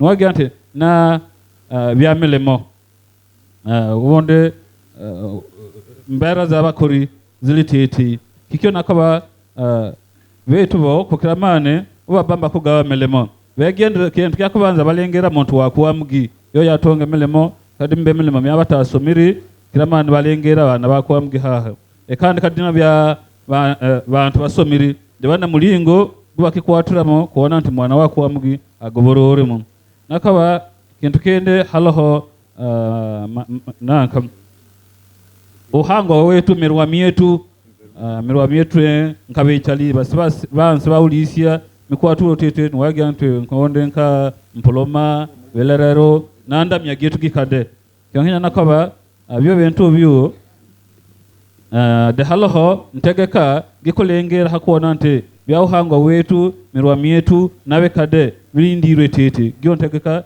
giloho nakaba halo muntu wondia ko birinti bantu bawulikiro babewulire okwaye mumulimo gugu kyonkana ko wokusoma report agige mutwe gwa katano ko chapter 5 gokubaza hoyi hakuona nti kakubahabaho nsonga nkayani zo nsonga mwichaliri tete kuzimala megwa eno de wesho ikumpeko mabinu manwangwa atira wanwa jurubedu kama moni iye amira shele wechi kum ruinyu pipinyu peri mashalo ubetemere ka bedu mame kasinyi majube chida kudano eshagi pinyu peri manaka nangi bedu kurucha mapol ki bedu ngodo kiti manangi ibe meti ki be kurucha mirario ewechi pin wangu tish mewechi bendenya wangu tish kawone echi bedu yotungo endo te yore magibi chikelu ma yore neke tienya gira magimiuti ni dano makadi ngade muso mungo pinye ni de ete ku chance min wangu tish eno munga ke utika ruinyu ka bedu mirwo ma eno gi tie chalo ka bedu ma chalo ve kanisa gi iglesia gi maka chalo tish eni bibino wabi ai ku kai wawe ka bedu ma yushida gwa ka bedu mukende eno ke ebe ka medu nya ka bedu eni gi sheke ka majuda gwa iye wachubuno an ka bedu gi eni gi sheke bien ndi bachi gero gi iwa man bende ebe ka wechi kum pin ma ve ka sendigi ma enu gisheke be ka washo enu sheke ju chunu pigi ka ju bedegi do ka mukende mano ke medunia kanyo ju degi ka mukende ute yore ma ju konyu dano echa podasu chalo yore ma ju mi gisham ge na unyu chalo shakre kendu ka sinni ko. Now most of these impacts and mitigations are in chapter 23. And in chapter 23, you'll see the impacts, the mitigations, and there's a section which talks about the involvement of relevant district officials. If it is health, district health. If it's to do with physical planning, physical planner, engineer. If it's to do with agriculture, like the agricultural extension services we're going to undertake, it's the agricultural officers, the fishery officers, natural resource officers. So that is actually in the actual real chapter 3, which is the Environmental Social Management Plan. 23. Akobiri, biarugera mo montege kagige bikurugera mo biense babirambikire kuronge hoye mu wizulu wogenda hamutwe gwa gabe na esato wa ma report agege genda haho obisoma kubyagya mukuno na milingo kiyane mitukusabira kukororisia kwirukira kumalaho byo biarugera mabebe byo wogenda mu chapter 23 mutwe gwa makumigabo na esato okubyagya babirambikire kuronge kandi nakoba debakobe balingirire hoye kiko kwatwa ho kiko kwata habya ulobi demba ko bante ya montugi wa dwerera don monta ko junano ko kewe ko kikwata ho ale ha district akwe mo hando wa bya ulobi okikwata ko bya kolema mo hando wa district wa bya kolema okikwata bya ohangwa mo hando wa district wa na kama nsia de bako kora hamwe na government za hanse kuona nte bikorogera mu bebebe mu bazi gwa bimala ho bahando babo bakona baho hamwe kuona nte awen kyakora emedo bende yero ikumweshi mwejo ene kumpa kumashipono wangwa utie buku mebeka nyutu buku maite te bluno ichiri chapter ne pero ya dek inu wango lembe enu zo kite majikewe kodo kite mishipo dare kodo maka inu wango dare besene chibu bini district kai utie offices matong mishipo monde iye lembe mo ma kompodo inu wango jadi mo maneno lembe wipodo tie kole matong cheke inu wango kene district. Now across the lake we have Congo. We have Sudan somewhere, we have Kenya, we have Egypt, which are stakeholders of the River Nile. So we have what we talk about transboundary impact. And there's a section which has assessed the transboundary impacts and potential mitigation, and the different stakeholders have been engaged.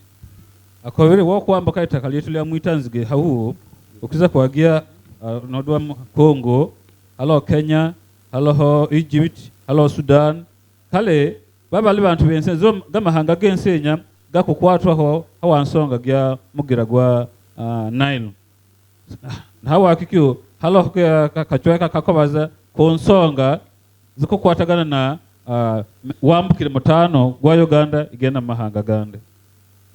Ebe mendo ni yero watie ku pashu manyoke country matungtung mutie kwa kago watie ku chalu Congo mutie kago ingeto kakae watie ku Kenya maginde na wangitie momo eni mado gitie na ku paru mibinu kai dong eni watie wachi kumyore ango wachipone no kurunyo peko machipu binu kadano eno gimoni ngomo. We also have other projects in the area like the oil roads which UNRWA is working on. We also have the electricity transmission projects, hydropower projects. So we've been engaging all these stakeholders, and that is captured in a chapter called Cumulative Impact Assessment, and is one of the key aspects of this ESIA. Akowere halo hongudo zikugo korwa zihia kanka mkwegwa kitongole kya Uganda kilengera kwa kungudo kya yonura kilimo korangudo zindi za kolasi na kiane ekanda halo kibi amasanyarazi de bidebele hahu byo byensenya kandi ko ki reporter gikikweto ho koba habe nanka ko nanka bekorugwamo bende bekwatagana na tegeka gigi. Ewe jibende mere ikum pin ma ucha kutembere ka woni mashalungudu majube yobo majume yunura rembe yobo man kende emedu kende ko mash ma obechi shako madong de shako kadenya keni podwa na nyepe enu sheke etie kumtishu ma kumoen. Now when it comes to the specific environmental and social management plans, in your book, whether it is green or blue, English or Lugungu, on page 32, you'll actually find a list of all the different strategies and all the different plans. Koro agenda mukatabu kabaheri page azibaziri page makumigasa naye bere okwagia ho milingo miense nantegeka zense zibatereho hawa kwirukira bekorogamo na miningo kiane mukusokoresha kwirukira bekorogamo byo babirambikire bele benane hoyi emeru bende yero ke ineni buku pere ni page mipira de kwario utie yore matong man plan matong majike wekeno ube makre kum tishpa mo lemida godano uyore matong shekete yekeno. So I'll just mention some of them. For example, the Resettlement Action Plan, Livelihood Restoration Plan, and the Community Health, Sanitation, Safety, Security, Community Economic Development, and Waste Management and Oil Spill Contingency are some of the plans in that list. Abiro zimwe montegeka ziba sorongere haho na niolo kanka ntegeka gya kufurora abantu niolo kya ntegeka gya kwirya ho ohya byanzingiria gya abantu niolo kya ho ntegeka gikwata gikubaza kubome kwerenda nabaza hona ntegeka ngeko kuwata ko kakuba poipo gihuduka makutaga katandika kulusia kyo bakietegekere titi kasina ntegeka zende. Emeru bende beweshe kumparo mutie pe dagodano man bende paro mutie ekum ngu mutie kwa matong paro mutie kum yot kum wagiwa man bende paro mutie kanyo mo utush angomo mero jutim chekete bukken. Now people have been asking, where are you going to see Total coming up with activities? It's not so much about Total, it is the Tilenga project. What are the immediate impacts and what needs to be done?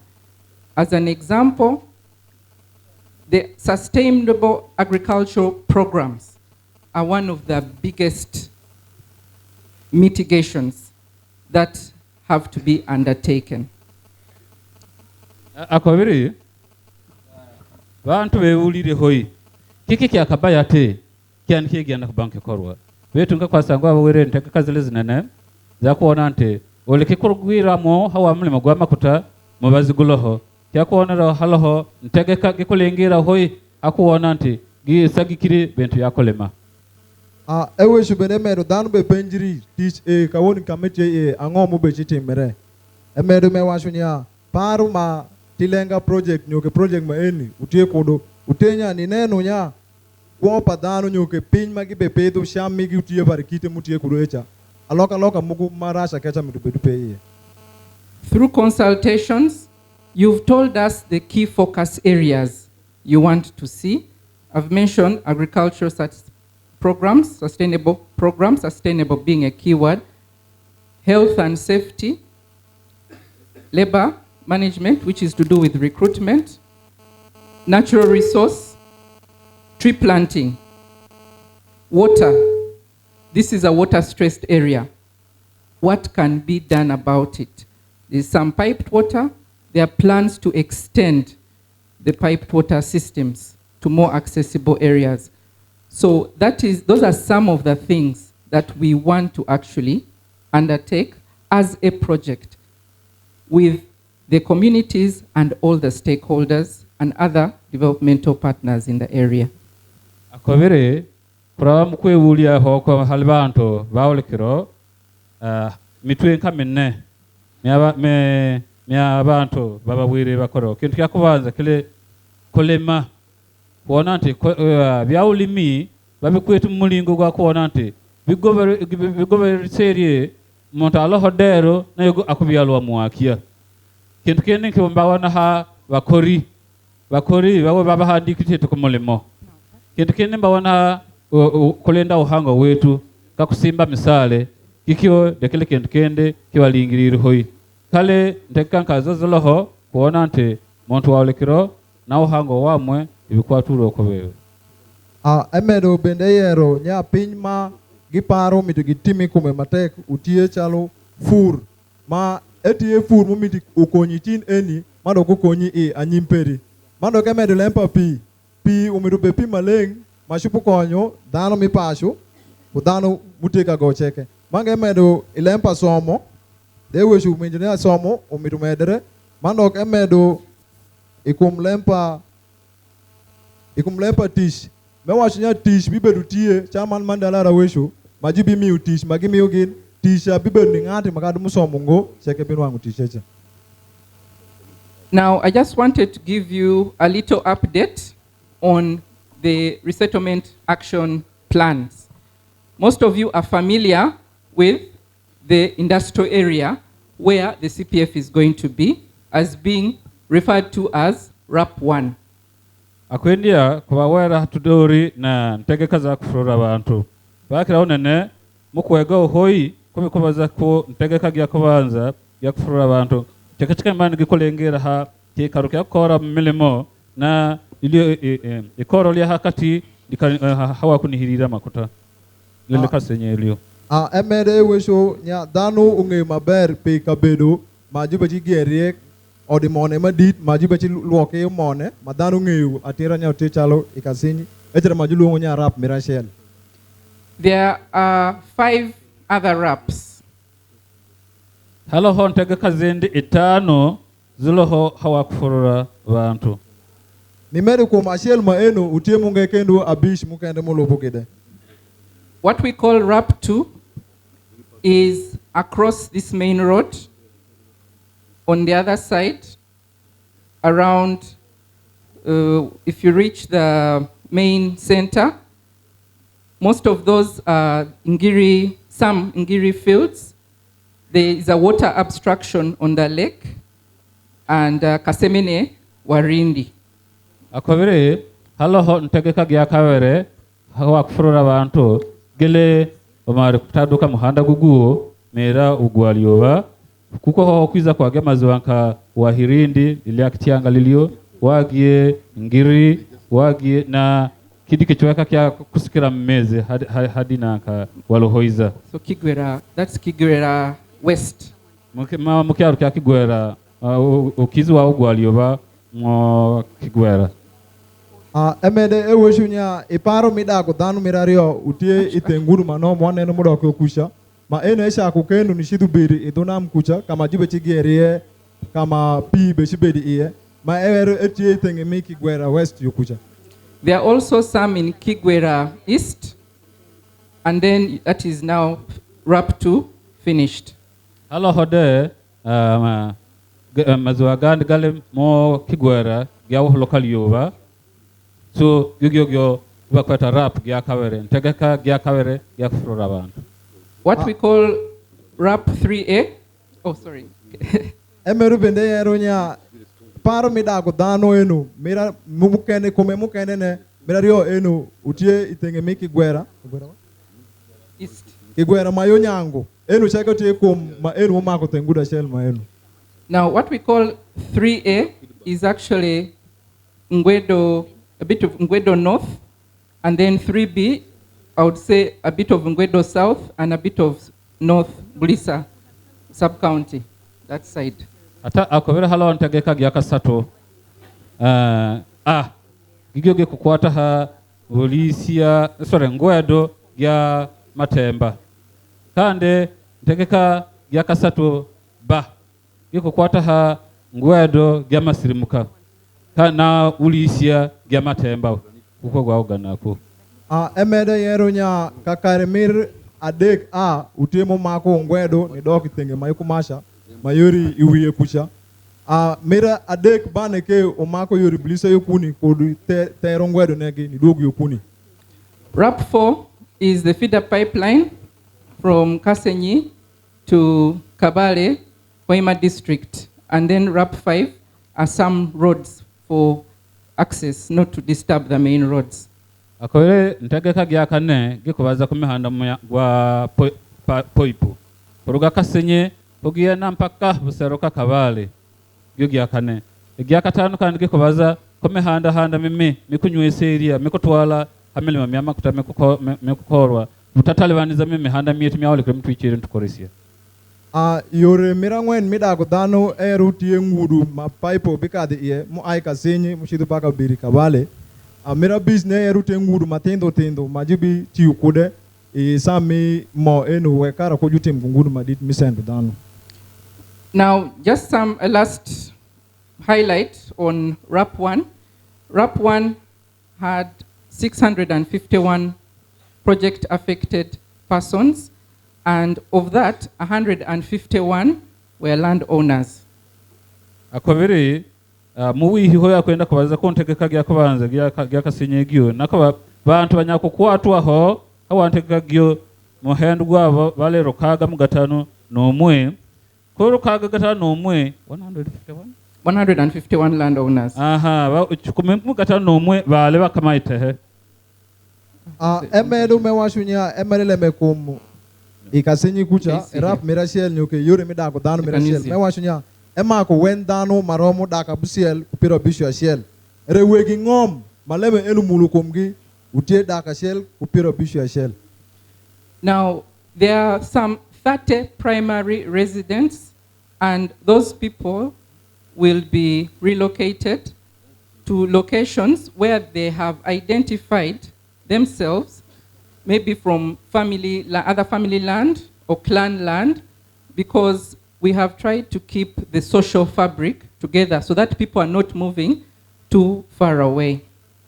Akobere kande haloho migi makumigasato minyakukwato mikwiza kubani mefurorwa mamatehe onde nwage onde monta na bejwe hi hafu kuruna hako kuruga hako furorwa ronde halohe tehe liba magiroho hehi migi mimbima bakwiza kubani wa mefurorwa kionke bakwenda kwa kufurura babantu hade hoi na kuruga kuli bantu bao bakwenda kubafurura hehi n'abantu bao aleke mirwa myao nanzi chalano gyao nkaba mu mahanga gao mu byalo wao bechale bitakwatulwe ho bitatuntuzubilwe ho.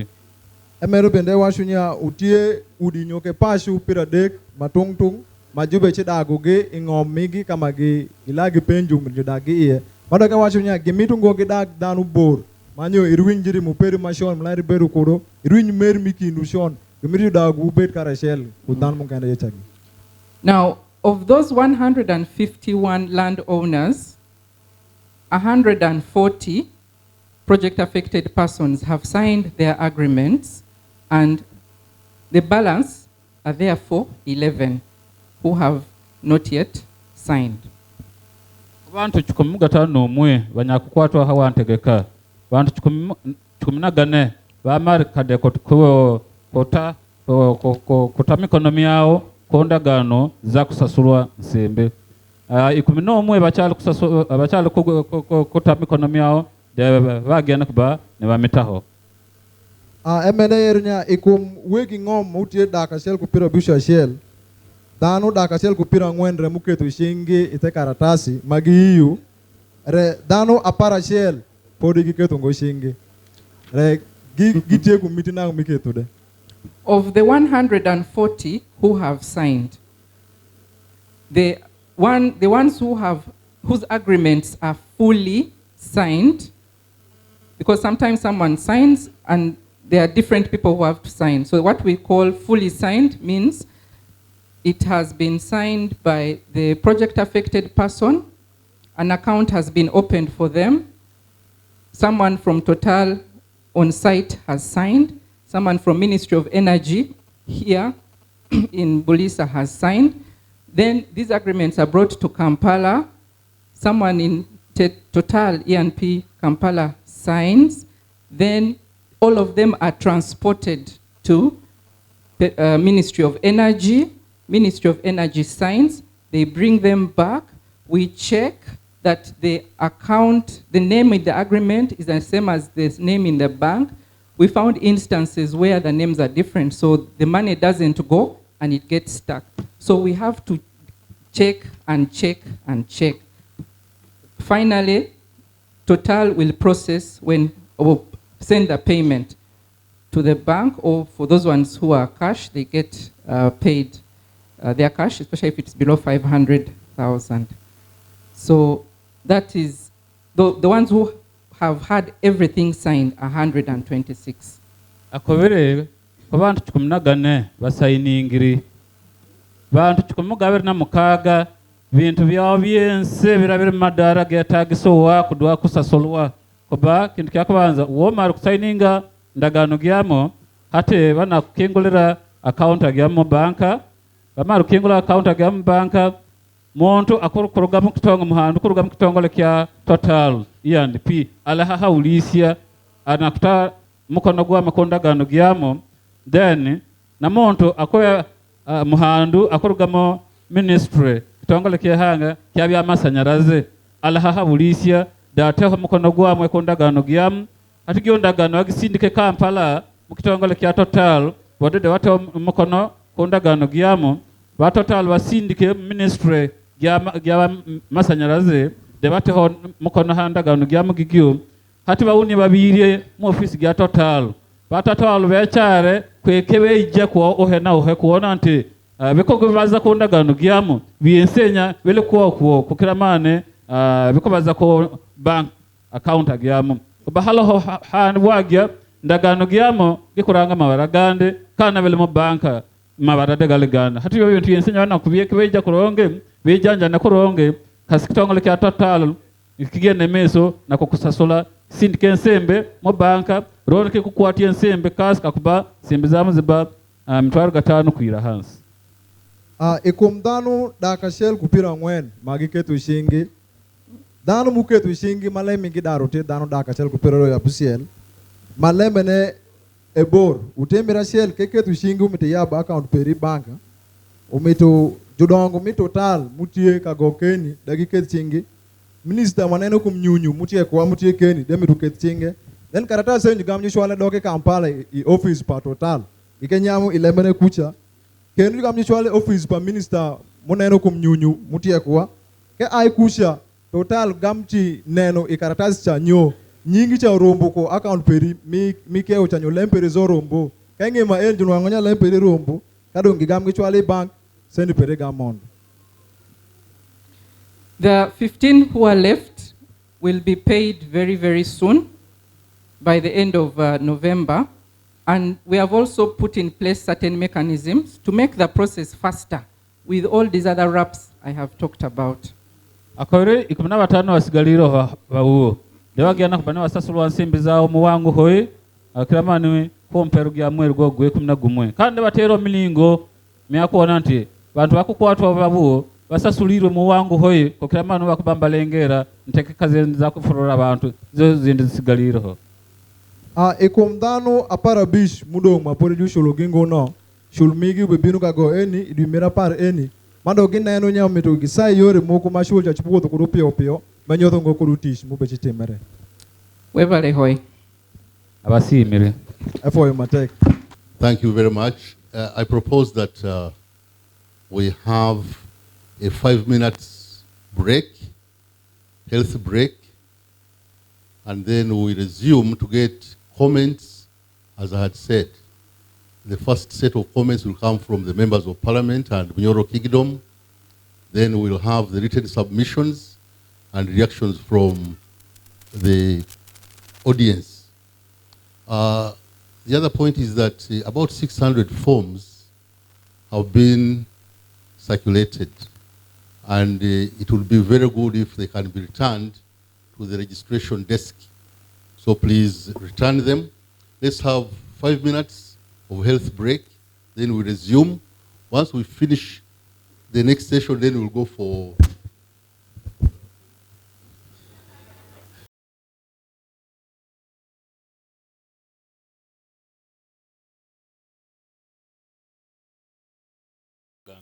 As we are starting this engagement, we had legal background to this public hearing.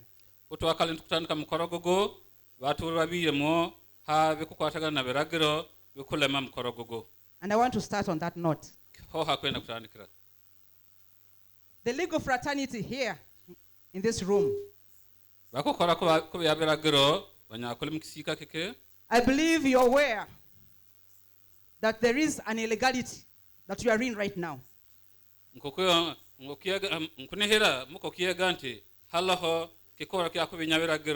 If there is a problem that we have as a nation, is lack of compliance of what we put in place as rules and regulations and policies. As governors.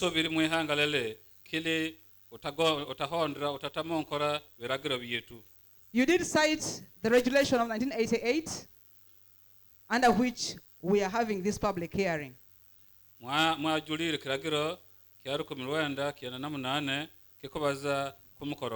And as a leader, I want to state like this. There is a violation of environmental laws while organizing public hearings, because the IEA regulation of 1998 and the EIA public hearing guidelines of 1999. Ajuliri biragira biyo kiragira ko kubaza habyaho hangwa kandi nikirana kibaza ha bikorogwero mo ko byaho hangwa nanzi cyalona byabantu kiragira kya mwaka gwa Rwanda kya na This regulation gives them a mandate to give members 21 days notice before public hearing organized under the 1998 EIA. Kiragira kikiyo ke habantu biroma kumigabira na kimwe kwetekaniriza kugaba bitekerezo byao. This was received on the 30th of October 2018. Today is 12th November 2018, which is contrary to the 21 days notice that is provided for under paragraph 7, subsection 3 of the EIP public hearing guidelines 1999. Report agigya tudwerere twagitungirira makumigasatu mwergwe 10 dero bere biro 17 mwergwe 10 kikiyo kiko benya kiragiro kiajuliri kiko kobanti bero makumigabere binako hewa bantu babage kiyo handiko kike batakaberi mukorogu nkagu utakaberi kuba. Violation number 2. Section 22, subsection 2 by NEMA and PIU, which requires public hearings to be organized between 30 and 45 days from the last day when NEMA received comments from the public. Ajuliri na kiragiro ke kabante hana kuraba bero makumigasatu kuruga kiro kya kitongole ke lengera bya uhangwa mwihangali yetu mukorogo gutakabere kubaho. The last date was 9th November, which was last week on Friday, and today it is just a few days, 12th November, and we are having this public hearing. Akawere kya kumalera kya lengera muenda gwa kumina gumegwago dero bilibiro 17 mwergwe 11 masia kiragiro kikyo debakibenyire. The resource that we are discussing right now does not only benefit the people of Buliisa, but as a country, Uganda, we are supposed to be beneficiary of this. Kya guda kitoko hanoro dero lile tikiko gobesia abanyaulisia basa kyonkanya banya Uganda bense. Therefore all the rules, the regulations and policies must be seen to be followed to the letter. Na hawa kikiyo biragira biense bikulema mukoronka gugo bikusemera ko twalo nkansonga gihana. Another thing, it has taken NEMA,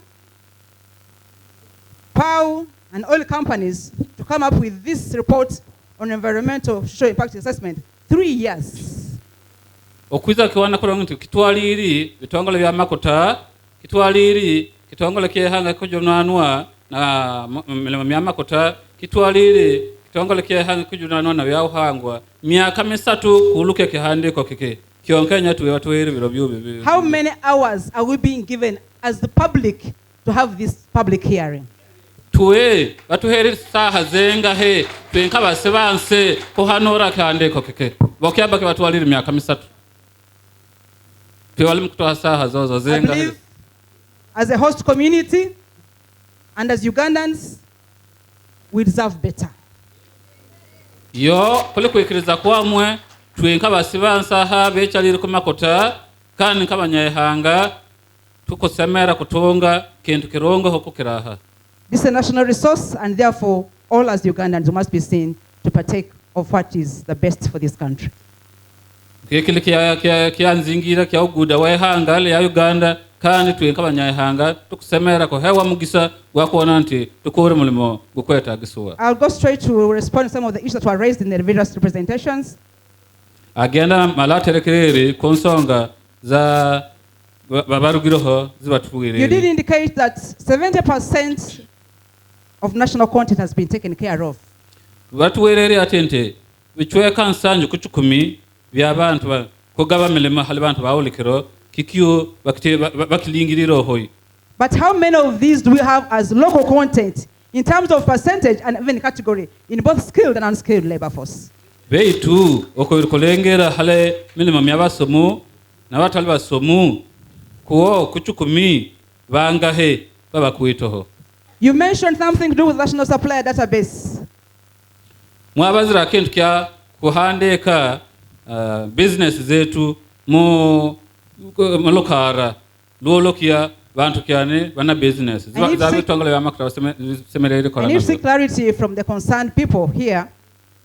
How has oil and gas companies and maybe PAU prepared the host communities in preparing them in terms of skilling to be able to partake of such opportunities that are in this area?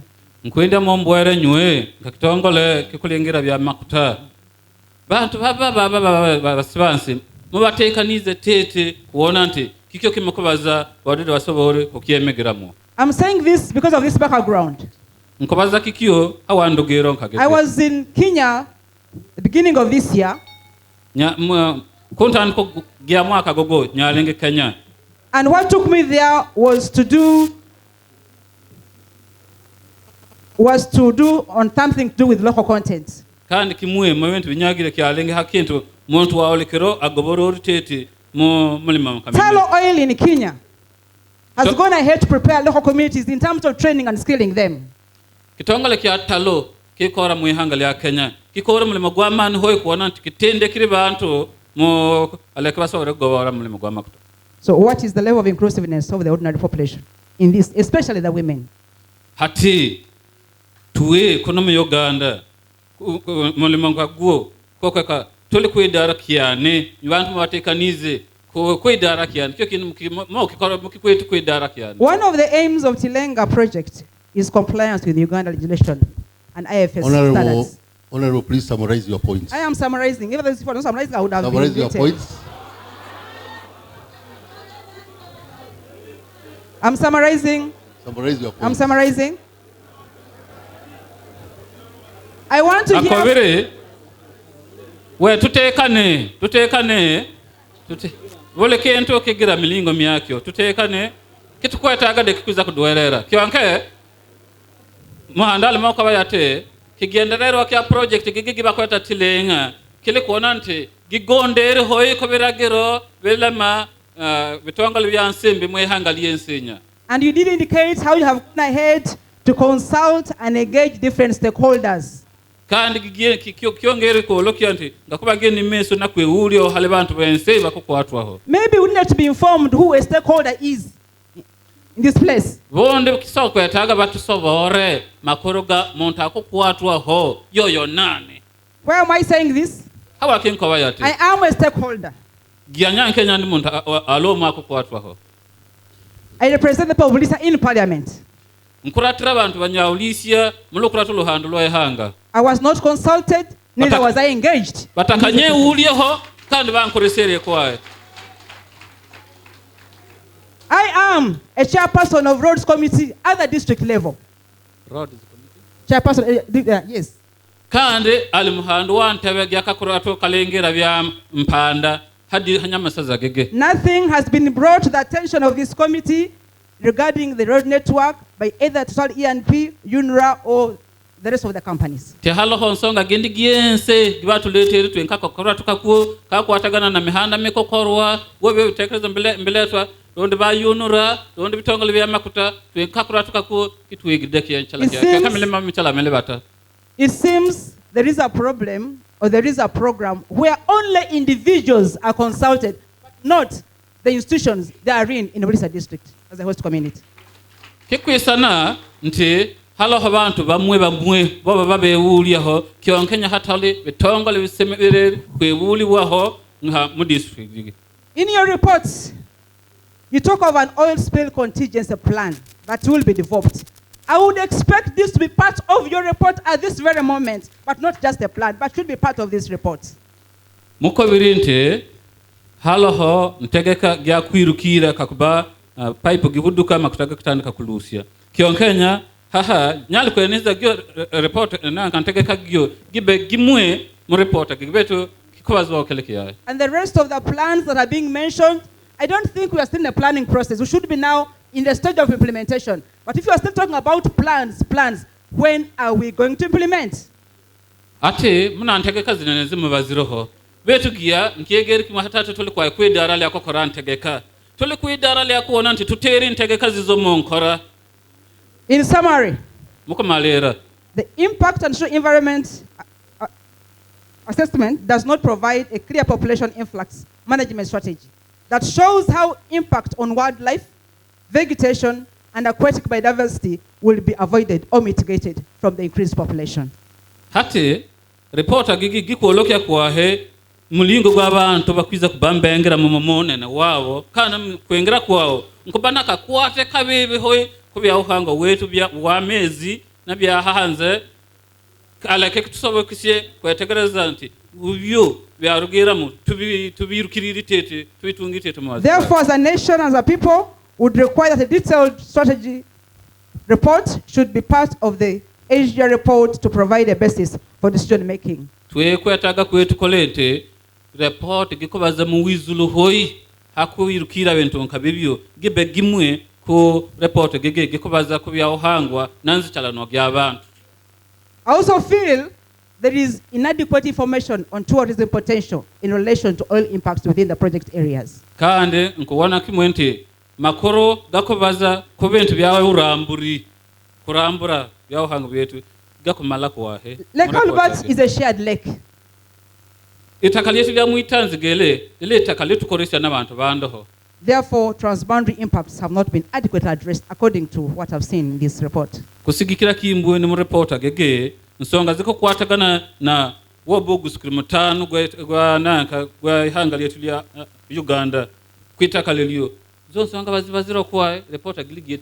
Another thing that I would like to point out here, that the report does not also state what action will be taken if the developer fails to do, avoid, minimize or mitigate the project's impacts. Kandi report gigende kwa meso na kutuolokia kakoba yogwa akuta kokora kontege kagege baba bitongolo ya makuta kakoba batakora kintu kyakona nti bekurugira makuta babikwete mu mulingo gwa kwa gendereza kubyehala kakoba batakora kikyo report gibaziro kwa kyani kikutukuri bakwiza kubamba bakoraho betikireri.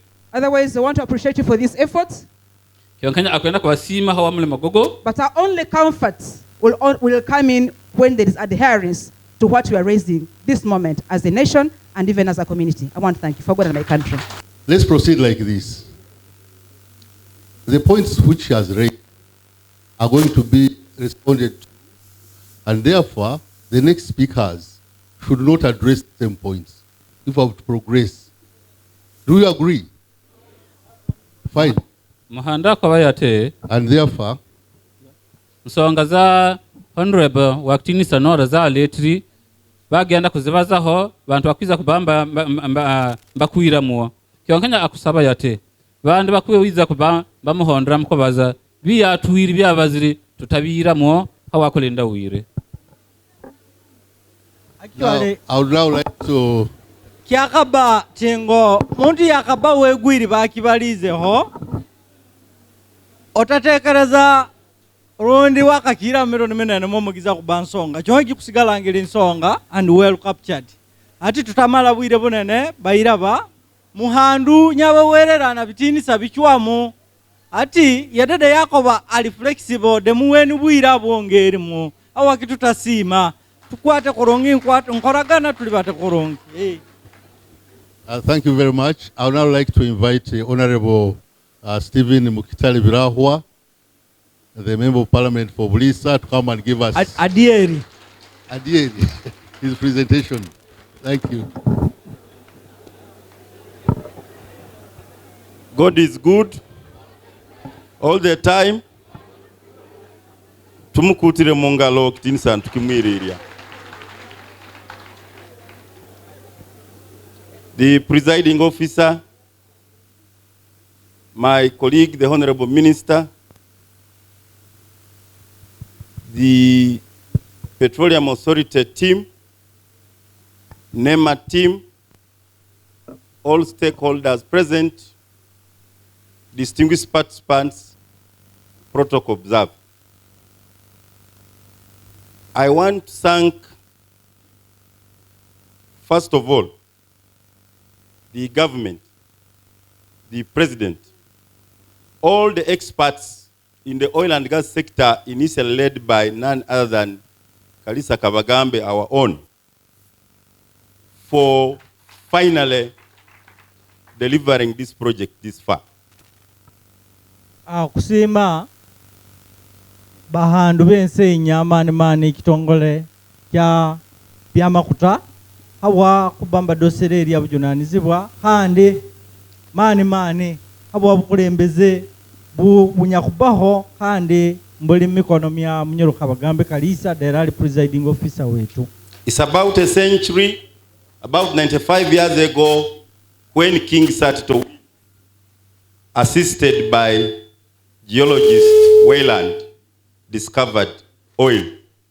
In Butiaba, assisted by my grandfather who was the chief of Satto Winyi. And today, we are finally saying we can produce the oil. Let's thank the government and the scientists and the experts. Miaka 10 kuruga makuta gazoka mukichweka chetu kya Bunyoro hande kirokya dero tusime government kubangi dosereria kicho kiziri nka kiloto twegwanga bwegwa Abanyoro. We can now see roads coming. We can now see the roads coming and so many other projects we appreciate. Bena nabikolebwa nka mihanda nabende kandi tukusima. The presiding officer, Doctor, the night of Bunyoro, because Mujwarakondo means night when you are in UK. You are a presiding officer, a former PS, a presidential advisor, because in 1974, a mini government sent you to study as a geologist. Banana mukoba government zendiza ko kwaye beto honore bakutwizuki atingo government gyamini gyo gyakorwa mulimo gunyamani. I'm talking about training and skills development. You have now retired. Your predecessor, Yosam Genyi, the commissioner geology, may his soul rest in peace, was sent by Satto and the colonial government thereafter to become a geologist because he was trained. The commissioner geology now, Baguma Zakari, was sent by UPC government to Russia and he is retiring now. As we speak, we have no replacement.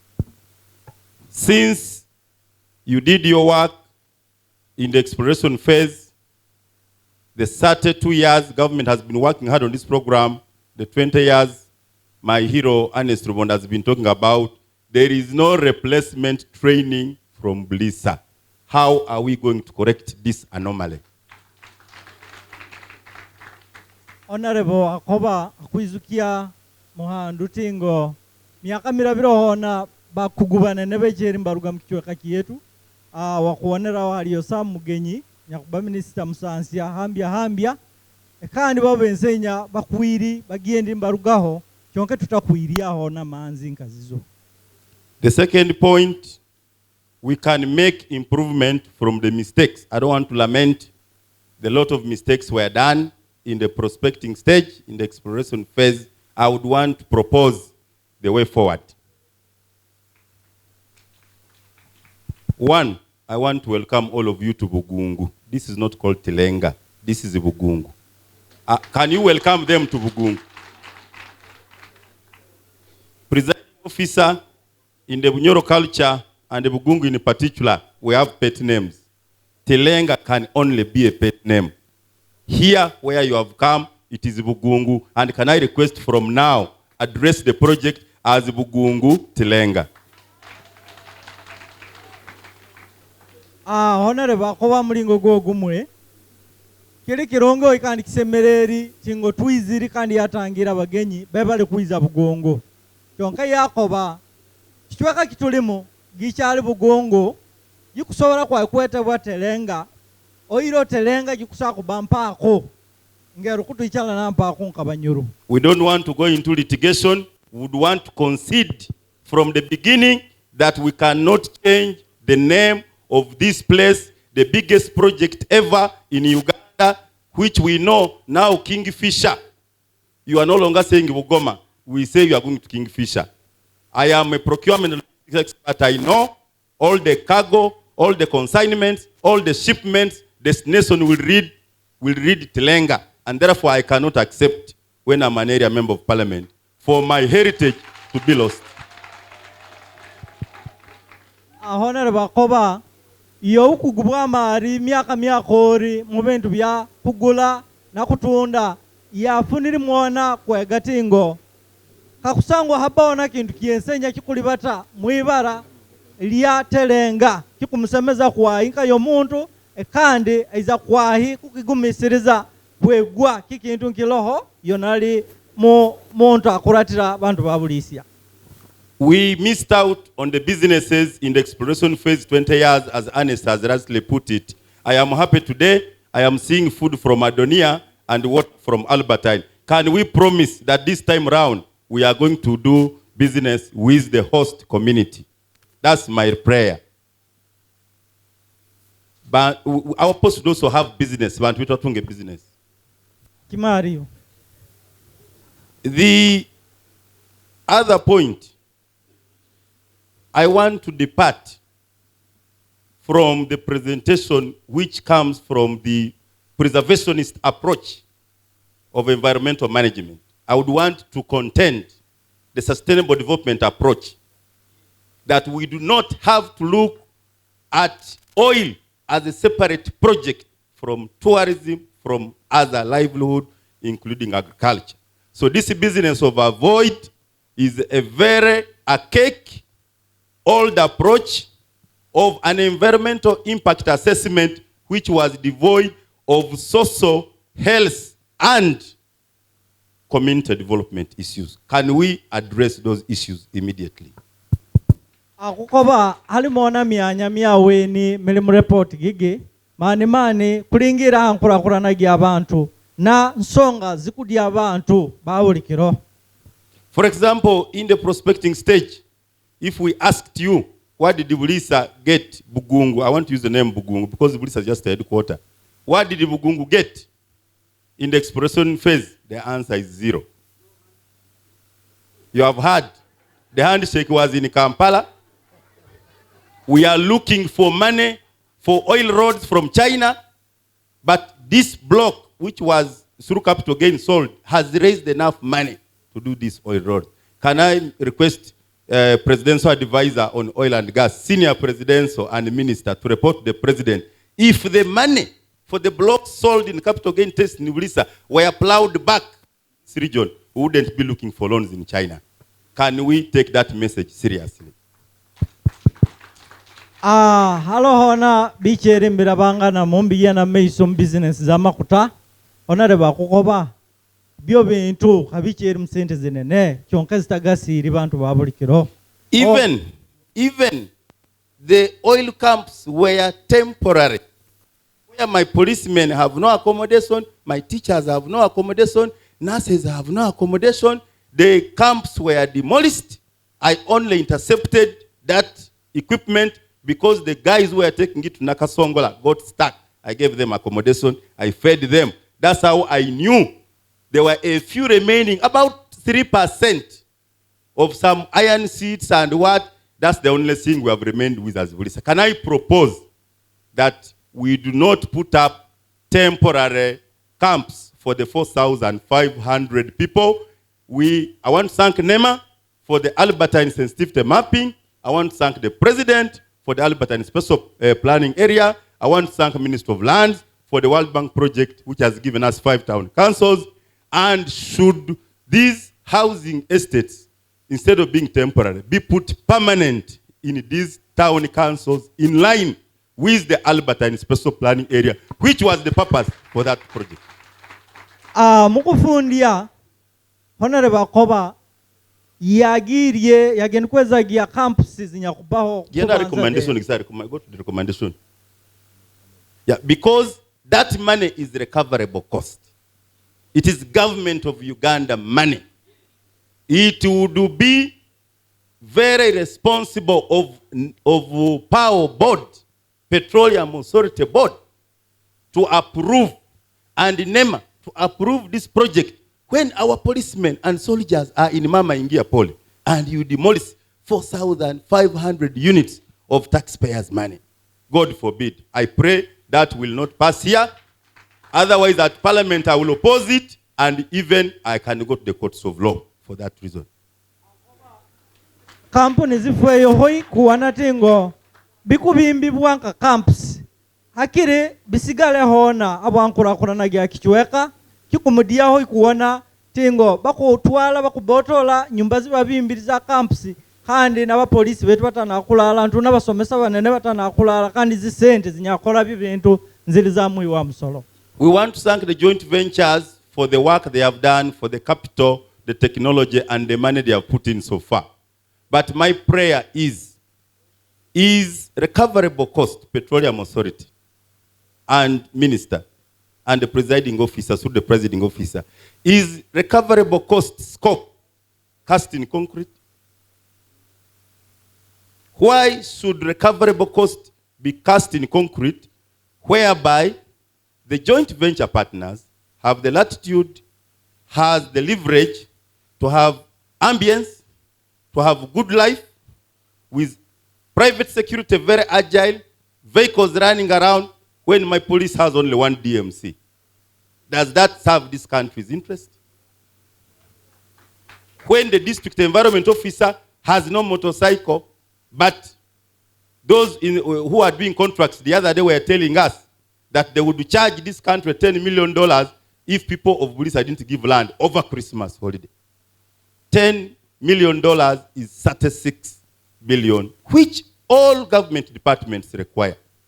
Can I request through you, presiding officer, that we redefine, we open the veil of the recoverable cost and sensitive matters of ecological biodiversity, of environmental fund, of tree planting, of the lake, the lake water management system, the lake shore replanting, the riverside management should be put as part of recoverable cost, because we cannot wait for government budget, which is at times not easy. Because I have been with Petroleum Authority looking for money, I've been with NOC looking for money. I know it is not easy. Can we redefine and this is going to be my prayer in Parliament. If you reject it here, you will find it somewhere.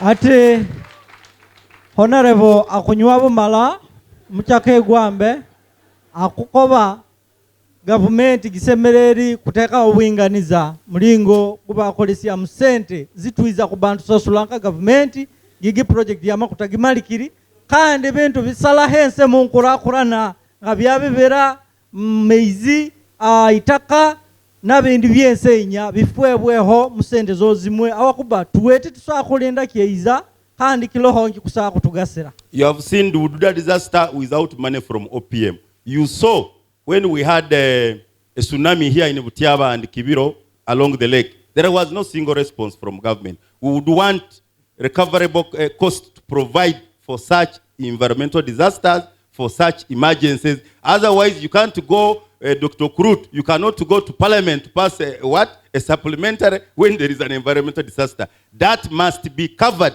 within the recoverable cost. And then, in the polluter pays principle, the charge should be charged on the person who was responsible. That's an international practice. Kandi tuna namugisa tingo mateka galoho na gansigiense bintu bimwenya bikusa kholwa mbihenera mbera sente zode zisakwa ikuruga mlitu ekyo nkanzuru gali yogwo akukora gwo mulimo gukoleta ogyo mbera. I want to thank Talo, which gave us the hospital and the resource center. And I pray that next time we are coming here, Total will not bring us a tent, will have a bigger resource center, bigger than this tent in Buliisa. As a social corporate responsibility with lasting impression, that's the advice we gave to Talo Board in London. They gave Kaiswe School, they gave us a resource center, they gave us a health facility. We are waiting for your turn.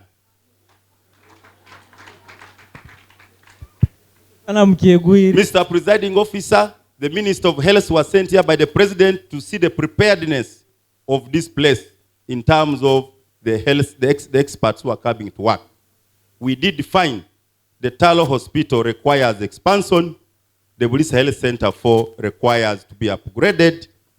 I have read that Avogera is going to be upscaled into another health center.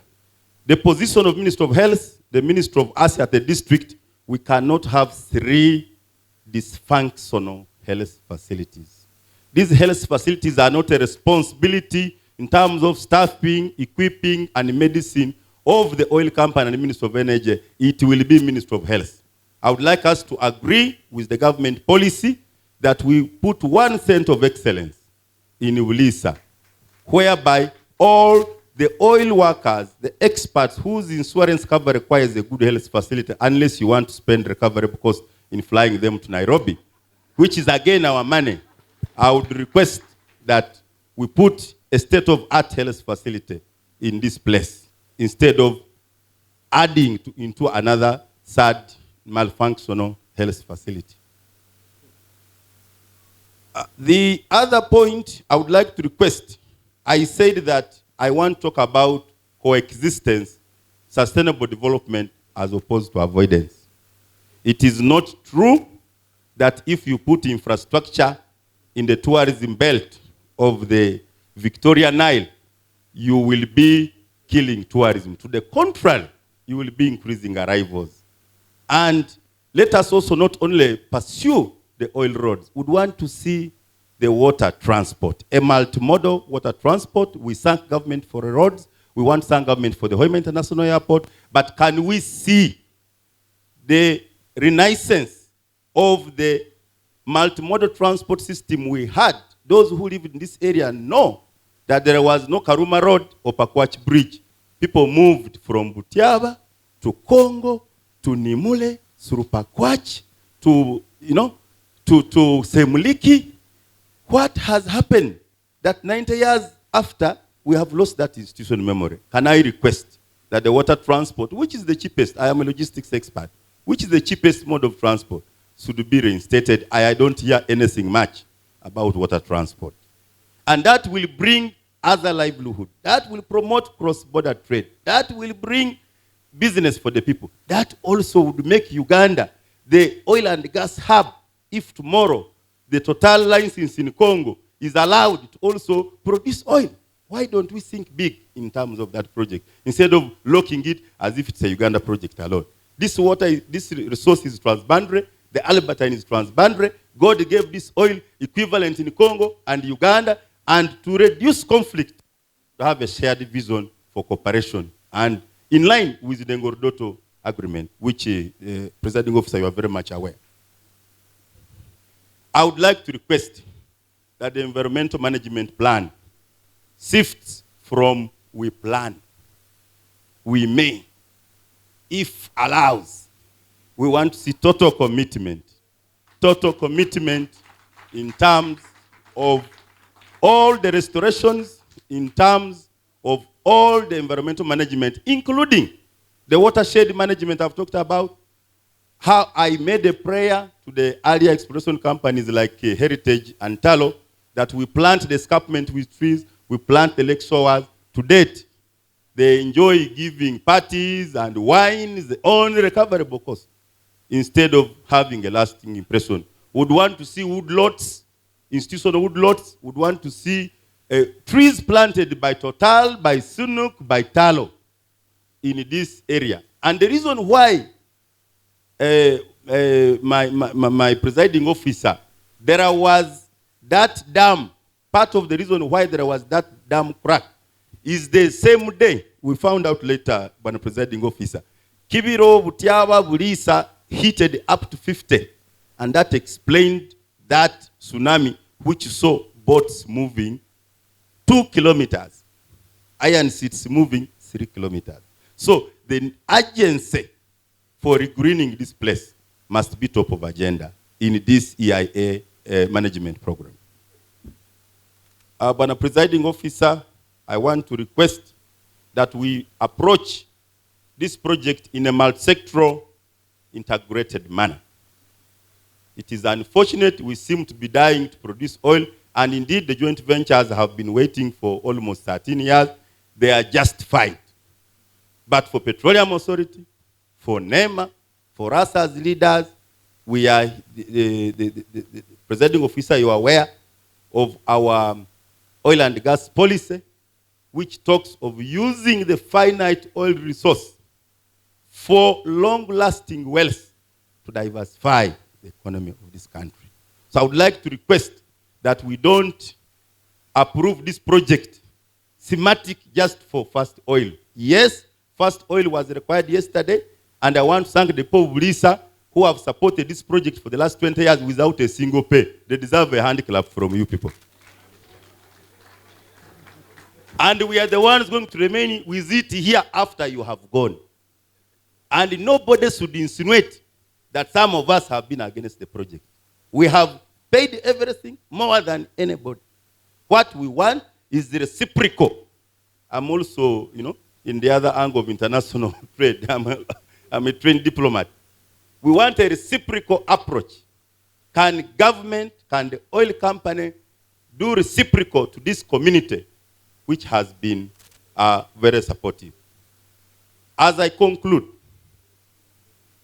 Mr. Presiding Officer, last December when we had challenges in acquiring the industrial park CPF in Kasenyi, which you want to call Ngiri, and you must stop calling it Ngiri.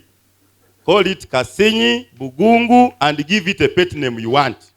In Bunyoro, you should all go back with pet name, but that does not change your clan name. So we can give you pet name, but we must maintain. And the kingdom, where again the presiding officer is a senior, I don't have, for conflict of interest, I shouldn't mention, has declared that the map of Bunyoro with the names of rivers and villages must be maintained before you do any development. So who allows you? And that was my prayer. He invited me with others, other Bunyoro intellectuals in Kontik. And that was our resolution. The map of Bunyoro as it was, the time of King Sir Tito Wing, should be maintained, renaming our villages. That arrogance cannot be accepted.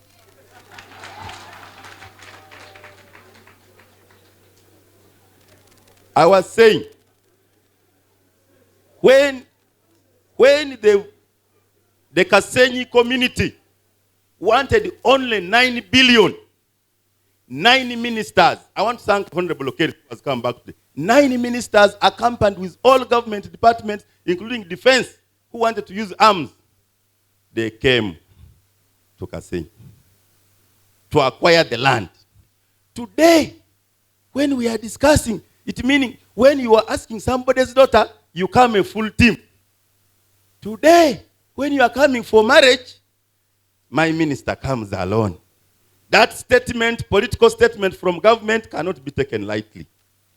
I wanted to see the Minister of Lands here to give his commitment. Minister of Land promised, as we give you the corridors, you are going to give Bugun community through systematic demarcation their land titles. Where are our land titles? Minister of Local Government promised that through the Albert and Special Planning, our town councils will be funded. Can you tell the Minister of Finance, where is the money to help NEMA sensitivity mapping being operationalized? Where is the money to start the towns? These are areas not for the oil companies. I know what to tell oil companies when my time comes to talk to them. I am talking to my government. I am talking to PAO, who on behalf of Uganda, I made the law, I know the role, I look for their funding. Ernest can agree with me as a brother. We want to see, and that's why I'm saying, if it means other government agencies like lands, like NEMA, like security, to access recoverable cost, because it's a Ugandan loan, it's a recoverable cost. It's part of the production sharing agreement, which is a profit model. That's a cost which is acceptable by Uganda. This is a border district. You know, DRC wanted us to produce oil from the other side. We are ahead of them. And you are funding private sector security. When my soldiers and my policemen are lacking money, they will start they will start flying. They will have speedboats. The private security, when my police officers have no boat, when my army cannot fly, I want to request we seriously look into the security matter.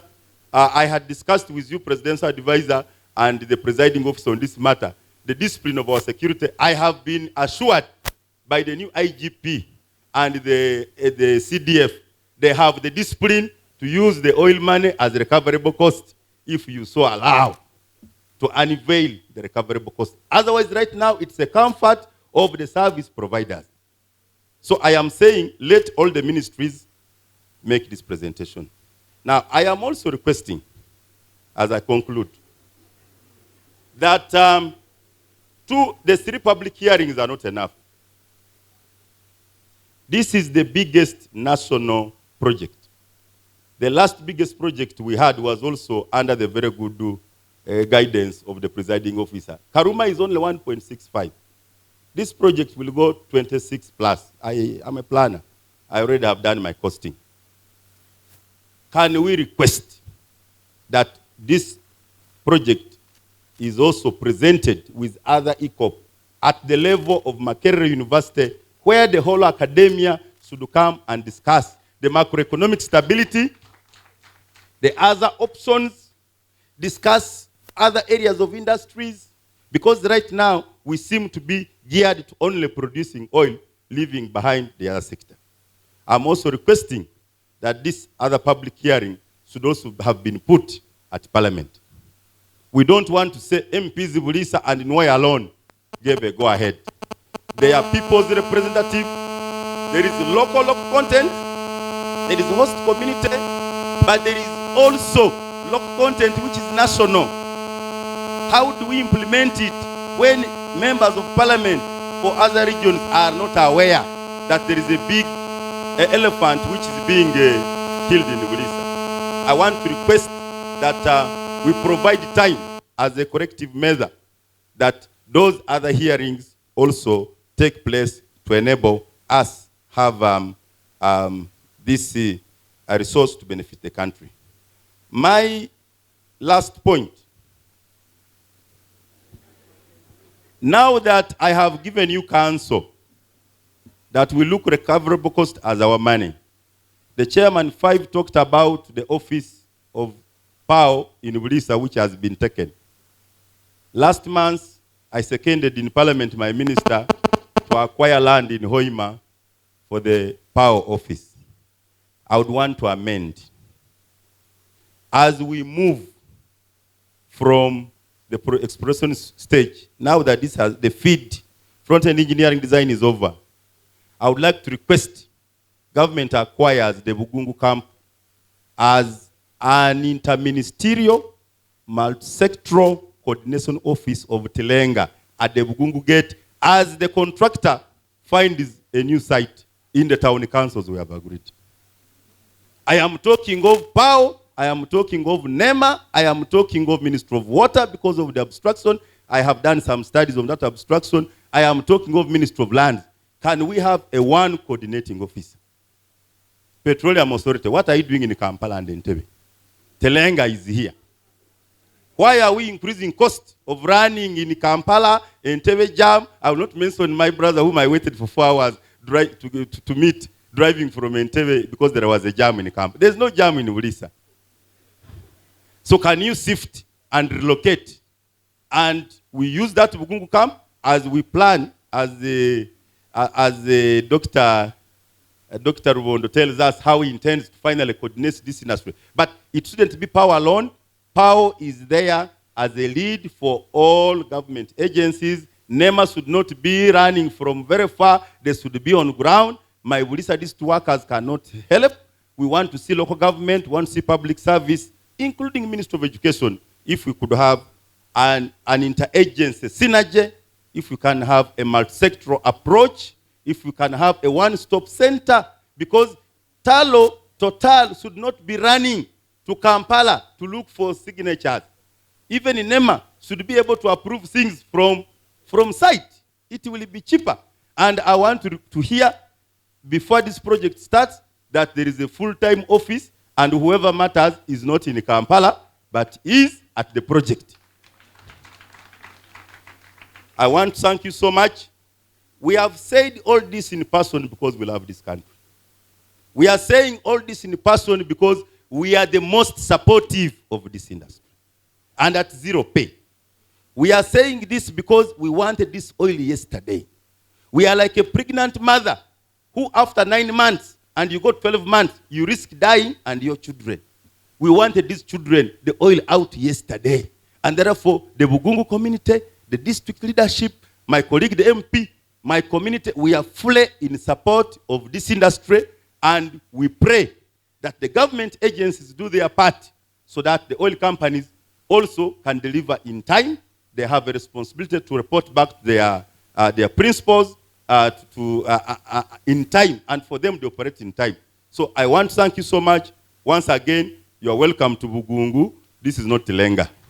Thank you so much.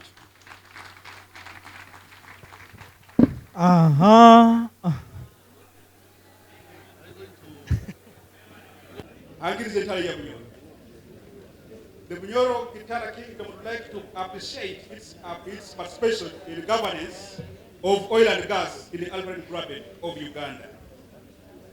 The oil and gas policy of 2008, under Objective 7, calls for optimum national participation in oil and gas activities. The guiding principle on transparency and accountability calls for openness and access to information as a fundamental right in all activities that may positively or negatively affect individuals, communities, and states. It further calls for important information that will enable stakeholders to assess how their interests are being affected and to be disclosed.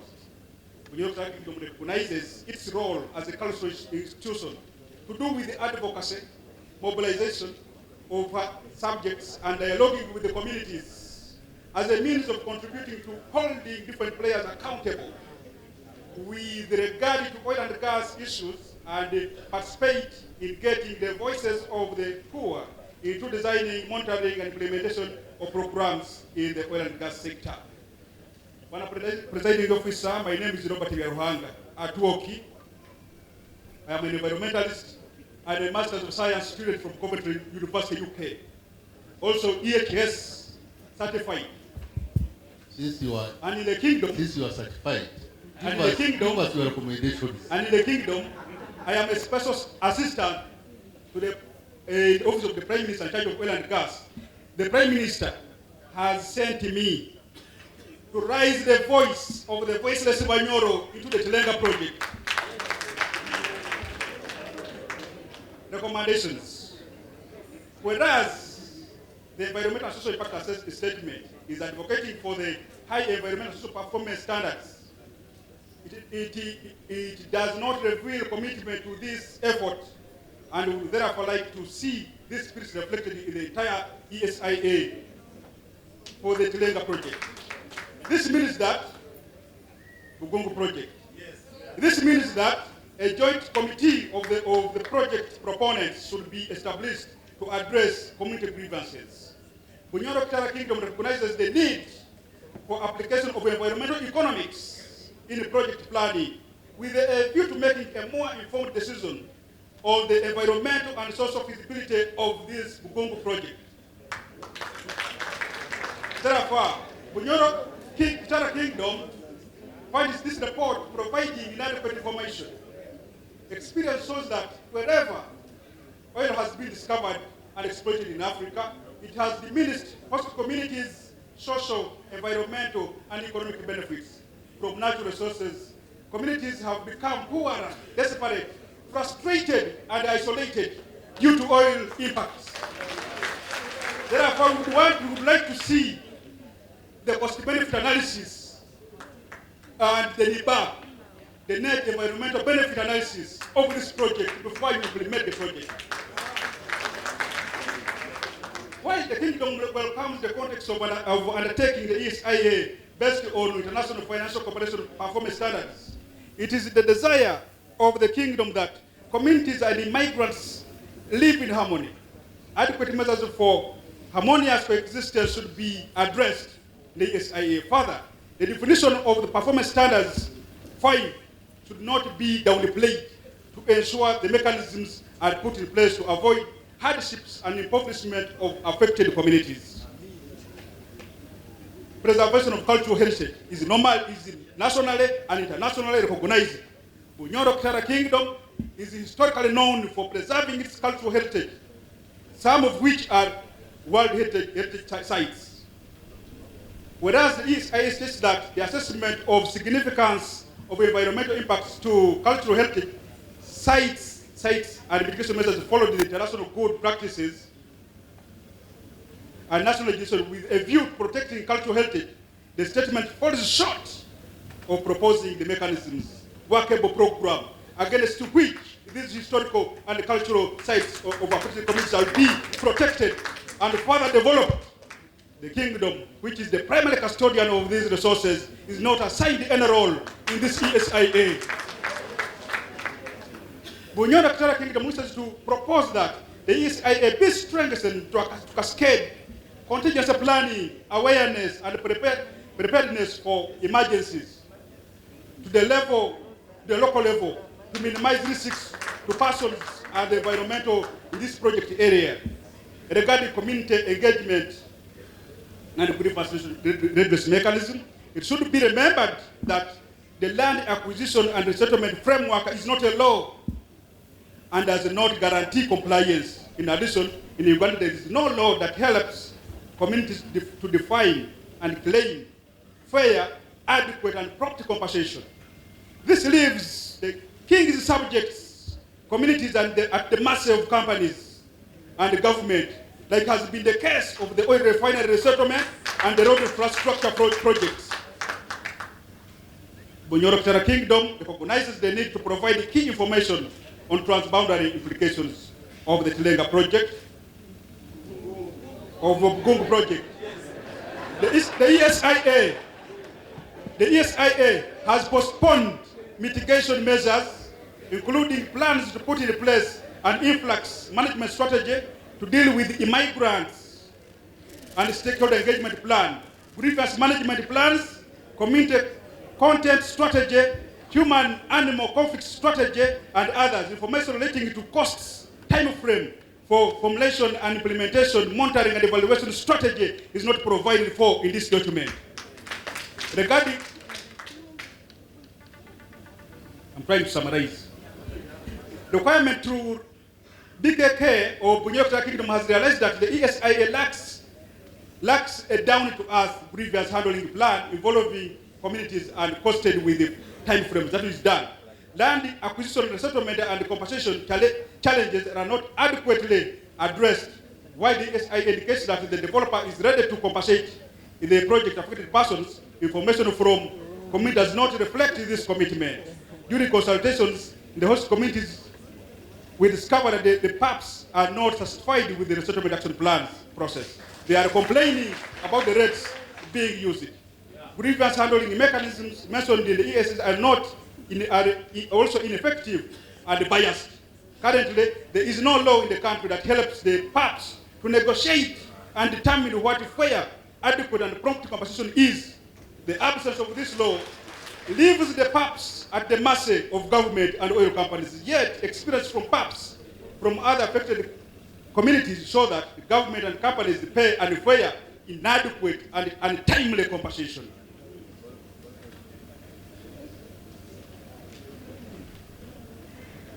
Bunyoro Kitara Kingdom is proposing an independent, professional, and ethical mechanism for environmental and social monitoring to ensure that outstanding proponents of the environmental and social management plan are developed and implemented within this project. I want to conclude. If you want a copy, you will have it. You will have photocopy and get it. Because with the big document, I have to get out key issues. In conclusion, the Kingdom recognizes that resource use is key to socio-economic development. Developments come with environmental and social development costs. We are also cognizant of the fact that appropriate environmental and social planning is key to avoiding, mitigating, and offsetting impacts. In that spirit, the Kingdom wishes to request that this public hearing serves a forum for ensuring that environmental and social planning is further strengthened to address all the gaps in the environmental and social impact statement for the well-being of our people. The Kingdom would like to see that local content is adequately addressed through a well-structured human resource management plan. We would also like to see that there is a clear corporate social responsibility initiatives and complementary initiatives for well-being of our environment and our people. I thank you for God and my country. Hangiri za kutamba, hangiri za kianungi, hangiri za tali ya bunyoro.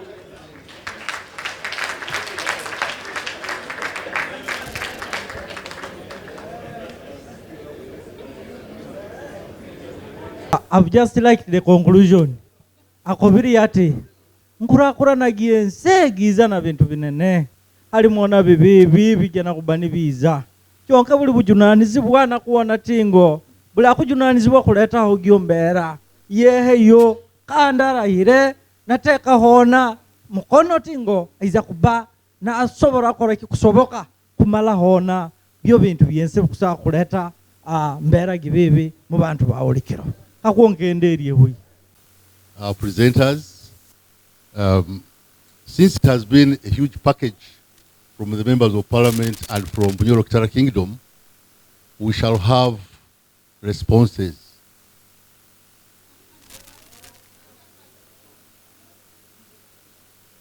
We shall have responses. First, there were political issues, matters of policy. There were matters of policy which were raised. So I would like to request Minister Lokeris to come and respond to those areas. Then we shall have POW. Then we shall have NEMA, and then Total and Talo. Officer, I want to allay your fears. Responding to this one doesn't mean that we are going to ignore the rest. The session. This is a session. Let us take it, then we shall have another one.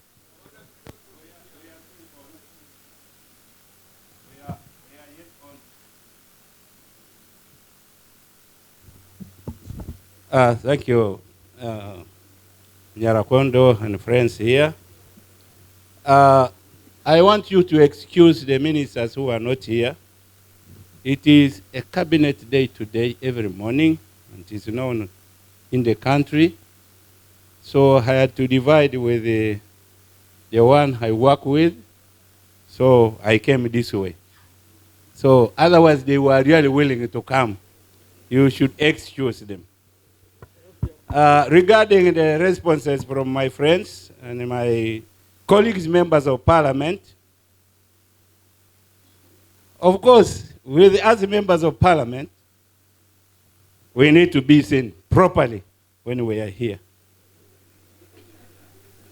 So, the first respondent was talking about the dates and so on. To me, what is important is people are being called. The other perfections will be done and will be answered by NEMA. NEMA is coming to tell you whether they called us earlier or they didn't. They will tell us. So, my dear friends, I want just to say a few things on what they said. This problem of Bukungu, Tilenga, calling that place Bukungu, Tilenga is not bad. And I think the name is still there. So that Bukungu is hard.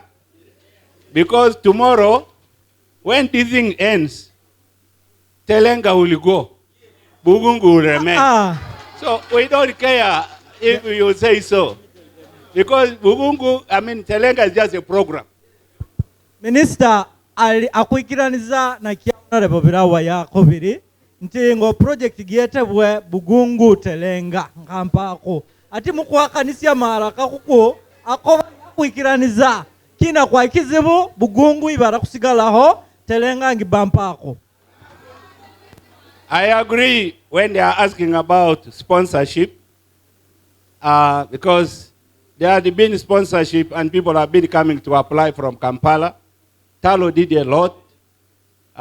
Total is doing a lot. And we can only say, pick people also from here when they are applying. You are even very lucky because you have got successive geologists. Here is one. My director, Baguma, is another. I'm a minister of minerals, no geologist. So I appeal to you to help me also, so that somebody from Karamoja, because we are producing the cement you are using here, comes from Karamoja. Too much. So that is very good indeed. We accept, there is no problem. Now, this problem of recoverable costs. You see, the laws were made, and good enough, some members of parliament, including my friend Biragwa, was there. We fought together, including giving some portion to the king. But then, when you look at this, everything is enshrined in the law, the way we are getting the resources, and how to use the money which we get from this oil, whether we are getting now, including capital gains. They are all enshrined in one law called Public Finance Act. And how to utilize it is there. You cannot just say, I will use it now. When you get, you put in your pocket. Minister Koba, bikwata geni na kolisi ya sente za government giza kusasula kampuni za makuta tati ziba kuulukia. Gigyo nkora gili mateka kandi teka likora habya nkolisi ya gyansimbi zense za abantu zitwata public funds ligikwikiriza otera hona na kiyeti capital gain tukakusangwa about sente zikuruga muntu ndangana ya shares within baba batwetirwa joint ventures zote sente de tusemereri tuwenka abantu kwega nzingira gyazo and government de gizikolesiye mulingo gwa abantu bawulikiro bakwega ati teka leloho tusemere kwa kweulia hawaki zitakudosereria kyo kisemereri ora. In order for this country to gain, we must control what they call the budgets and the expenditure by companies so that the recovery costs are less, so that we realize profit. Oira koba, haditu abantu kwendia hoi batukolere binene, leka tusabe bitali binene hoi, tutongera sente za government gina kusosula zi kampuni, tukadua nako batutana magoba mugumulimo gwakulukia makuta. If we will have recovery costs everywhere, we don't mind. By the time we go now after paying all that, and we see the profit is not there, then we have gone nowhere. Ati kiakabaya tiyo deni gige project giza kwa kutugasira meiso batu iza kwezagi atukolesere sende zinene hoi mo nsasula giambera giloho ekani ntumalira tutatora. There is what they call oil cars. They are called dash diseases and so on. These have been experienced by other countries before. But these are the things we want to avoid. Using a lot of methods. What they call oil cars is where you get everything and the people there are getting nothing. And that's why we say there must be, all levels must be served with this money so that the people here get the money from land, from what, so that at least those where this thing originates from see the benefits. That's why I did that.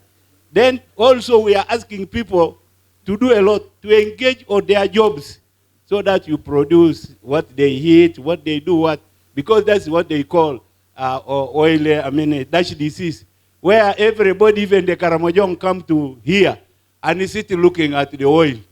And the oil does not come. When it ceases, everybody is poor. I've seen it in Angola. So it is better people are told to develop different aspects and serve the industry. ate akoba government gikufayo hoyi kuwana tingo alohona mugisa gwakwetera ona milimo mikwa ukana na mani ka kitu cheri nturanga tingo tuna database gya makampuni gakusakola milimo mikwa ukana tusobore kufuna mugisa gwakora milimo kandi na kuhereza milimo mikwa ukana mo nkurakurana gya bya makuta. I appreciate what they say, we develop this industry sustainably. Every aspect should be attended to. That's very good. I appreciate honorable members.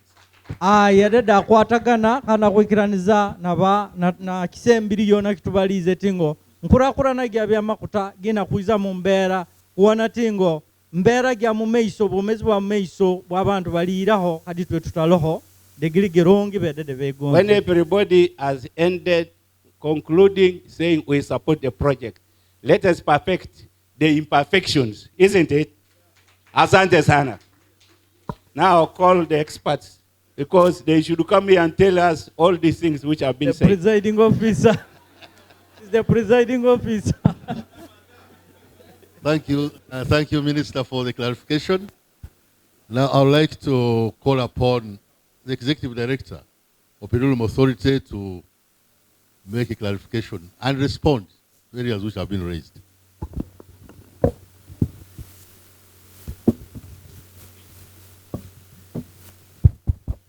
Thank you very much, Presiding Officer. Thank you very much, those who have sent comments. As I said when I was making my opening remark, I lived here in my early days, and I benefited from the hospitality and friendship of the people of Buliisa, and I can see it continuing. I have no doubt that we will take forward this project with your support. Coming down to the specific aspects that were raised by the honorable members of parliament, I think the honorable minister has made it easy, because the role of the Petroleum Authority is to approve the activities for which recoverable costs can be recovered. And those activities have been listed in the legislation, and so my role is to ensure that only those activities are accepted for recoverable, for their costs to be recoverable. And I can assure you that you will not find wine there. And after we've indicated the activities that can be recoverable, and the companies bring the costs, these costs are taken to the Auditor General of Government. The role of the Auditor General is to make sure that the activities we allowed to be recoverable are indeed as agreed. After the Auditor General has approved that, the Auditor General sends the report to Parliament so that Parliament can agree or disagree.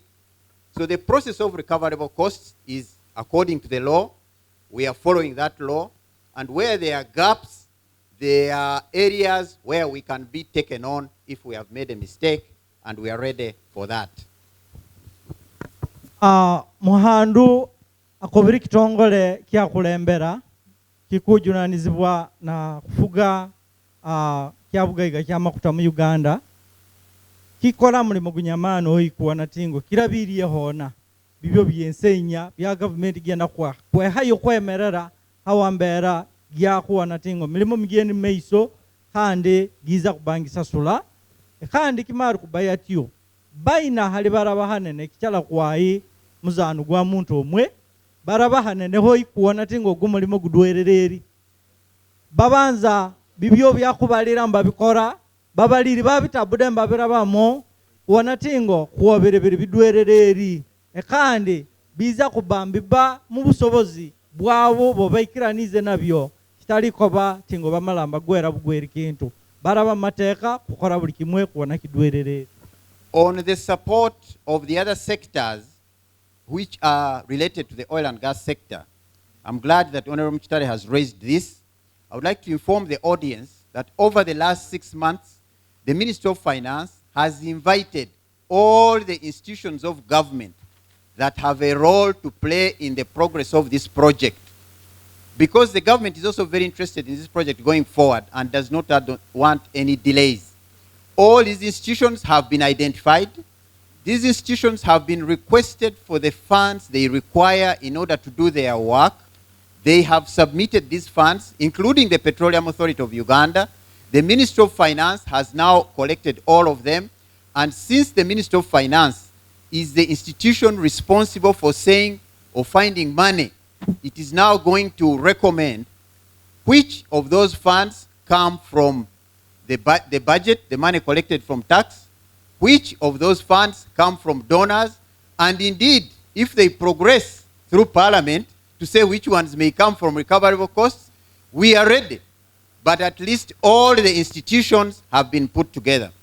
Specifically, amuhanda kobere tingo mumiere mukagamira birohona ministry gikutwala bya nsembi na byantegekera gye ihanga yasabira bitongole bikwawukana kuleta byetagu byabo kandi baina bukwataine na kuona tingo byetagu nka byabwomezi mu bichweka byawo baikiriza baleta kandi abwire bubo yo ministry gyo gigena kubangi journalism kuona bila imubi byo bya bitongole bikwawukana byasabiri bisemerera kubambi kolesi ya sente zikuruga mu ngaza makuta ziri kavarebo rundi zikulinda kuruga hande kikyo kigena meiso hande baiza kuba mbadosereri ya wobujunanizibwa akabamba liyona bisemerera kuhebwa sente kuona tingo bikolerwe yakoba yedede kitongole kyakolera kili hamwe mu bibyo kimwe mu bibyo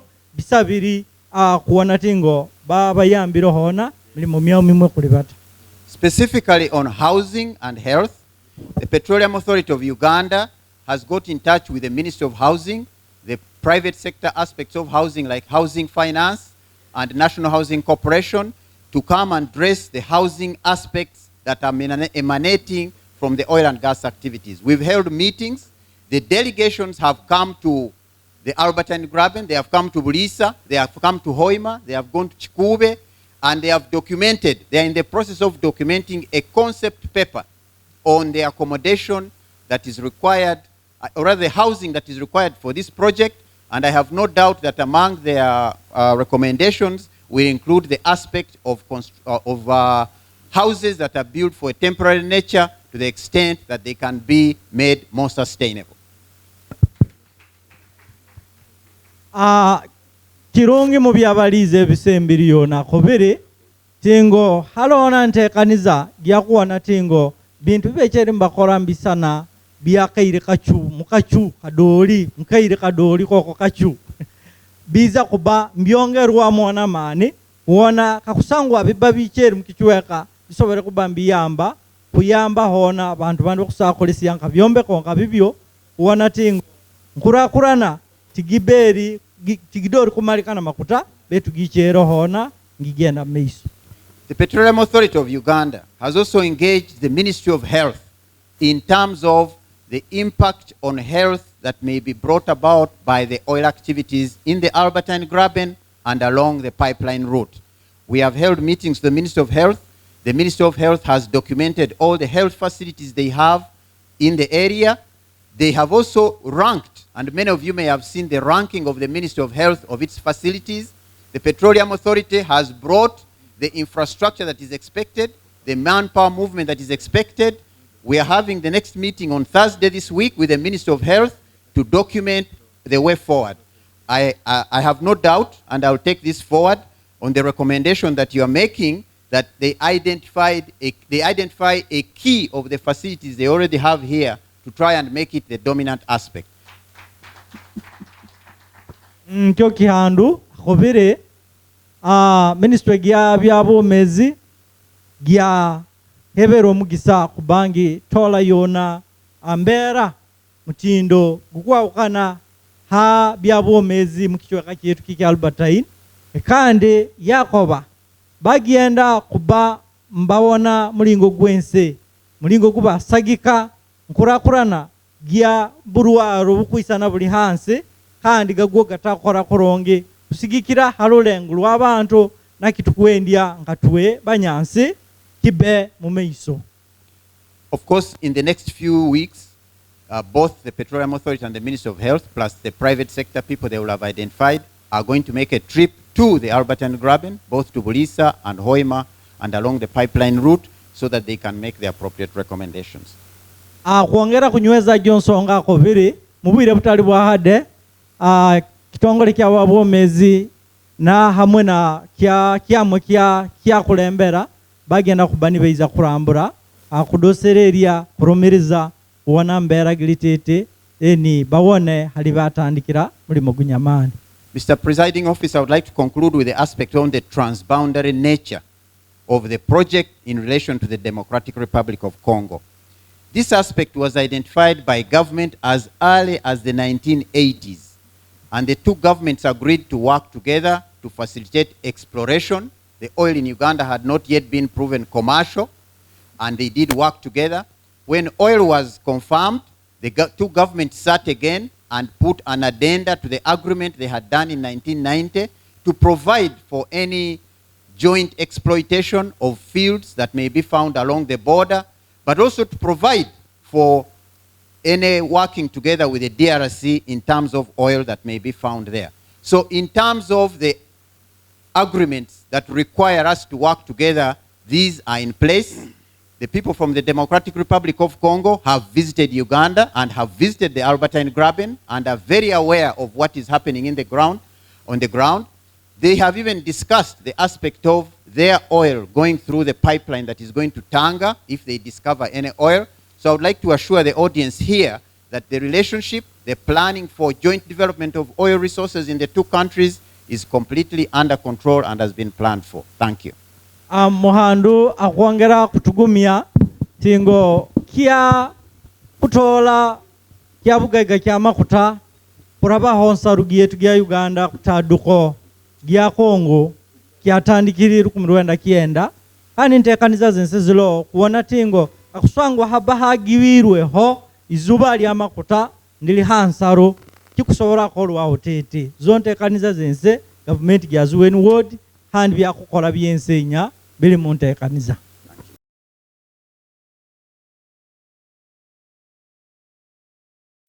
Thank you, Presiding Officer. Ladies and gentlemen, I didn't expect to come at this point, but I realize that we are yielding results. I have been tasked to respond to the issue of legality. I want to assure you that we are legally here, and I'll read the provision that is referred and quoted by the Honorable Member of Parliament, Honorable Nora Bugira.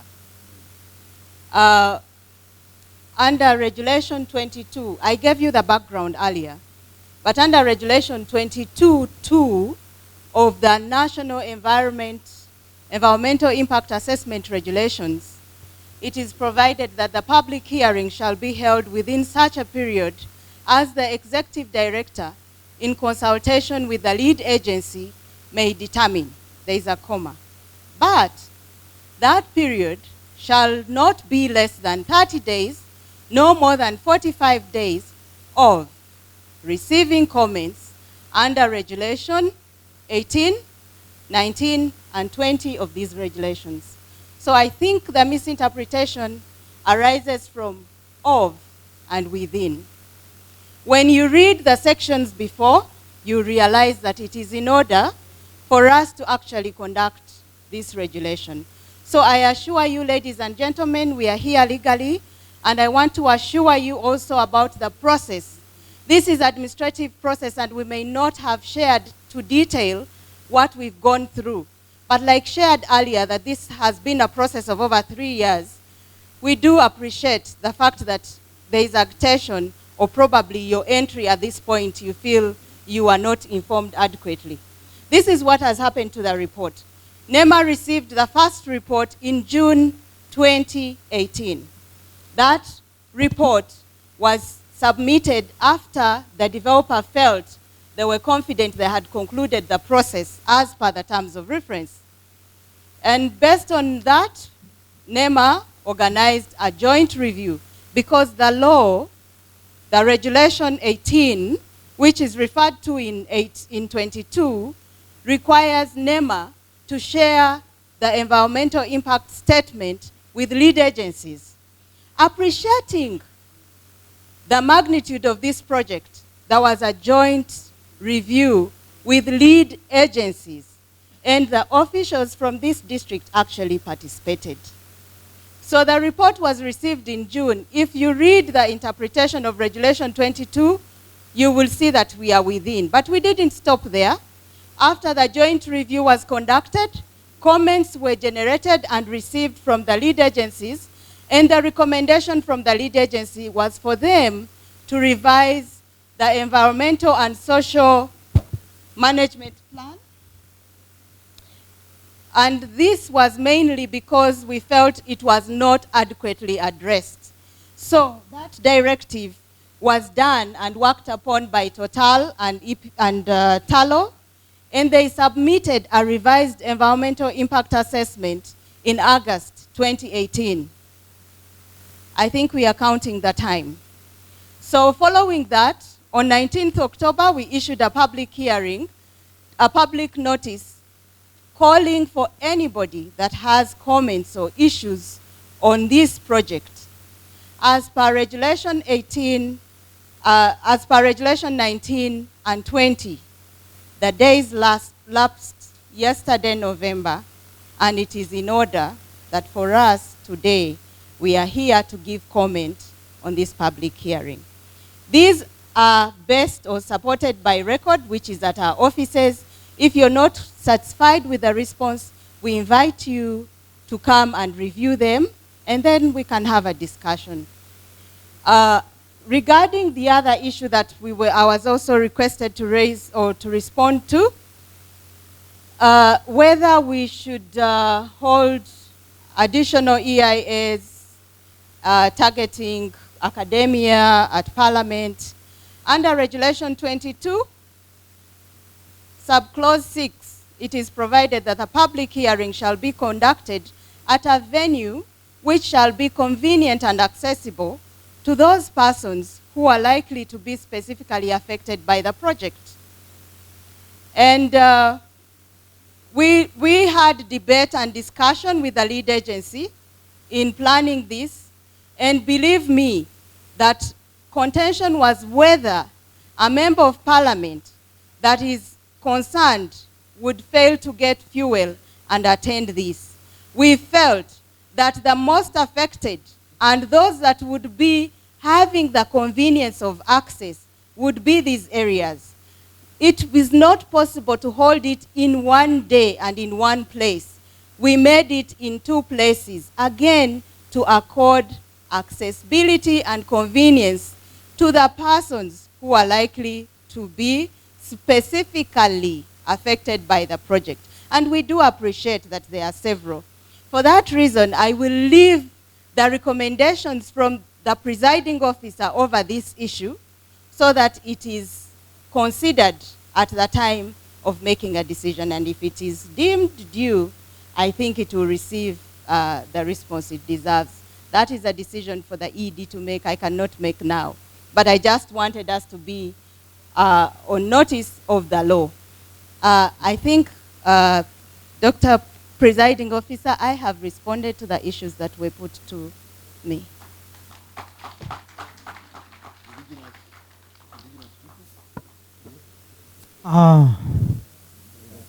Mukalinya tabongo mwegwire. I have been asked to also respond to the issue of indigenous people. I think that that's a question for the developer because they must abide with the law and the laws have prescribed what they should do. But something else that comes to mind that I need to assure you about, I think there was an issue that if the person who has undertaken to do these mitigation measures fails to comply, what happens? This is the process.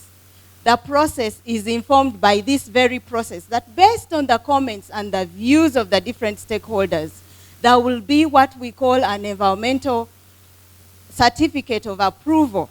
And that certificate of approval is a legal document. It has conditions. Non-compliance automatically triggers the legislative interpretation.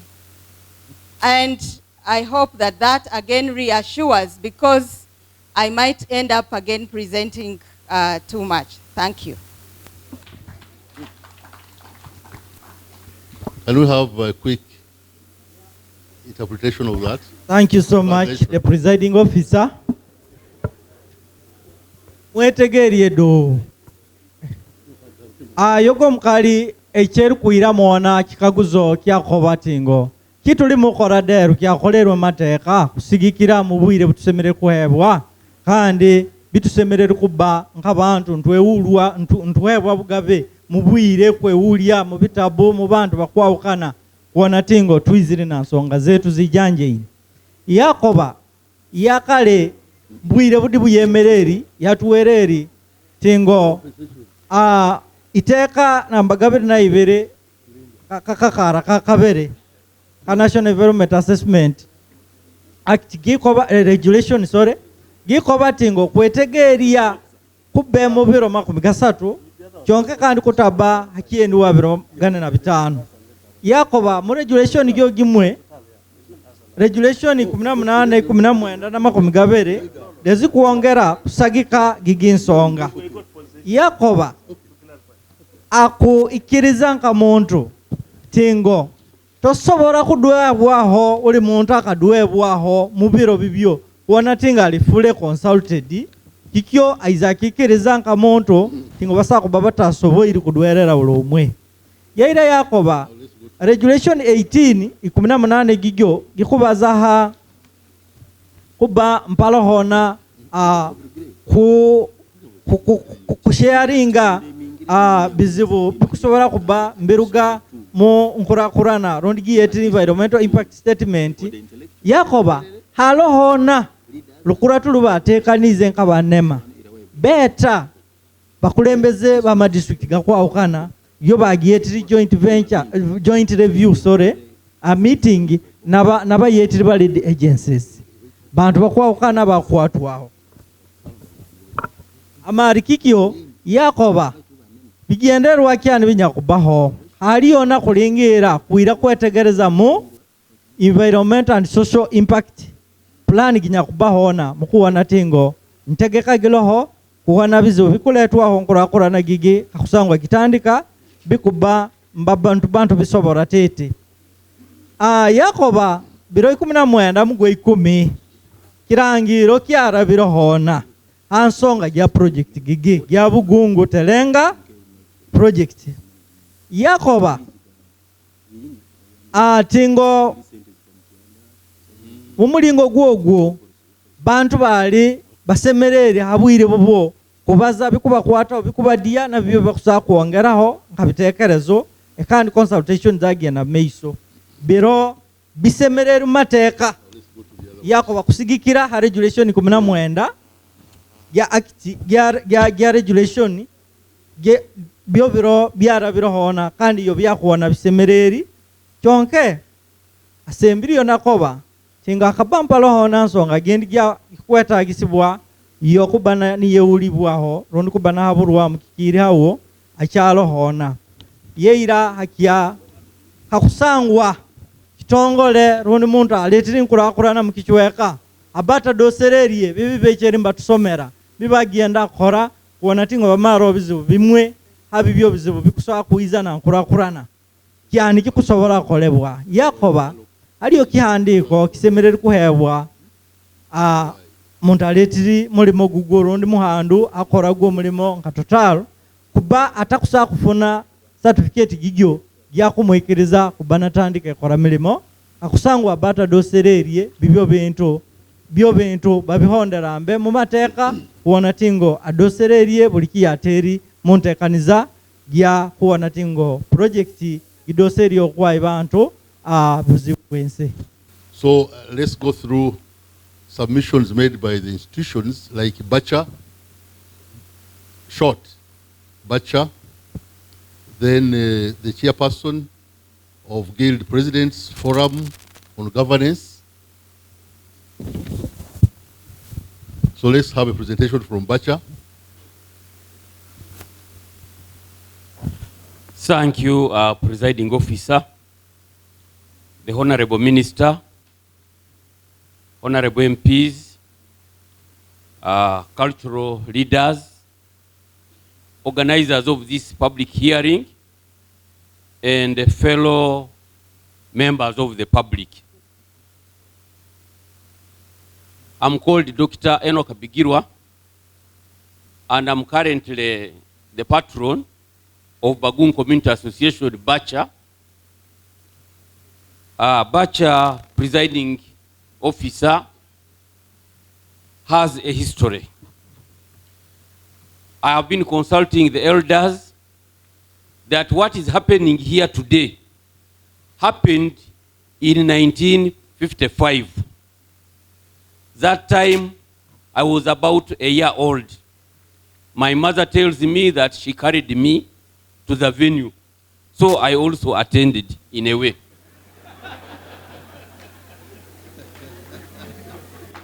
At that time, presiding officer,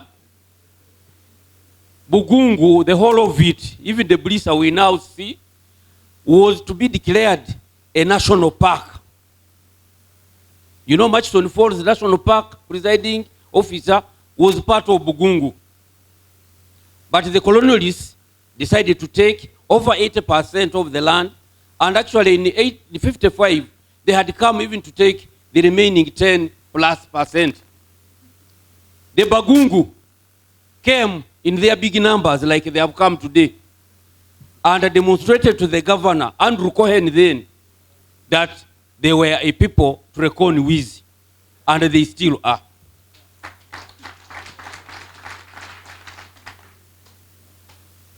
As I present, let me say, Lord God, take control as Bacha presents. Presiding officer.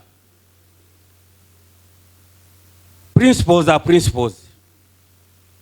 Documents should always tell their story. I know I'm not supposed to advise you and I'm not giving you advice. But once a document is shared and people have internalized it, it is not proper in principle for the one who made the document to start commenting on it. That one was very unfair. It has eroded all our time. It has taken all our time. Well, I leave that one.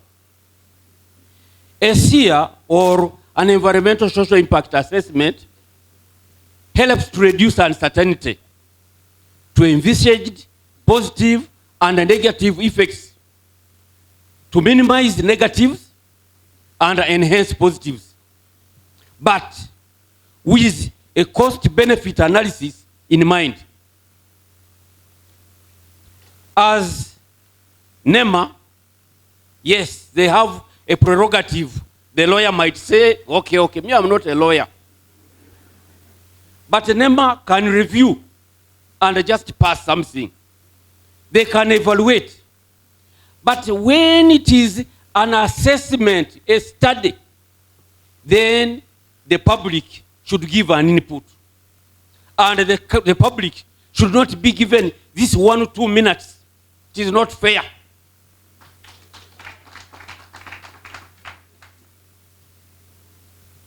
Let me leave that side. The issues, presiding chairman. Right is right universally. And so is wrong being wrong universally. Last night, I reflected on this name Tilenga. And a thought came to me. Said, but do you know a Lugungu word which says Atalenga? Atalenga. Actually, that's what it means. Someone who does not measure.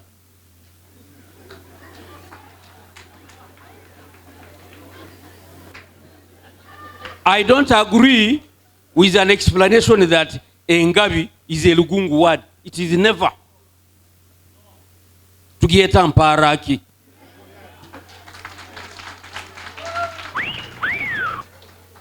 Naming of places, presiding officer, is a very important thing.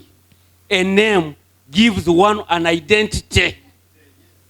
A name gives someone dignity. A name gives someone self-esteem. Therefore, a name is important.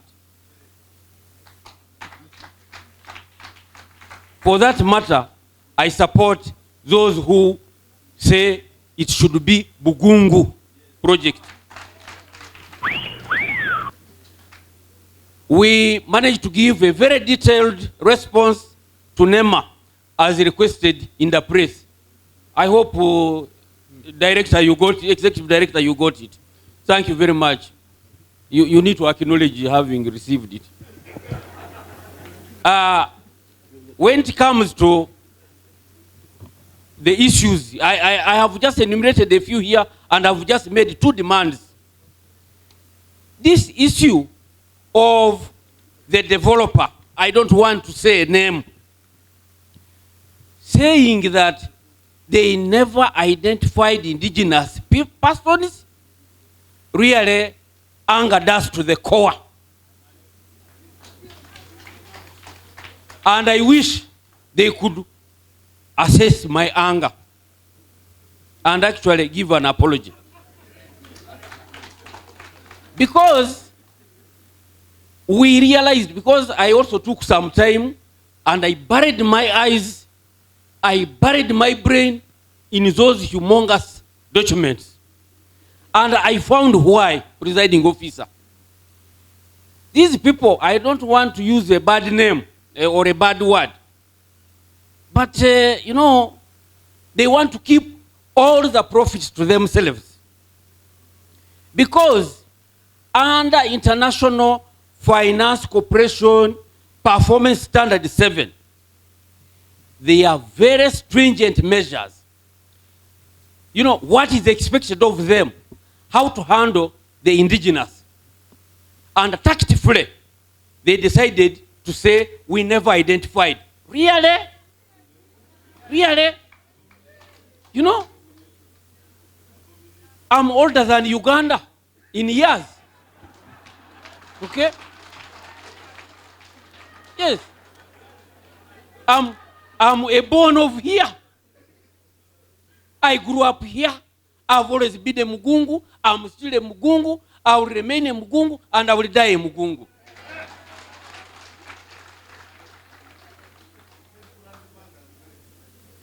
I could, if I had time, I could recount to you my 10 grandfathers, but I know my time is limited. Let me leave that one for. You know, the developer needs a social contract from us. Frankly, these people have been with us here. Even Mr. Vondo said he was here. Really? Were you prospecting when there were no Bagungu? Sincerely. I mean, you know, all these things crossed my mind. The indigenous people are here. We have a language. We have a culture. We have the way we marry. We have the way we bury. We have the way we dance. We have the way. We have the way. We have the way. We have the way.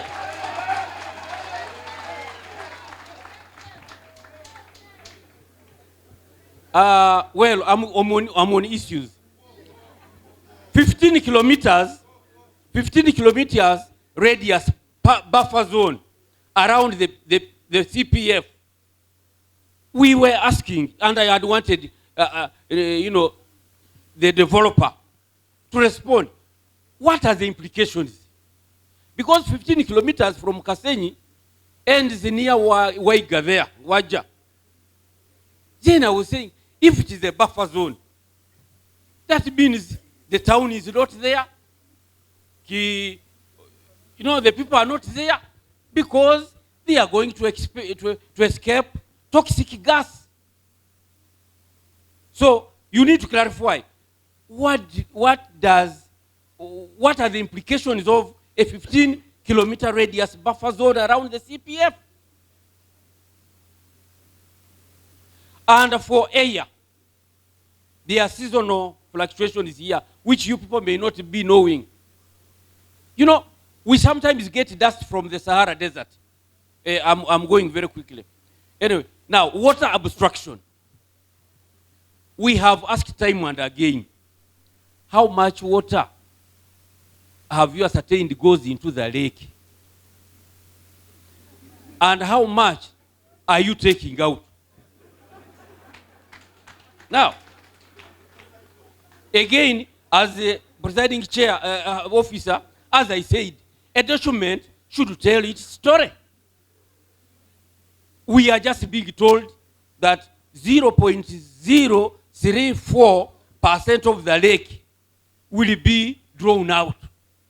But we have not been told how much will actually go in. I was privileged to even go to Buhuka, and I found another water abstraction point there. Now, if it also takes 0.034 or whatever, you know, but we need to know what flows in and what flows out. You know, and on my team that time, I had hydrologists. They asked that question. We were assured that the developer, technical staff would answer. This was not an answer because I gave them a report. Then the permanent compulsory acquisition of land. We are asking, why not lease? I think this one is to the minister and to the MPs. Why not lease our land? The 5 square miles you want to take is a lot of land. I'm not shy to say this country is corruption prone. Yes. Okay? Tomorrow, when the land has been taken permanently and compulsorily, then you will hear Dr. Bigirwa has got 3 square miles. Because land, oil is a finite resource. 25, 30 years, you can even make it 50. But 50 is a short time in a lifespan. 50 will come. I'm 65 now. You can imagine. And I was born yesterday. Now I'm 65. And still counting. Then the presiding chair, there is no clear resettlement plan that we saw. Although they were telling us, but there is no clear resettlement plan in that document.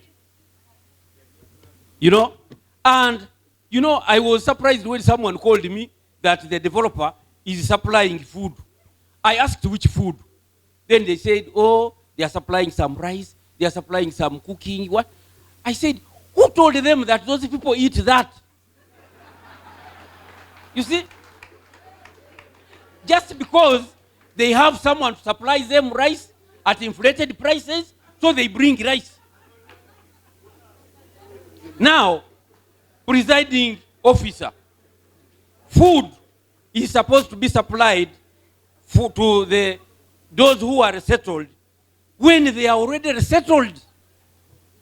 And for 6 months at least, to make sure that their food can grow and they start eating their own food.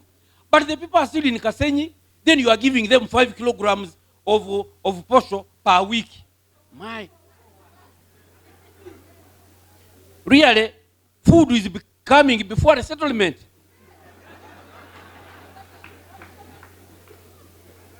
The English I learned was that is putting the cart before the horse. Then, presiding chair, the mandatory environmental and social impact management plan is incomplete. The MP here was saying, actually we realized the developer is non-committal, using words like, we will plan, we want to deal with what is, not being futuristic. Which, you know, my land sister, they have words they use, you know, she told here a comma. A comma means a lot in law. I'm not a lawyer myself, but I'm told a comma, a full stop, you know, you have to be very careful where you find those.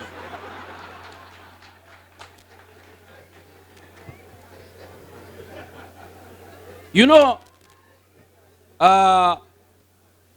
presiding officer, there is a paradigm of monitoring which they call monitoring by the number of dead miners. You send miners in a mine, 100 of them. When 60 die there, then you know the toxic gas is now 60%.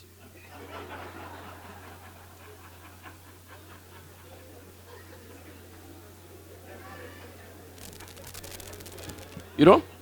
Then, presiding chair, I'm from a livestock health field and also a social scientist also. I combine the two. I always tell my friends that, you know, I'm both, you know, a vet and also a social scientist. So we walk some distance with the economists. I have my brother who is an economist. We usually walk. But when I start talking vet, he gets lost. Now, we found that there was no consideration of impact on livestock and livelihood in those documents. And then I tried to ask myself, I was asking myself loudly, why? Then I realized it is because they never identified any indigenous people. So the indigenous people have no livestock, they have no livelihood, and instead, anyway, they used, now migrants are the ones who were praised in the document. Now, any living animal or human being, there is what we call a cumulative effect in the tissues. I may take in a toxic, maybe like these heavy metals like lead. I may take it in my body. Today I don't die. But I keep taking in, I keep taking in, I keep taking in. Then 10, 15 years down the road, you start getting problems. Yes, now, so really, now for livestock, there was even no consideration about the pasture compensation. Our people here, they graze communally. So, like one developer here was saying that, oh, there are 150 affected persons. Who tells you? I graze my cows in Kasenyi. You know, I'm also affected. And especially this thing of affected. The minister has gone. Okay. Yeah, you'll give him. You know when you start lumping people as affected, everybody is affected. For example, today, presiding officer, you are affected. Someone will buy 2 jets, will be affected. Another one will eat dust, will be affected. So this is why we want to qualify who's this affected person and how affected. It is very important. Now, when it comes to, they were saying that they will do what? They will flare on what? Routine flares. Now, presiding chair, you know, the fumes from petroleum products are fly repellent. When we were growing, we used to use candles using diesel and paraffin when we had the money. We never used to have malaria. Why? Because mosquitoes could not enter where you are using a katadoba. And because those fumes also repel reptiles. Even snakes never used to invade us inside the houses. You see? So, we are going to have a problem here of food and nutrition security. Because all the bees are going to die. And biologically, it is the bees that pollinate crops. And of course, also people here have apiary as projects. Okay, I'm rushing, presiding chair. I'm on inadequate stakeholder engagement during ESIA study. I can assure you, I don't know. We looked, whom did these people really? You know, I also do research. There is what they call stakeholder mapping. You have to look who will give you what information. You don't just meet any Tom, Dick, Harriet, and you think you have got, you know, the information. You see? We have a founder of Bacha, Mr. Blasio Mugasa Wemera. Actually, there are 3 who are still living. Justice Kato, his driver frustrated him, he couldn't make it, he didn't want to arrive late. So he's one of the founders. Then there is the third one, Kwonka Mugwere. Those are the 3 still living, those who started Bacha, but we are following in their footsteps. Now, there is also Justice.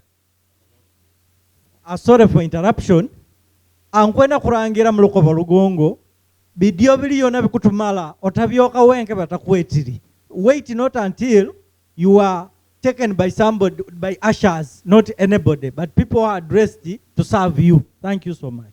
So, I asked Mr. Blasio Mugasa, were you consulted? No.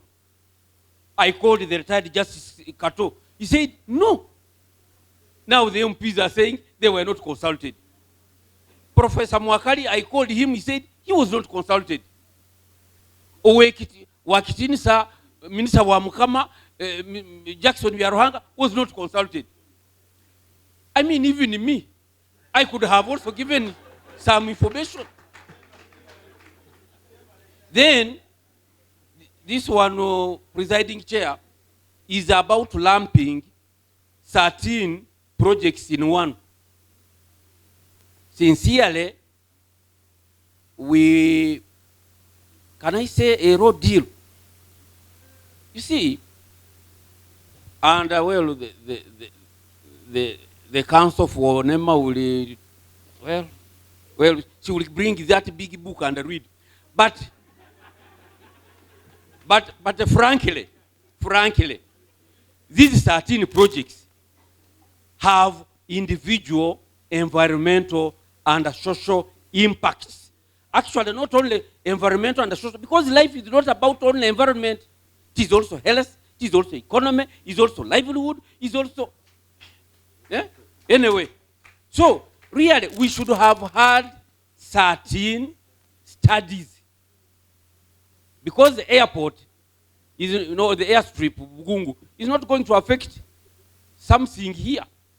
But near there, it might affect. So really, well, we are advised to only address the presiding officer.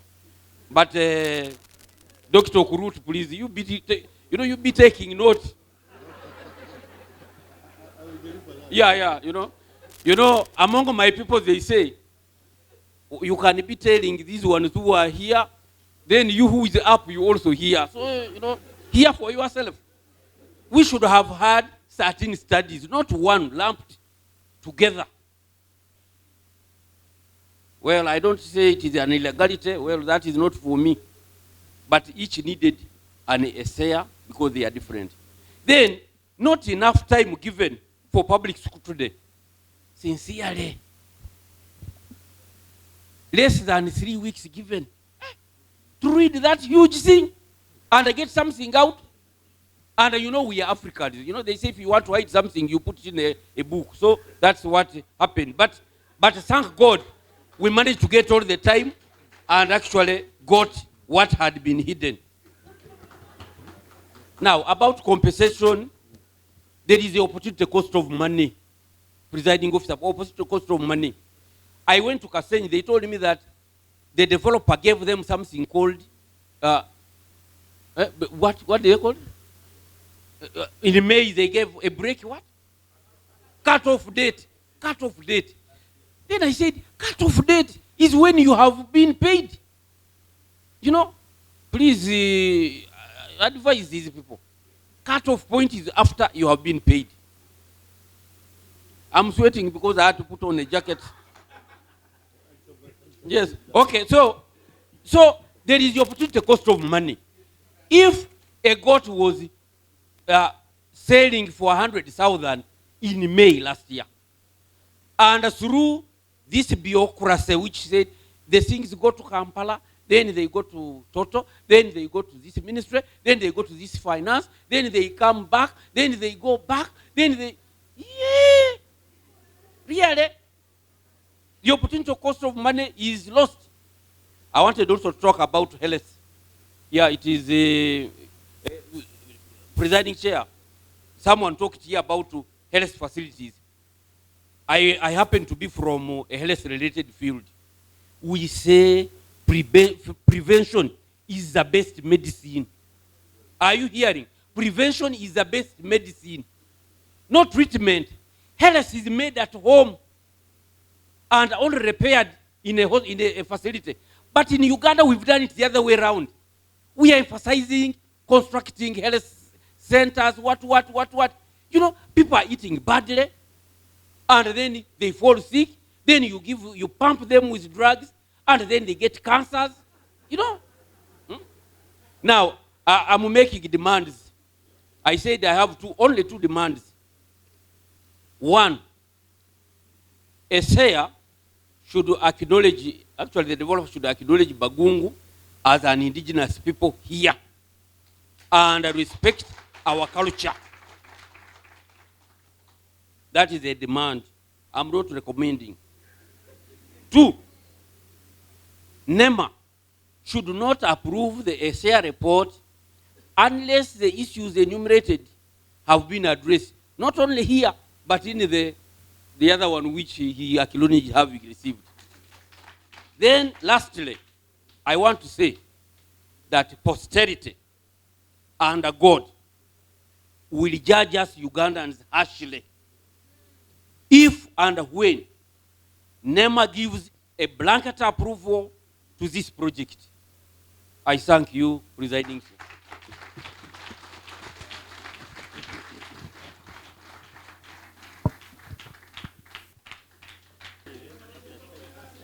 Well, ladies and gentlemen, we are getting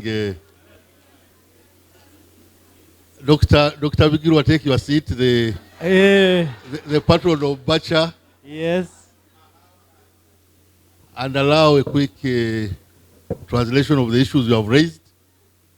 A quick one. Presiding officer. You have made very good points, so let's have them translated. In the same way, I wouldn't wish that we translate. His points were clearly directed, and they have noted. These people are supporting it. They are nodding vertically. Thank you so much. Okay. Very good. Thank you very much. Now we need to agree.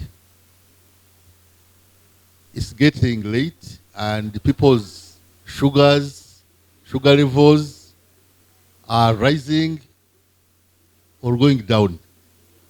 However, if we think that the presenters coming can do their business in 5 minutes, each of them, and I'll be strict on time.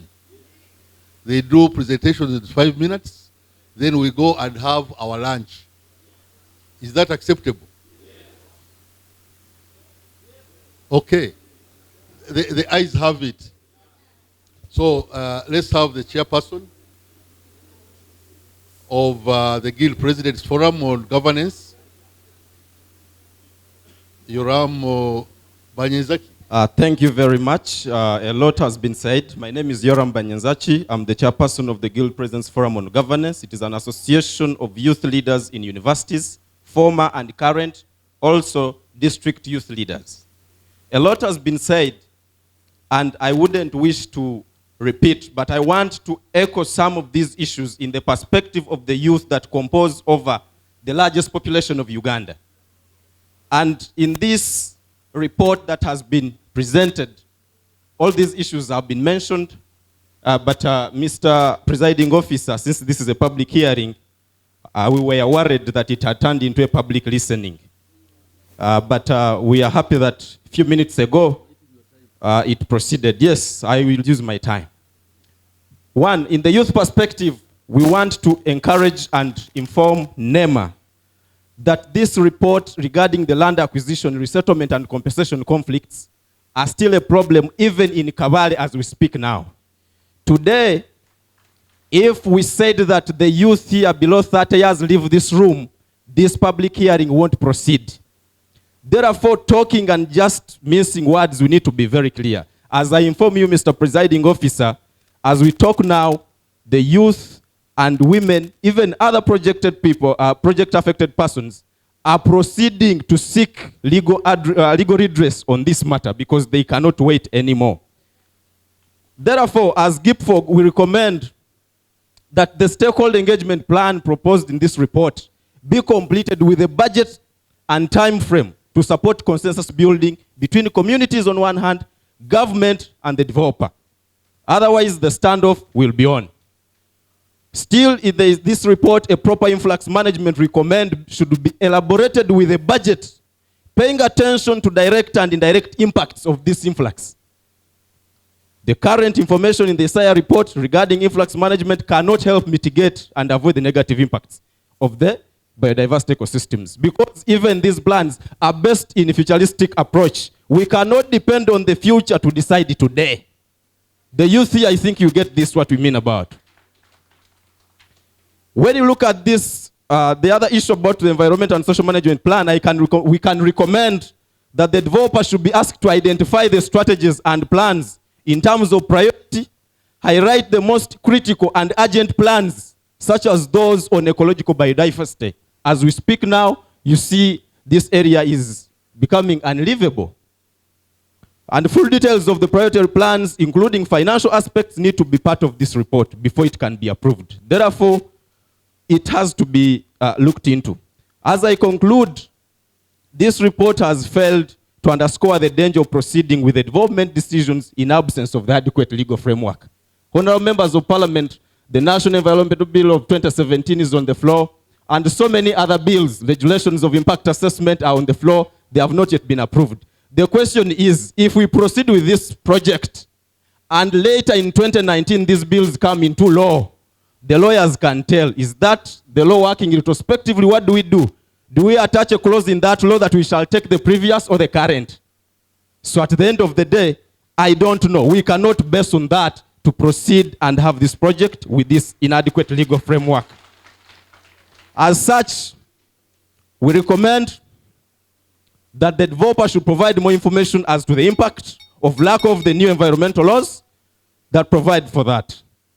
Mr. Presiding Officer, I'll conclude by saying that we need this oil as of yesterday, as people have mentioned. But we may not need it tomorrow if we proceed the way it is. I submit. And by saying NEMA should reject this report and advise the developer to go back and either address or we go back to the drawing board. Thank you.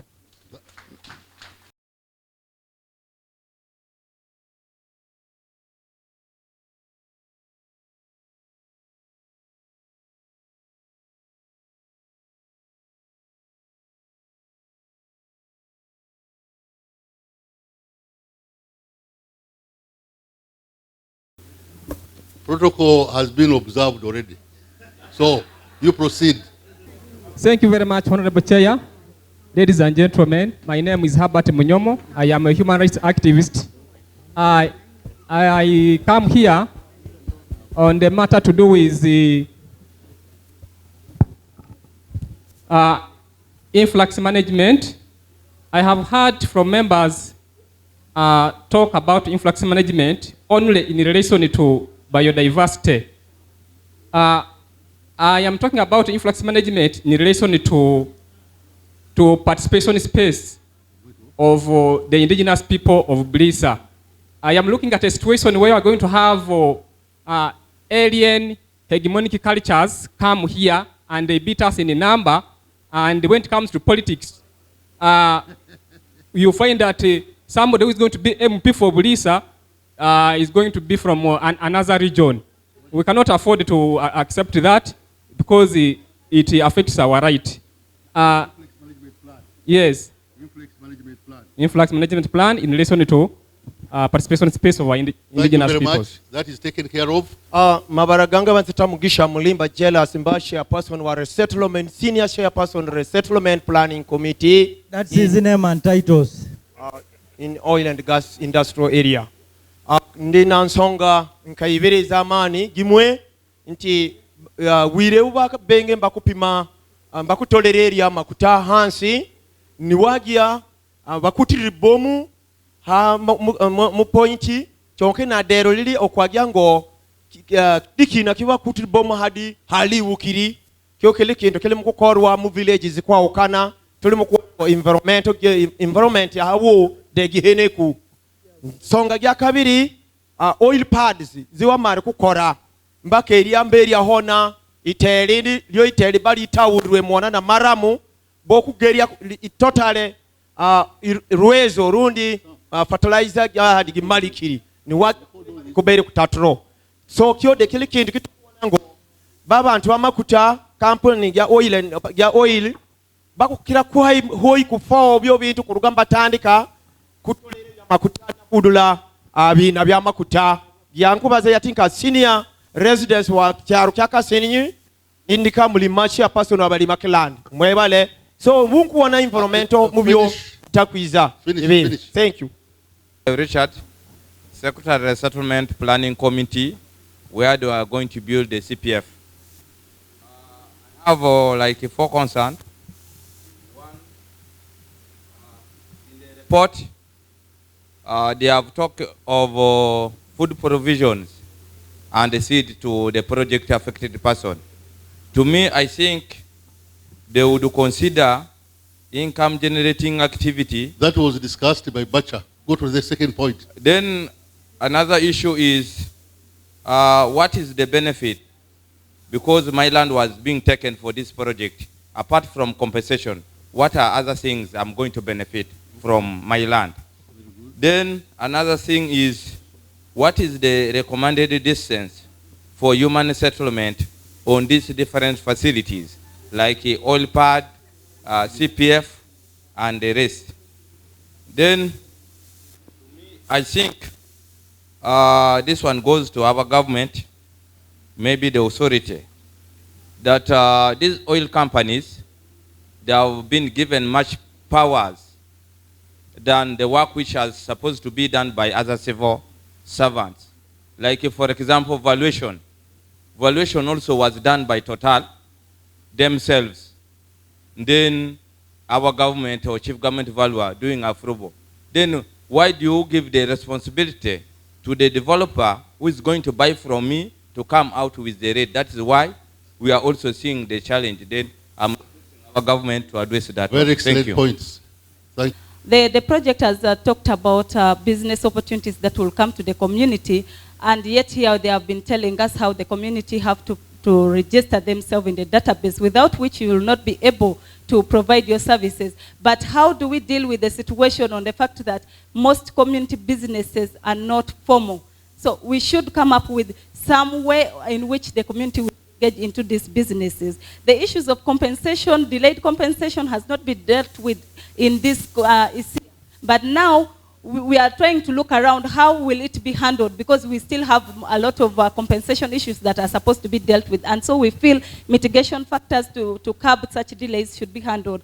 And we also have, in one of the benefits, they said there will be economic growth. But this economic growth, they explained it as many people will be coming in, there will be business boom. But we are not looking at the fact that there will be pressure on the environment or the little resources that is already existing. So how are we trying to mitigate that factor in that case? At the same time, with economic growth, influx of people, there will be increase in, there will be high cost of living for the community. Have we prepared the community enough to adopt to such situations? That is something we want to look at. The ESIA has not taken into consideration the human rights aspect impact of this business that we feel should be handled, because it dealt with only the social part of it. How about the human rights based that will come about? That one also should be dealt with. And we feel also that the issue of border migration from other countries, the Congolese have already been coming here. The issue has not been dealt with. So we also need that to be handled. And then the gender aspect of this report has not been taken into consideration. So we feel that should also be handled as well. Thank you. Those are very good points. Thank you so much. I'm Rebecca. I work with the Uganda Human Rights Commission. She has already touched on the issues of human rights element of the report. And as Uganda Human Rights Commission, I joined the other colleagues that were represented before. There's a need for us to implement the human rights-based approach to development in as far as this report is concerned. And I take note already that redress mechanisms were discussed, but from experience, I still emphasize that there is no way we're going to achieve the objectives if the structures on the ground are not being given the capacity to implement. So I think still they need to really look into the aspect of the redress mechanisms vis-a-vis the attaining the objectives. And then also our concern as a commission is in as far as how are we going to disseminate this information, the report to the most vulnerable persons in the community. And for example, I take the visually impaired. I am wondering whether there are plans to develop the Braille version, how will they be able to take note of the progress, the discussions that are taking place. And also the key important element on top of what has been discussed is in regard to the government observing its commitments in as far as implementing the grid issues that normally come up. For example, it was already highlighted the cutoff dates is still an issue, and as a commission we pray this is not going to come up again in the recent project that we are discussing today. We will submit our detailed comments to the relevant authorities. Thank you very much for those comments. Let's proceed. The name Bienkia Simon. The title is Concerned Citizen. My humble request goes to NEMA. I'm trying to talk about the boundary between national park and we human beings. Today in Uganda, Uganda respects animals better than human beings. So if you go to the national park today, you encroach just some few yards, and the game ranger or finds you there, makes sure you are dead. So my humble request is, today, I'm requesting NEMA to revisit the boundary. During colonial time, the boundary was very far, but when there was this sleeping sickness, people ran away from here. Then when they came back, you have got your point. Can we proceed? The point is, I am requesting the boundary to be revisited. Thank you very much. But please let us be within the context. Yankubaza lugongo wabahindura nkubaza lugongo banze tasa mwiri bigirwenkya ndi wa mo kasinye kinde traha kizuru kilina total nsonga ndi mabantu 11 omwe banyakusola kusayininga twaswiri rundi ja nyaswiri hawakuba usente wawulu udolu kusokwa ogula hande nyako babangure itehe ekazodi gasat ne hande bo baswiri jankule misya kwa government jonke nkwende bagula itehe bamfurure hande nkabo bafurura muntu nkusima hoyi bitongole byensenya biziri genda nsonga nkusima bitongole byensenya kandi gyakendu kindi nakyo kusalira kunyamani kule kukendu kyezo kinyegwiri kikwate geni netehe ziete bibyo byonkukoba kitongole kike kalikasemere kumanza kuingira kukoba ntingo bagungu bali kwanete Uganda kwerema gyakabagya gire bagungu bali hone de bali mulisia awa kyano so kukoba ntingo bagungu bali kwanete lili apaka kyo kyakubanza kya kabiri mu ikoro lya uli amakuta wodi nyegwiri mu bigambo ikwategeni na mezi uchafu undu uli muona uruga mu yo bintu akuba makuta gagugore mukibonera kya hona nga wenga kusansana ka mutimba ngasi watimba gadigezi gabino agabwoma ati gagomezi gabi kusikikira ko watu bali muhendo gwago gasora kwiza kuhenera itakali yetu kandi mezi gagugeta katugeyambisiambe mukunywa kali na kukoresa milimo myetu mindi kyoke basemereri kuba nwatuolekereria mulingo gwa kwiza kugabikira muona alekegata leta uchafu mwitakali yetu kya kindi kigili kya nanka kindi nkubaza bintu kwategeni orakibazaira tugende tugende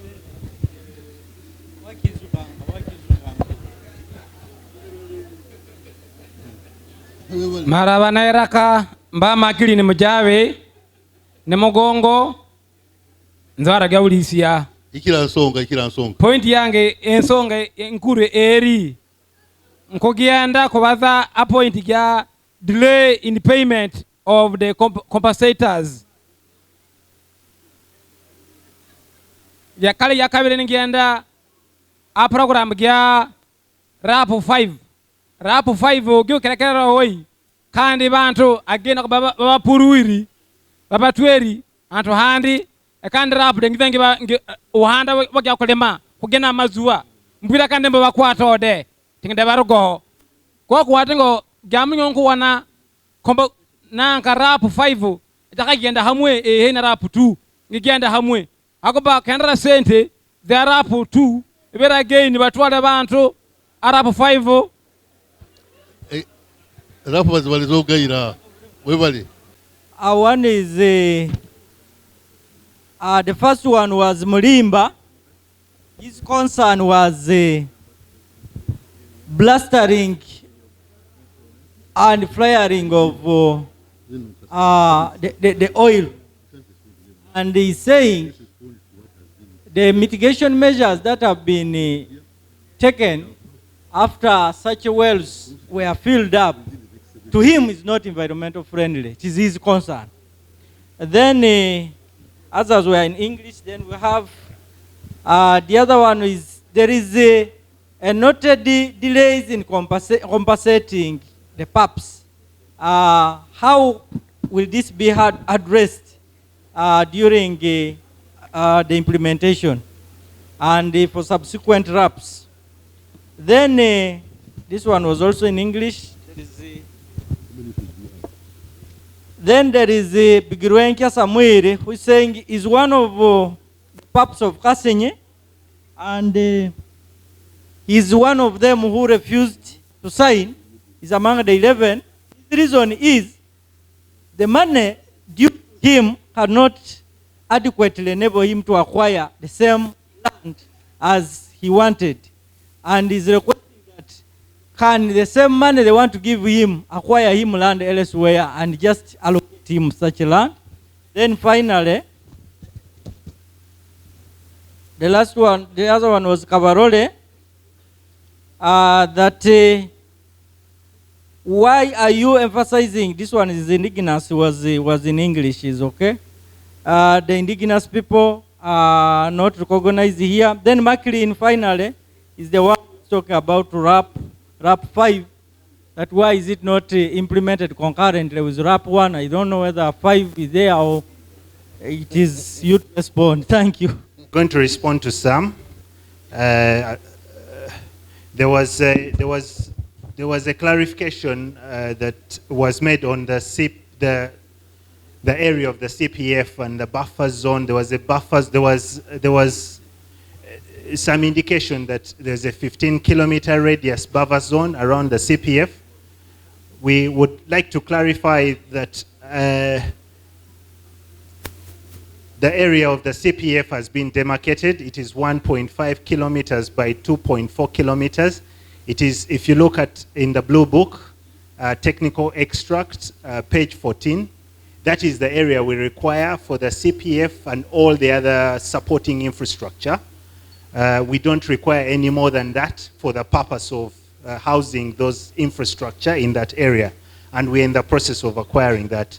The details are also in the ESIA document, volume 1, chapter 4, project description. It gives a clear elaboration on what requirements in terms of land we need.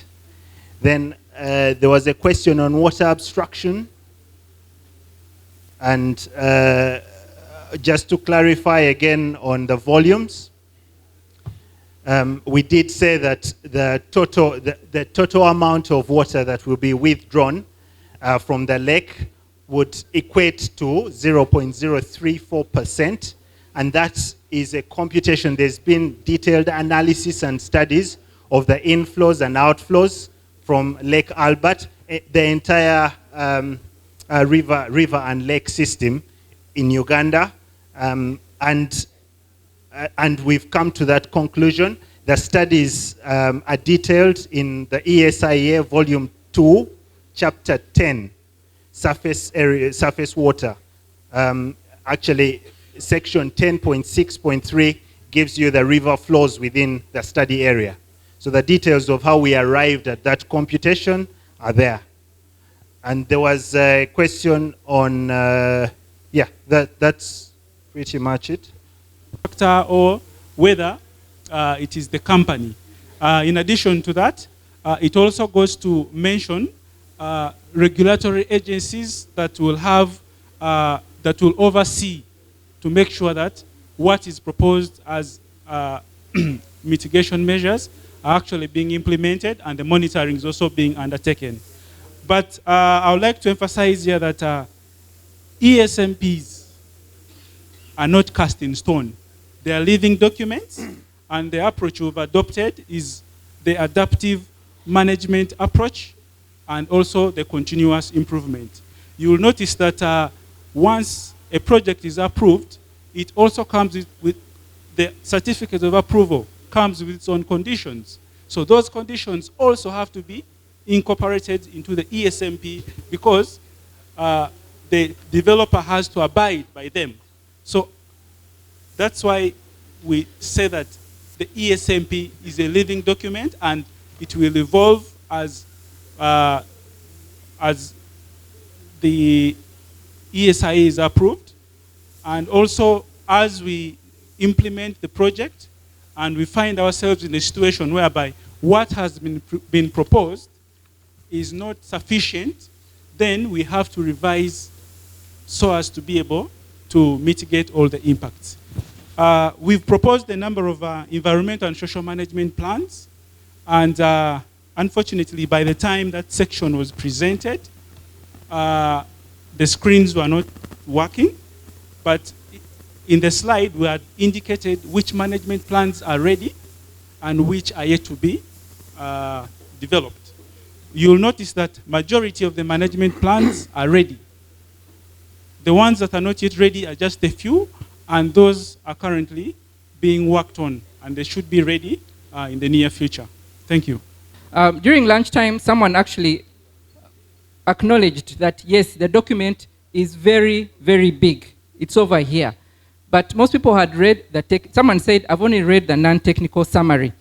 And the comments made at that time were based on just that section, but later when they were guided, which section. And that's why we are laboring to tell you, you check in this chapter, you check in this volume. You may not need to even look at volume 1, 2. Maybe you just need to look at volume 6, which is actually the appendix, to see actually who was engaged. For example, for human rights, when you send us the comments, we shall be able to tell you the individuals who were engaged, Paula and her team, Duru, and the engagements that were done. So that's why we're laboring to give you those sections.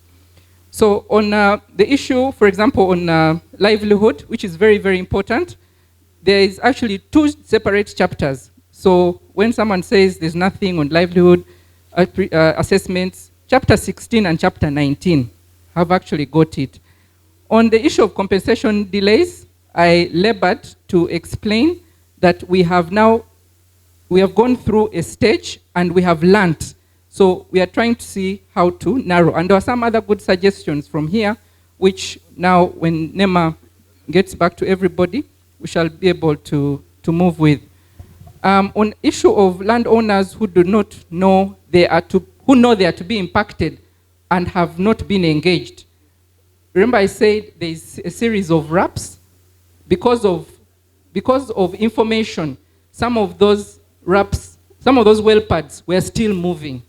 So as soon as we know exactly where it's going to be, then we trigger. On why, for example, the roads cannot be put with the CPF area, the CPF area covers about 4 villages. And then these other roads are all over the place. So from a geographical and management point of view, it makes sense to put them separately in what we are calling Resettlement Action Plan 5.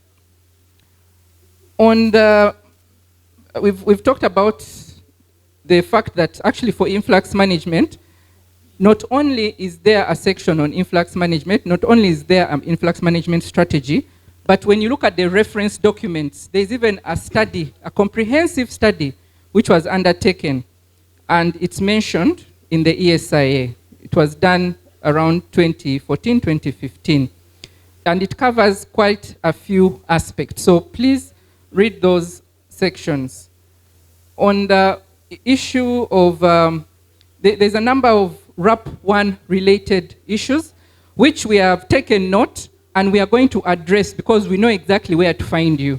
So those will be captured under those activities because right now they are ongoing. So we want to focus more on what is actually in the ESIA. In as far as, in relation, okay, I just want to make a point on the indigenous communities.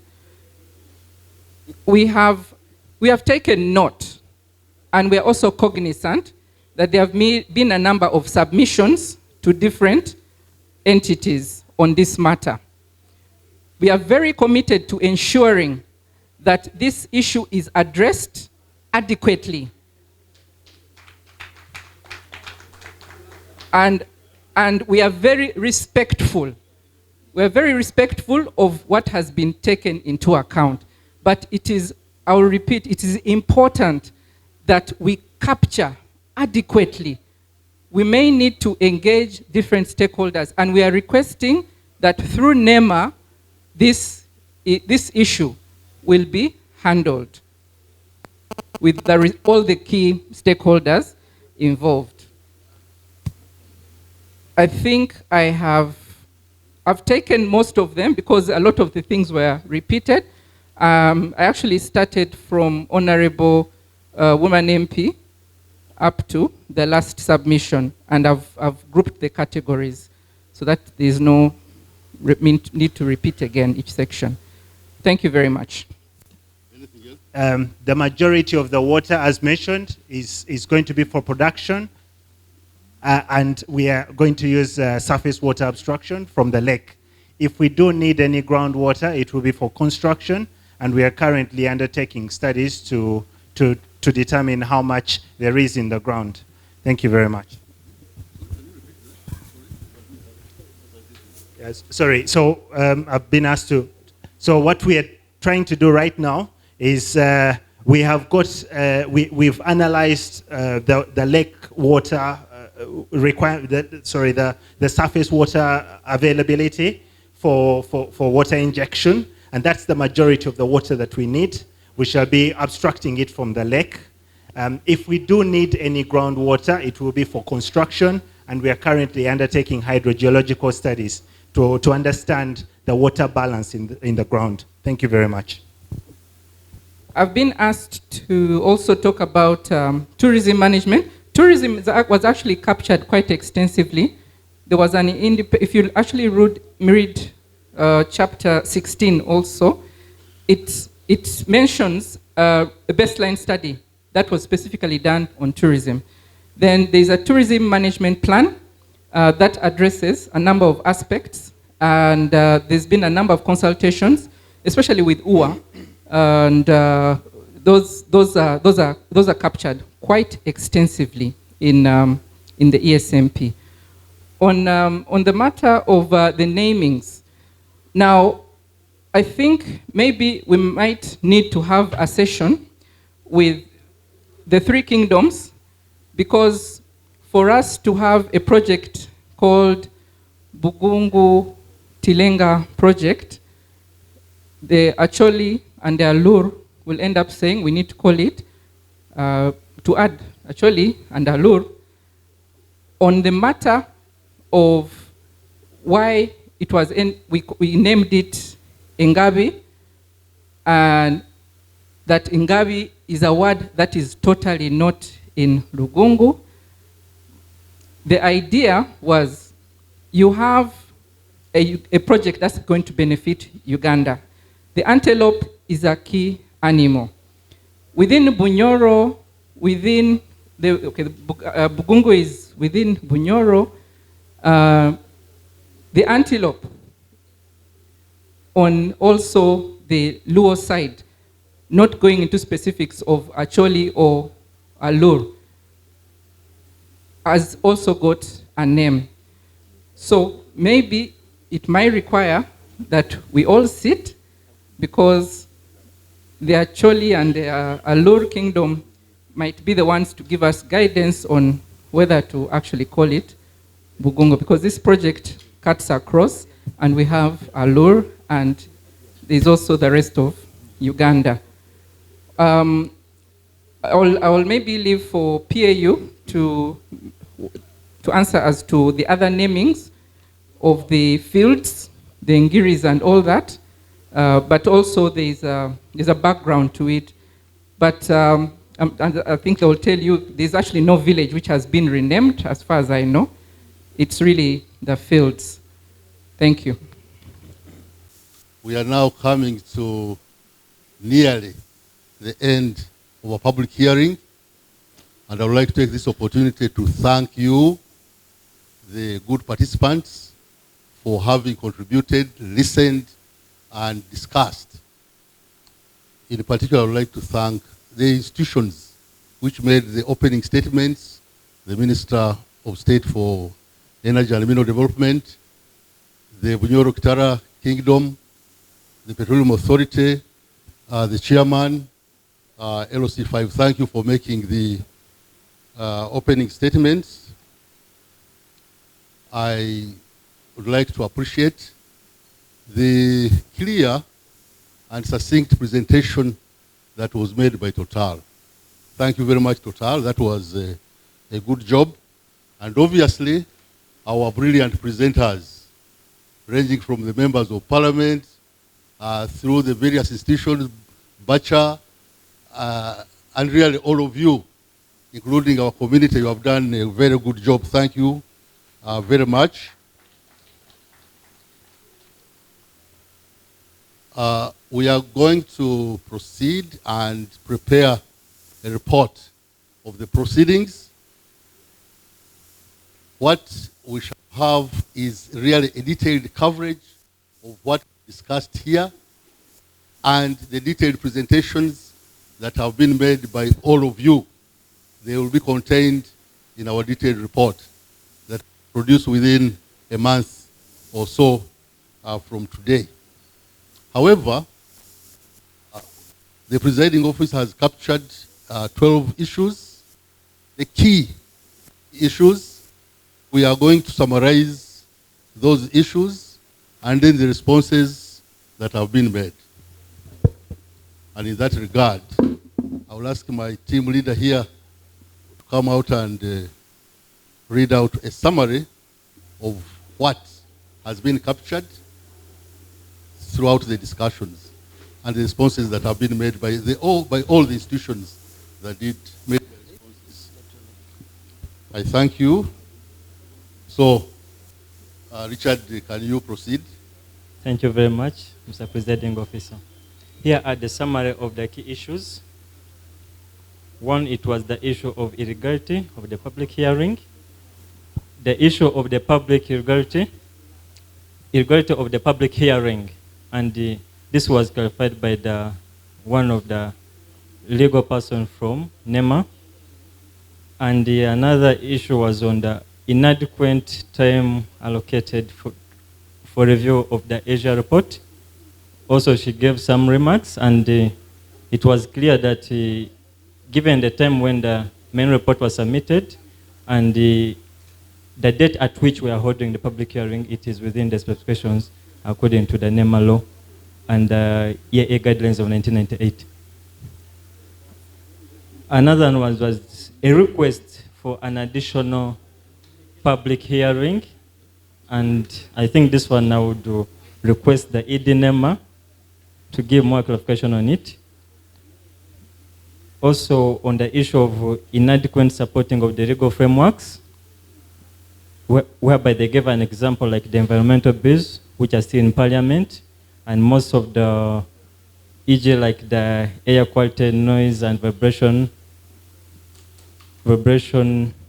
regulations, which are still in drafts. Also, this one I'll direct it to the ED NEMA to give clarification on it. Also, the issue of having over 13 projects under one ESIA. The ED also will look at that. Then there was an issue of land acquisition in respective to management plans whereby they talked about an example of influx management, and they requested that RAPs, they should be agreed with the community, with the communities. One of the representatives from Total has given an highlight on this, that the RAPs are still ongoing, and they will look into this. Another issue was on the buffer zone. The buffer zone allocated within the ESIA, and the space left in between, the 15 kilometer off. I think we had a clear clarification on that, and he referred to the main document also. There's that statement.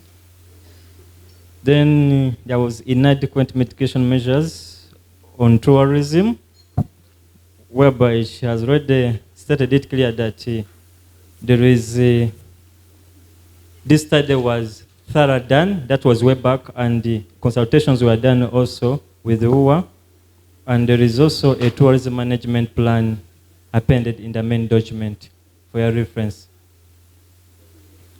There was an issue of inadequate engagement of key stakeholders and the allocation of their roles, whereby the Bunyoro Kingdom team, they were mentioned about the issue like it could have been prudent for them to be allocated a role in the ESMP in the issues regarding the cultural heritage and the charge finding procedures. Also, failure to consider the Bagungu as the indigenous people, and the naming of well pads with subsequent naming of the project subsequent well pads not in line with the norms of the community, especially in the Buliisa area. And the social development specialist from Total has clarified that they will have to sit with the key aspect of Buliisa and the Nwoya side. There was also the issue of the transboundary agreements between Congo and Uganda and the implementation of the transboundary management plan. That one also has not been given clarity on. I think we have to look at that by the development partner. Limited analysis on the baseline data in relation to air quality, water obstruction, noise and vibrations. The technical person from Total has already updated this, and he mentioned that if you look into the main document, which is the ESIA, there is a chapter basically meant for that. We shall also refer to that. Then lastly, I was like, ESIA is a non-commental.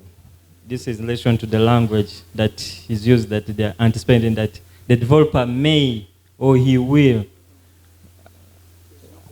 And to them, they interpreted that this is like, there's no commitment in the implementation of the ESMP.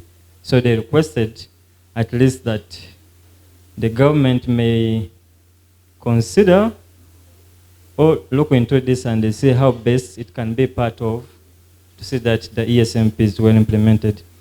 Also, the environmental specialist from Total, he tried to highlight out the importance of the ESMP, and he clearly stated that the ESMP basically highlights both the potential impact, the proposed mitigation measures, the monitoring indicators, who are the person responsible, and it also shows you that it is not a one-day kind of work, but it looks at that the continuous improvement during the implementation of all these projects.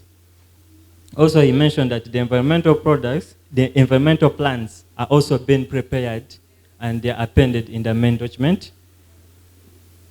And he mentioned that some of them are already in place and some are yet to be in place. Thank you very much for listening.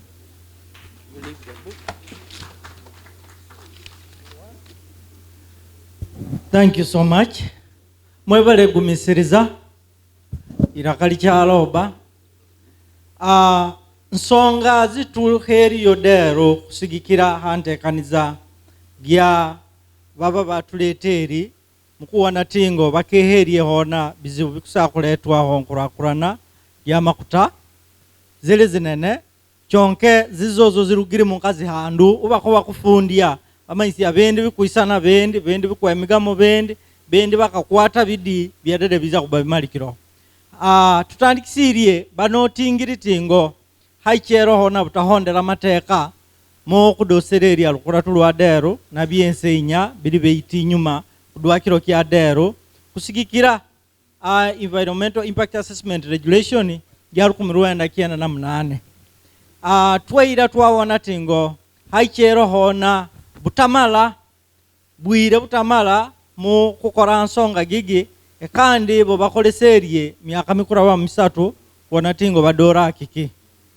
twaira twawona tingo haloho usaba kwa mani honorable yasabiri parliament gifune hearing yagyo namakerere university academicians unda academia baba kalimagezi bali ko basomi ba bitabu gyakane halo butamala mukuyambibwa kusagikwa bitabu bilo bya mateka halo hona biru gichali mu parliament gya environment kandi gyakayamba hona kukora bintu bimwe mani nkampeo na bintu bikutoka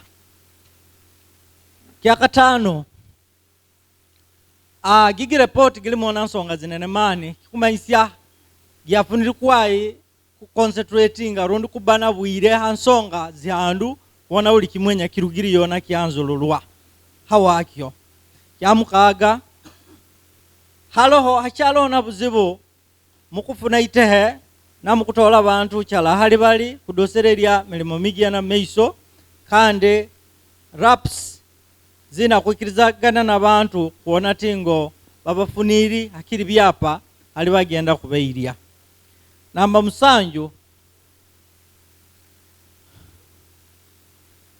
bintu bya buffer zone gigyo gibakoba giligia itali nene hoyi ligia na kubandi sigala litakwikirizibwa muntu likolesia yikwetaga kuhamona kierere zikinene kilomita 15 zinene kuruga CPF abantu bakwetaga bege kikyo kikubaingira hoyi mu bugabe boyikolesia itehe bini ngo bibazo kwa kubabili kwa byange bo bakubiralo bendi bolokerie tingo baiza kubamba ebihando linga ati chonke zozo nsonga za dero rukulatu lwa dero rugiendiri nazo zozo nkusoma halo hona butamala bwa bibyo bintu bibatero hona nkabigia na kuba nkabisika sobora kuba kukeya homani gabizo bikwiza hawa ankora na gya makuta hazo kahona de bwire bwali butakumala buba heri mukweulya mu bantu nkabyaro nkamagombora bwa mari kwaye kandi bantu banene aba testifying ngiri tingo engagements bazatendi ngiri kwaye baira baikiriza tingo nsonga gindi girugiri mbantu gyamani haichero kwayi hakalona kolekya tingo bantu nkabagongo baicheri kwayi mbabawona nkabakama itehe kandi bo basangwa bamuona kiki kihanduhoi bana bebahandikiro betunza kwayi bisoma okubakirongi tingo bakitweri kandi halo hona songa gendi gyakuha project gyogyenke Tilenga gitutaikiranize nagyo kandi namabaraga bahamazuba gakwaho kana kubagatale mu mabara getu gakadega buhangwa bwetu alona nsonga gya 12 gya halona kintu kya nsaru za Uganda na Congo kyode kikwetaga kulingirwa muona bwire mukyale then haloho kya hakali hataloho hazokiri kuba hataloho bwire bukumala kwetegereza hoyi nsonga za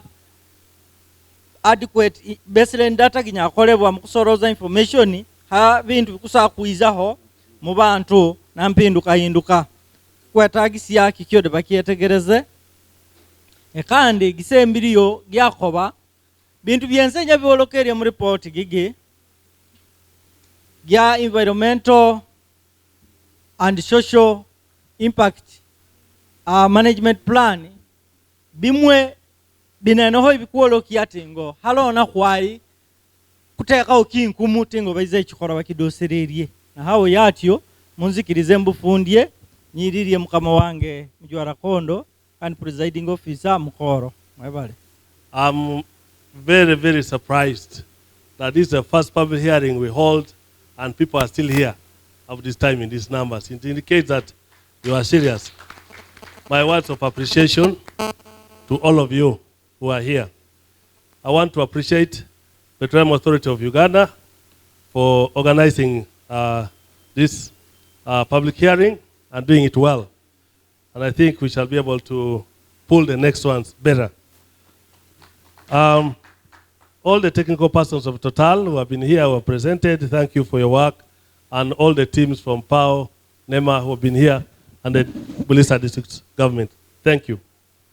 Now, I just want to outline the next steps after here, because it's very important to know that what's going to happen to this work. We're still inviting comments from you. If you have any residual comments within 5 days in writing, you can submit them to the presiding officer or to NEMA within 5 days, because we want the presiding officer to write his report and compile. We have quite a number of submissions that have come in writing. He will compile, group them, and he will put his views also on them. And within 30 days, he will finalize that report and submit to NEMA. We'll do nothing. The report, when it comes to us, our work is just shift it to Total. That Total look at what has come from the public hearing. As indicated earlier by the lawyer when she opened, we have already done the analysis of this report as stakeholders of government, NEMA and all the stakeholders of government, including partners who have that. We've gone through this report in detail, and that yielded the second, the document that you have here.